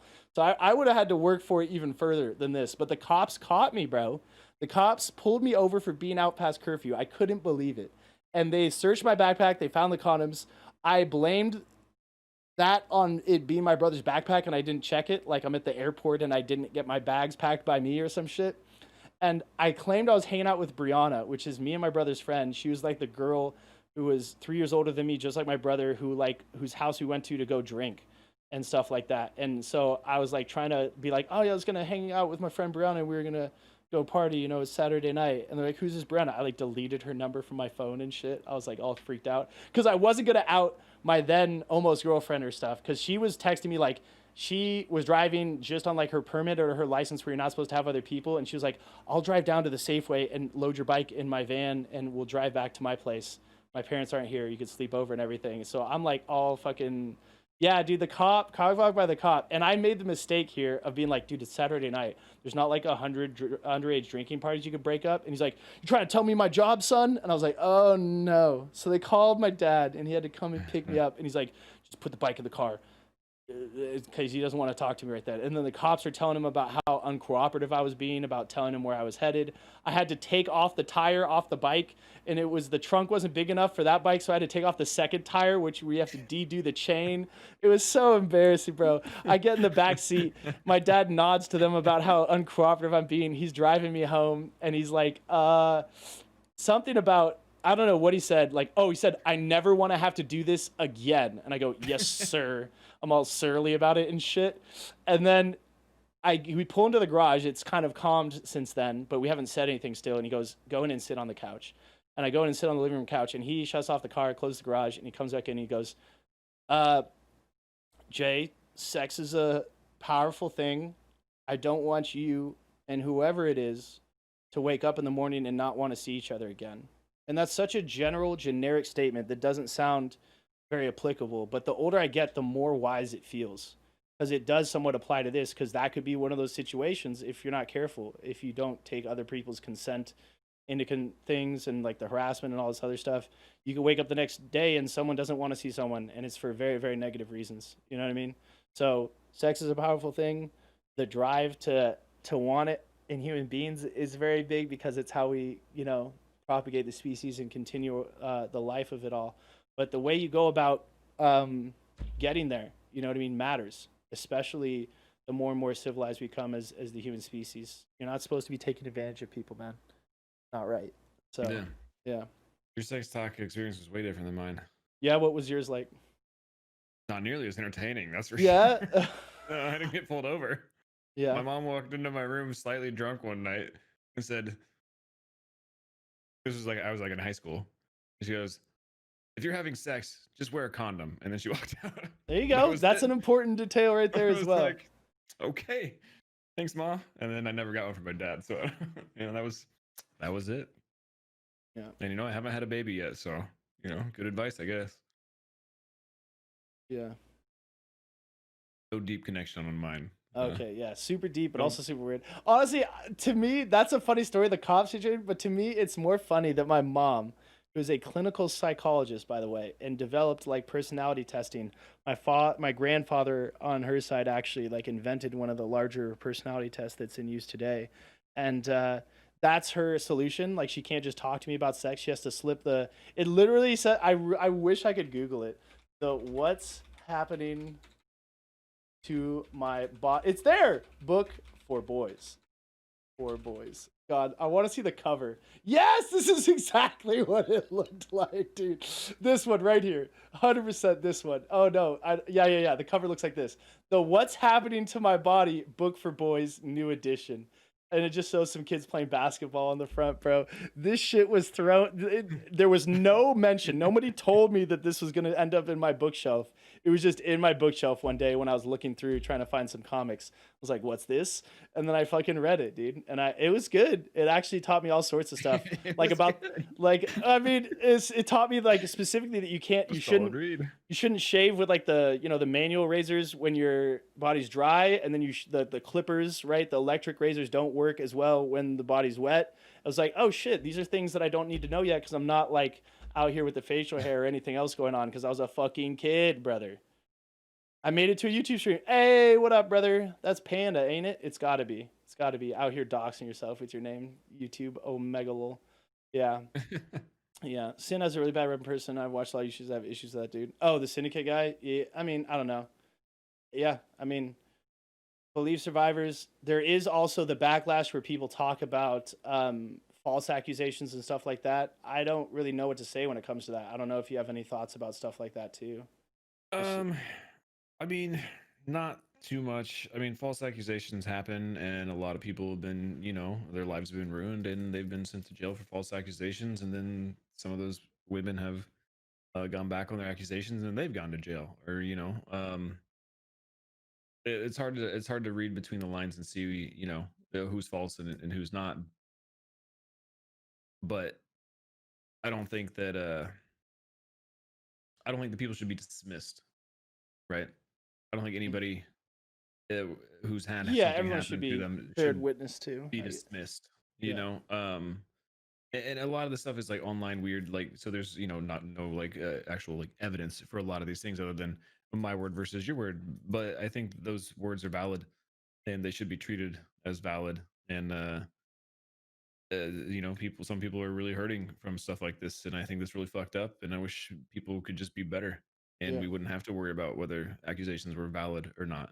Yeah. You know, you call them out on their shit if you see it. That's my opinion on it. I agree, Nemi, especially. And that's the thing. Like I talked about, covering stuff up, marginalizing the voices that speak up, suppressing people happens all the time. Happens to allies as well. I mean, now's not really the time to call attention to ourselves and be like, well, my experience has been, if you're not actually a victim, it's a lot better choice these days, especially in the past few days with what's going on within the live streaming community in terms of experiences being shared about harassment and abuse is to kind of like allow the stage to be taken by these people and their stories. But like as a guy, if you like go against the grain of like being that way to girls, right? Like people are online calling girls dishwashers and worse, you know what I mean, in public matchmaking, especially in like Call of Duty and games like that, or Valorant, Nemi's been experiencing. And if you're a guy and you say that that's not okay, you get called a pussy, the gay F word, a lot of other stuff, racism, everything else. If they find out you're streaming, they'll say some awful stuff too.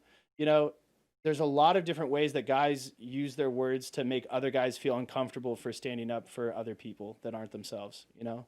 And it's almost like a, what are you doing being, you know, friends with girls? You're supposed to be like ragging on girls, you know, with us or something. So it's like to go against the grain, as I just said, as a guy is actually a lot harder than it looks. I mean, it's clearly the right thing to do, but there's a lot of people who are trying to kind of push you into the rank and file with the rest of everybody else being fucked up. So I don't know. I don't know.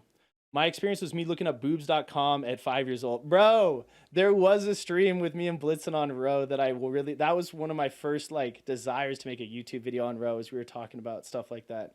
Because I like looked up some stupid stuff on my mom's dial-up internet I looked up so much bad stuff when my mom was not in the room on her office computer, because I didn't have my own computer, that like it slowed down. Not on some like actual virus shit, but like the amount of adware and whatever ware that got on there because of me was definitely enough that she needed a new computer. And the tech guy who replaced the computer knew what was up and told my mom, and then I got in trouble, or she at least had to talk to me about it. So yeah.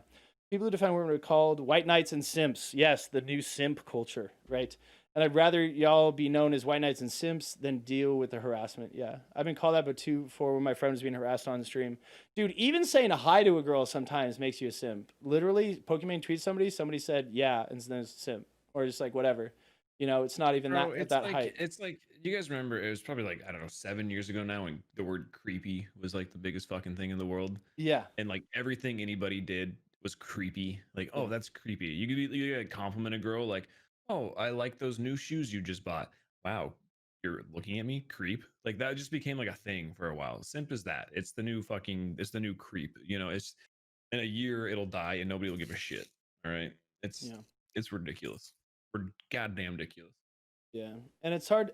I can't say for sure that like the more stories, the more likely this person is abuser, but it's hard to ignore when like you go to one of these sections and like it's so many fucking things, dude. Like this is what 1, 2, 3, 4, and 5. And the reason why I talk about guys being allies is because this is a guy, Omrecker, and he's kind of starting to address from a friend's perspective what's going on. Because like what's going to be necessary is guys going to have to call other guys. Because there's no way that this isn't known. You know what I mean? These things don't happen in a vacuum. Somebody notices some people going home with each other at TwitchCon. At some point, I'm not saying every story had a situation where there was another guy that should have stood up, but there's got to be some situations. So there you go. Wow, creep. There it is, Cret. Oh, no. Yep. My mom walked up behind me and laughed so hard, and she called out to the whole house I was there at boobs.com, and I became a Navy SEAL porn looker. Wasn't your dad in the military, Blitz? Yeah, you gotta learn how to hide that shit. Absolutely. At one point, I deleted it because it just became too weird, but I had like a fucking one of those like external hard drives that you could like lock down. It's like if you got the password wrong 3 times, it like perma-locked or something. I got one of them. And no, this is like way later than 5. This is back when like LimeWire, FrostWire, Kazaa or whatever was on, and you could like download those kind of videos, man. And I was like, oh, hell yeah. And you know, you got to have that. I mean, this was back when it took 10 years to get, like there was the hub was not up, if you get my drift. There was not a lot of free streaming sources. You had to like pirate.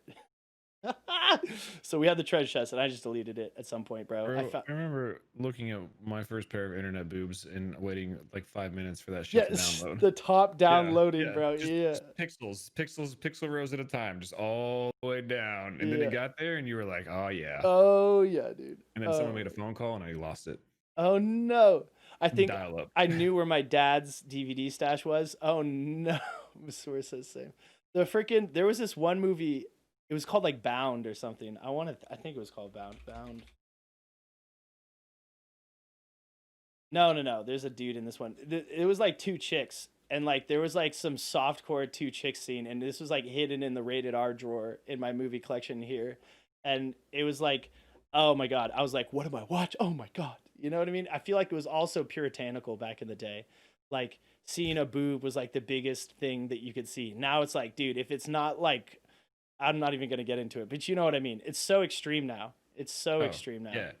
yeah, no, like it's so everything's so fetishized now. Yeah. Like it's so accessible now that there's Yeah. guys that are so desensitized that they can't just have like sex. It has Yeah. to be like sex plus. Yeah, dude, listen, if you don't have 14 vibrating and rotating dingle dangle dongles, man, I just can't even get off anymore, dude. Yeah. Like, goddamn. That's what the guy who ran efuck.com said. He like his website is fucked. It's like only like porn bloopers or like terrible things that happen on sets and shit like Yeah. that. But yeah, I mean, and it sucks to scroll this, man. It almost doesn't make me want to scroll to the bottom. But this is kind of like the stuff with the BLM and everything else with the Black Lives Matter and stuff. Like as an ally or somebody who this doesn't really affect, right? It's almost like your job as an ally to pay attention, to not be Yeah, I ignorant mean of you this. don't even Like, have to like I don't know be like an ally per se. You don't have to like join team not shitty human being. You should just be on team not shitty human being simply by existing. You know what I mean? And if you see someone being on team I'm a shitty person, then you should call them out for that in all walks of life, in your work, in online, on streaming community. If you see somebody, you're walking down the street from the grocery store and you see two dudes harassing a woman or a bunch of women harassing a dude, you should just be a not shitty human being and try and stand up for people. Like that's the human condition. We're all in this together, and you can all just do the best you can to make it a better place for everybody. and it sucks because, yeah, and I don't know, man. I'm just expressing like my feelings because it's been coming in waves throughout the day. Because I think this must have been happening yesterday too. I just wasn't on my phone a lot yesterday because like when these things happen, I definitely notice because like I go on Twitter multiple times a day. And like I follow only gamers on my gamer Twitter. I have an old music DJ radio Twitter that probably has some of the stuff going on, but not the same amount. And because this is so very specific to live streaming and stuff, it's just like it's all everyone was talking about earlier today and probably late yesterday. I probably read some stuff late yesterday, but I just wasn't online. I was gonna stream on YouTube, but I wasn't feeling it. So yeah, because like I met Haley at where was it? It was the first time I played Crucible the game. It was the first time I met Andy Milonakis, who was super nice. Nelstar, the guy who we saw saying that he got forced to prove how gay he was to somebody, and that was his abuse story. He actually introduced me to Haley, who also has her own abuse story. So you start thinking about it's like, man, my friend has a story. Who he introduced me, the friend of the friend has a story. Like it's just like so many fucking layers to it, and it's awful to think that it's so pervasive and spread. And it's like I said earlier, of course it's a thing. Of course this happens way more than you look. Like TwitchCon ended early each day, so early that people who are business minded about TwitchCon are like, "What the fuck? Can we stay open till at least 5?" This shit was closing down at like 4 p.m. so that everybody could go to get drunk and fucked up.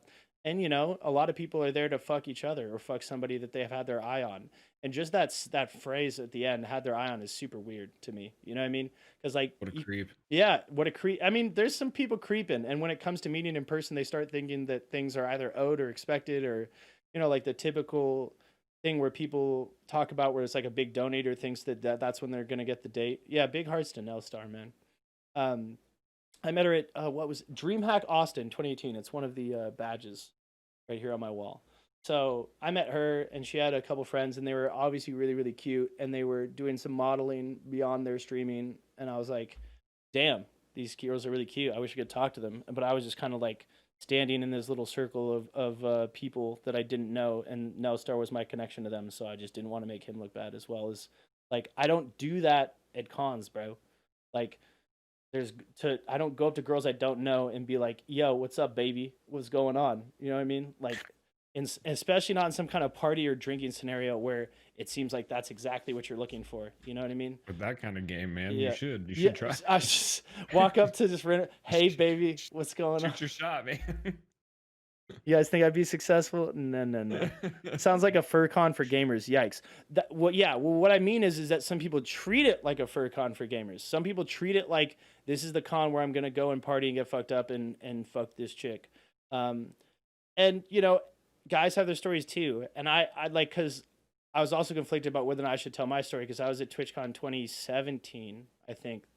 Was it that one? No, those pictures are actually from 16, where I met John Metaphor Gaming and he was called out later for that.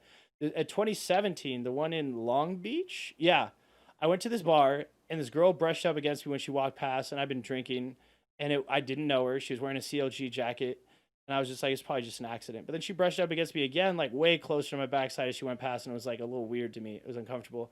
And then I was walking with my friend, who's a girl, and you like hold each other's hands to like get each other through crowded areas and shit like that. Or like we were holding each other's, like you hold the back of the person in front of you to or you stay close. And she like walked past and like tried to get her hand on my hand instead or some shit like that. It was really weird. Like she was trying to passingly hold hands. And then when I got up front of the bar, I was like, who the fuck was that? It was the chick in the CLG jacket, and she went and hung out with her friends.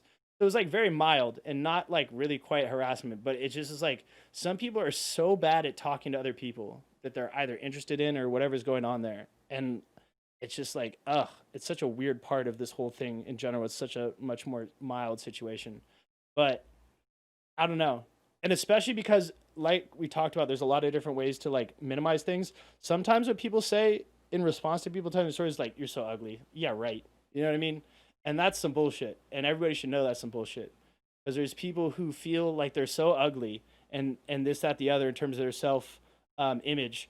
And those people get harassed just as much, or, they do get harassed just like other people. You know what I mean? People who you might look at and not think that that's happening to them. That's like a very toxic attitude to start thinking that only people of some kind of model caliber looks have to deal with that shit. Or that those are the people who have the correct stories, and people who are quote unquote like ugly to them are just like, yeah, like anyone would, you know what I mean, assault you or something.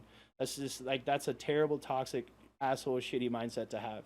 And it's just not the case. People, big, small, indifferent, and I'm also talking about, I'm not talking about like body size, I'm talking about like channel size. The small people, think about all the small people who don't have the platform to kind of get attention for their story that are going through stuff too. So yeah, I'm like really spouting off along at the mouth about this one. I'm sorry for going so hard on this. It's a big subject, It's not something to just brush under the wood with a few footnotes. Like, it's something that needs to be addressed, and it's I'm glad that so many people are speaking out. I know that's not easy to do. I'm glad people are speaking out, making it aware, and I'm glad that it's snowballing the way it is, that it's not just one or two people and then forgotten in a week like everything else that happens in the streaming community. And I hope some real change comes out of it. I mean, we've seen a lot of kind of bigger names kind of step up and make the right decisions regarding leaving agencies or, disassociating with people, things like that. And I hope that just continues to keep happening, and that this can be something that just doesn't happen in the community anymore, and B, if it does happen, people aren't afraid to speak out because they know that change can happen. Yeah. And it's not just TwitchCon. Like, see, Austin Marie's got the story from PAX. PAX is big. There's all sorts of just like internet meetups that happen that you should be looking out for your friends at. It makes me hypersensitive about like Extra Life, because like the last place I want to worry about something like that happening is a charity event. But Extra Life United happens every year, and there's guys and girls, and we drink out by the lake every year. It happens every year. And I've yet to hear of like an assault case that happened at Extra Life United. And I've gone 3 years now, 16, 17, 18, 19. I've gone 3 years. And the fourth year, I was going to actually wear the jersey to the online one here, but it just made me think about stuff like that. And it's just like, oh my God, bro. It's just, as a conscientious guy, you should be thinking and worrying about this kind of stuff in terms of your own behavior too. And also, like, it used to really bug me too in college, because I'm a big dude. I'm 6 foot. I'm over 200 pounds. We're working on that, but that's besides the point. The point is that like, when it comes to like somebody who's going to be wanting to walk somebody home, it's just like, I look vaguely intimidating, and I felt that presence and that attitude from people who might not have known me. Because I'm not telling people who might not have known me if they need to walk home, unless it's my party, in which case anybody who's walking home, I'm just like offering some kind of help in that direction and making sure nobody's driving drunk and stuff like that.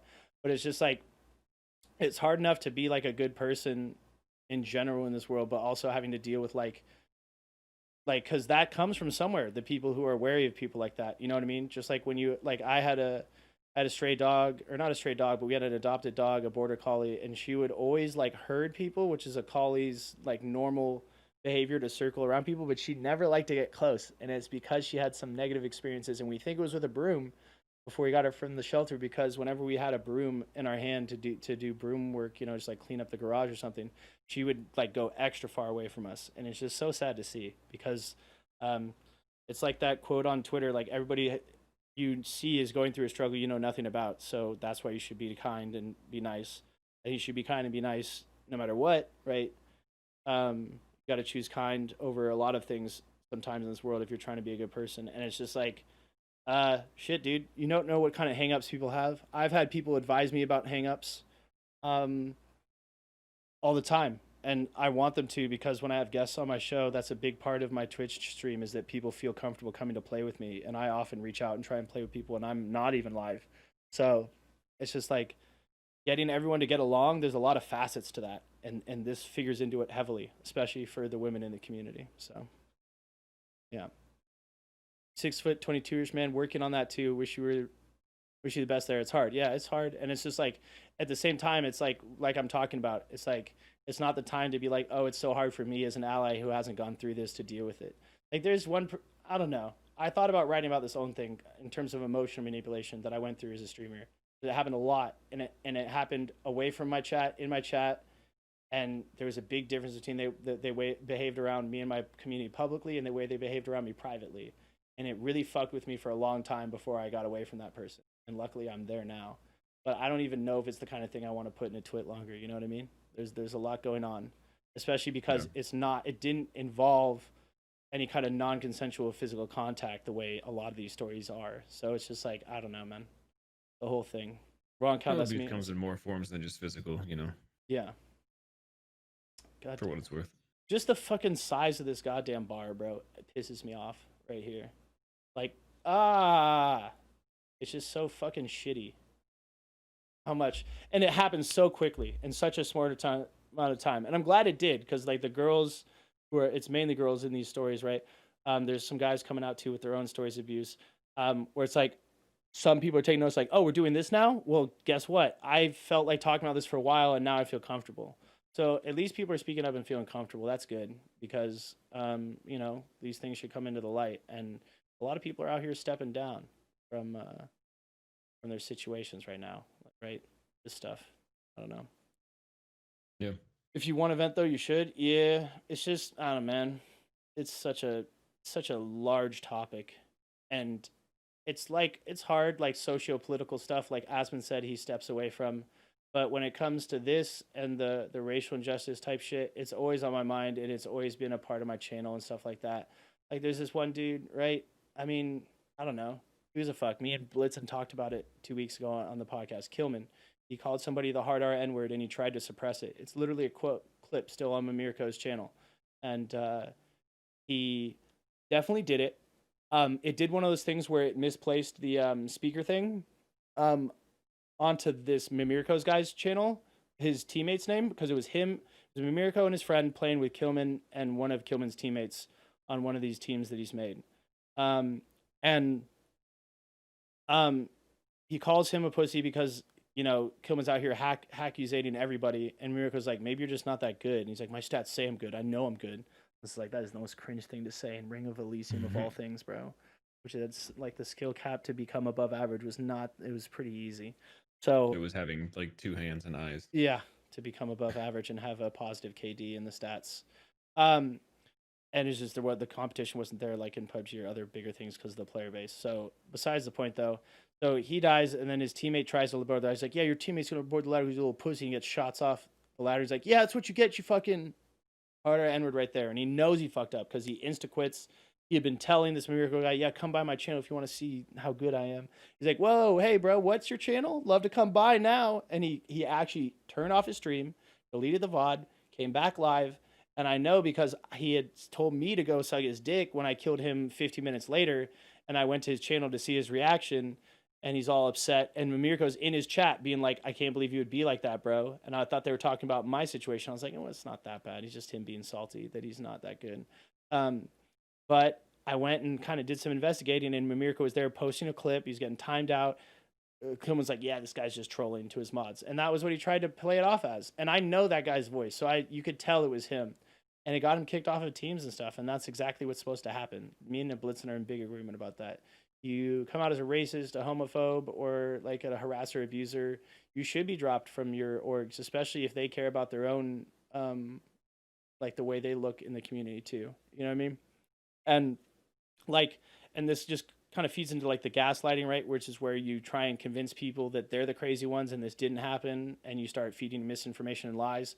I tried to talk to his friend who invited me to a match. His friend was in my community. He came to my chat pretty often. He might even have subbed before. And I get in there, he's a Killman. I was just like, hey bro, no thank you. No. And I just left. And he got my DMs like, what's going on? I was like, bro, I'm not playing with that man.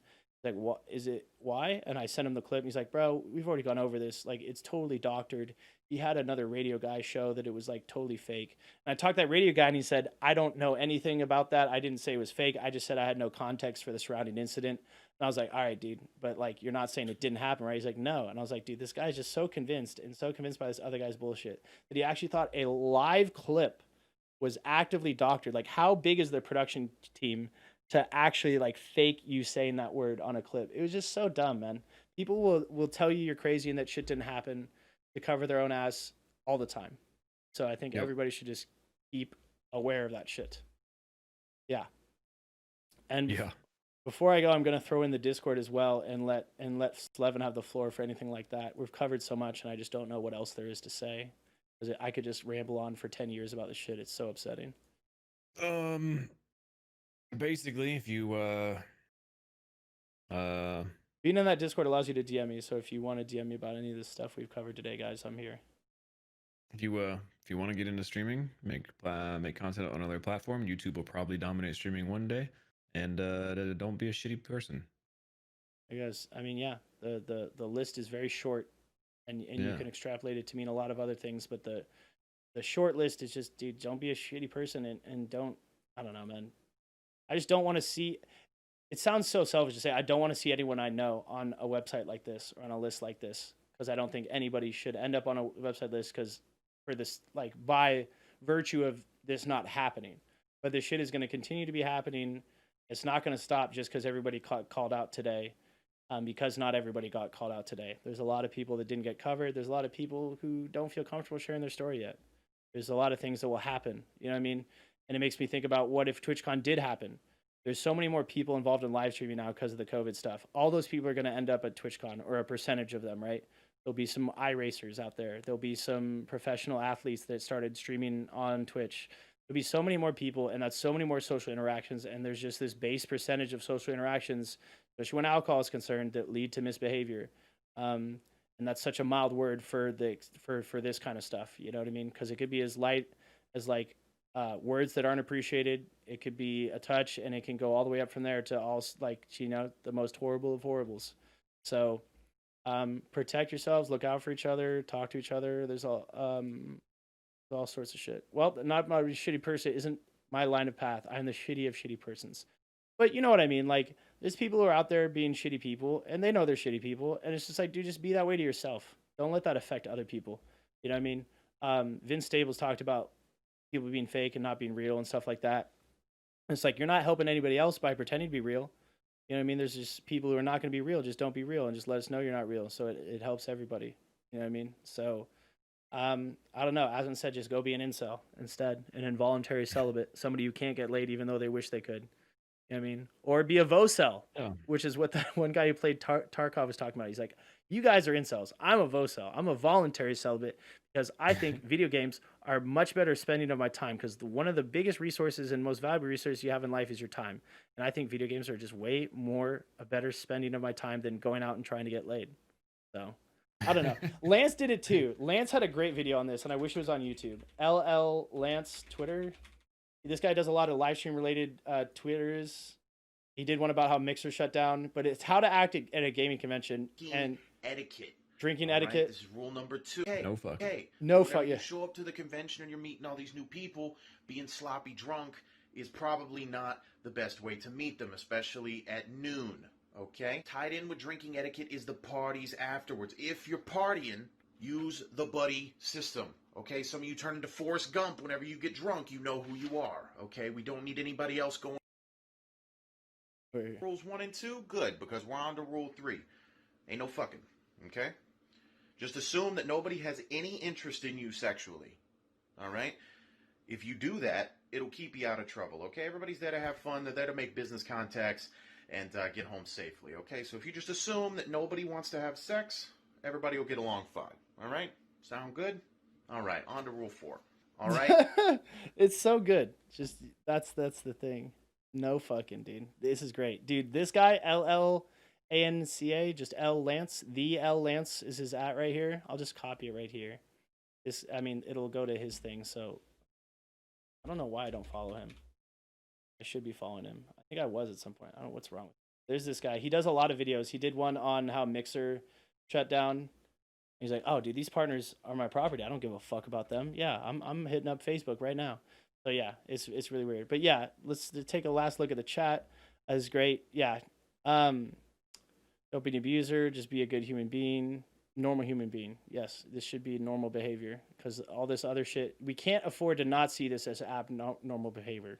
This has to continue to be seen as abnormal behavior. Otherwise, these people start feeling comfortable and it becomes the norm. And then people in the middle start getting mentally brainwashed into thinking that this kind of shit is okay, or at least to very much look the other way on it. And like you said, I heard anime cons are crazy, but live streaming is different because these people quite literally watch streamers potentially every night. I think the main problem with live streaming is keeping the barrier between friends and viewers on both sides. Streamers taking advantage of viewers, not understanding it either.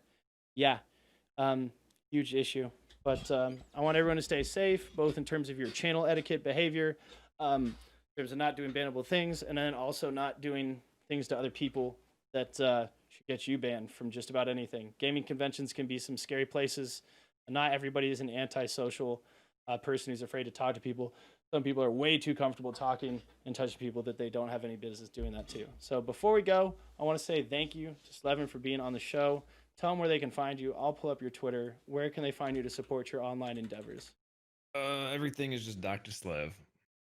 There you go. Is that the Twitch now too?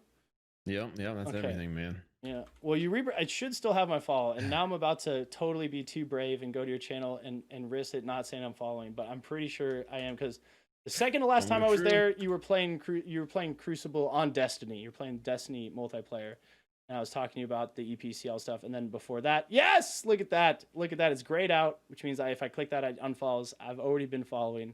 Do you have a followers coming in your chat? Now I need to flex that. I do, yeah. I don't know if it's on, but it's your there. bots are always there. The robots are always there. Look at that. We're almost at our 1 year. That's cute. On for 11 months, 23 days. See, this is normally where I'd say some shit like, what are you getting me? All right, for our anniversary, right? But I don't want to be harassing Dr. Slev online. All right, boys. But yeah, there's his Twitter. This is his Twitch. I'll throw that in there. Those are typically what the two things Twitch streamers want you to help support the most, as the Twitch is directly what they're doing, and the Twitter can kind of be used to do anything, whether it's promoting Instagram posts or anything else you got going. Posting some boys doing, this is not Star Citizen, by the way, but I think this is Twitch not catching up with this game Switch.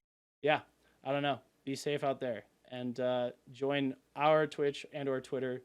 Remember, before everybody leaves, it is YouTube. It's very, very hard to get stuff going on YouTube, but we're trying out here with these. This is going to remain up. This is episode 7 with Slev.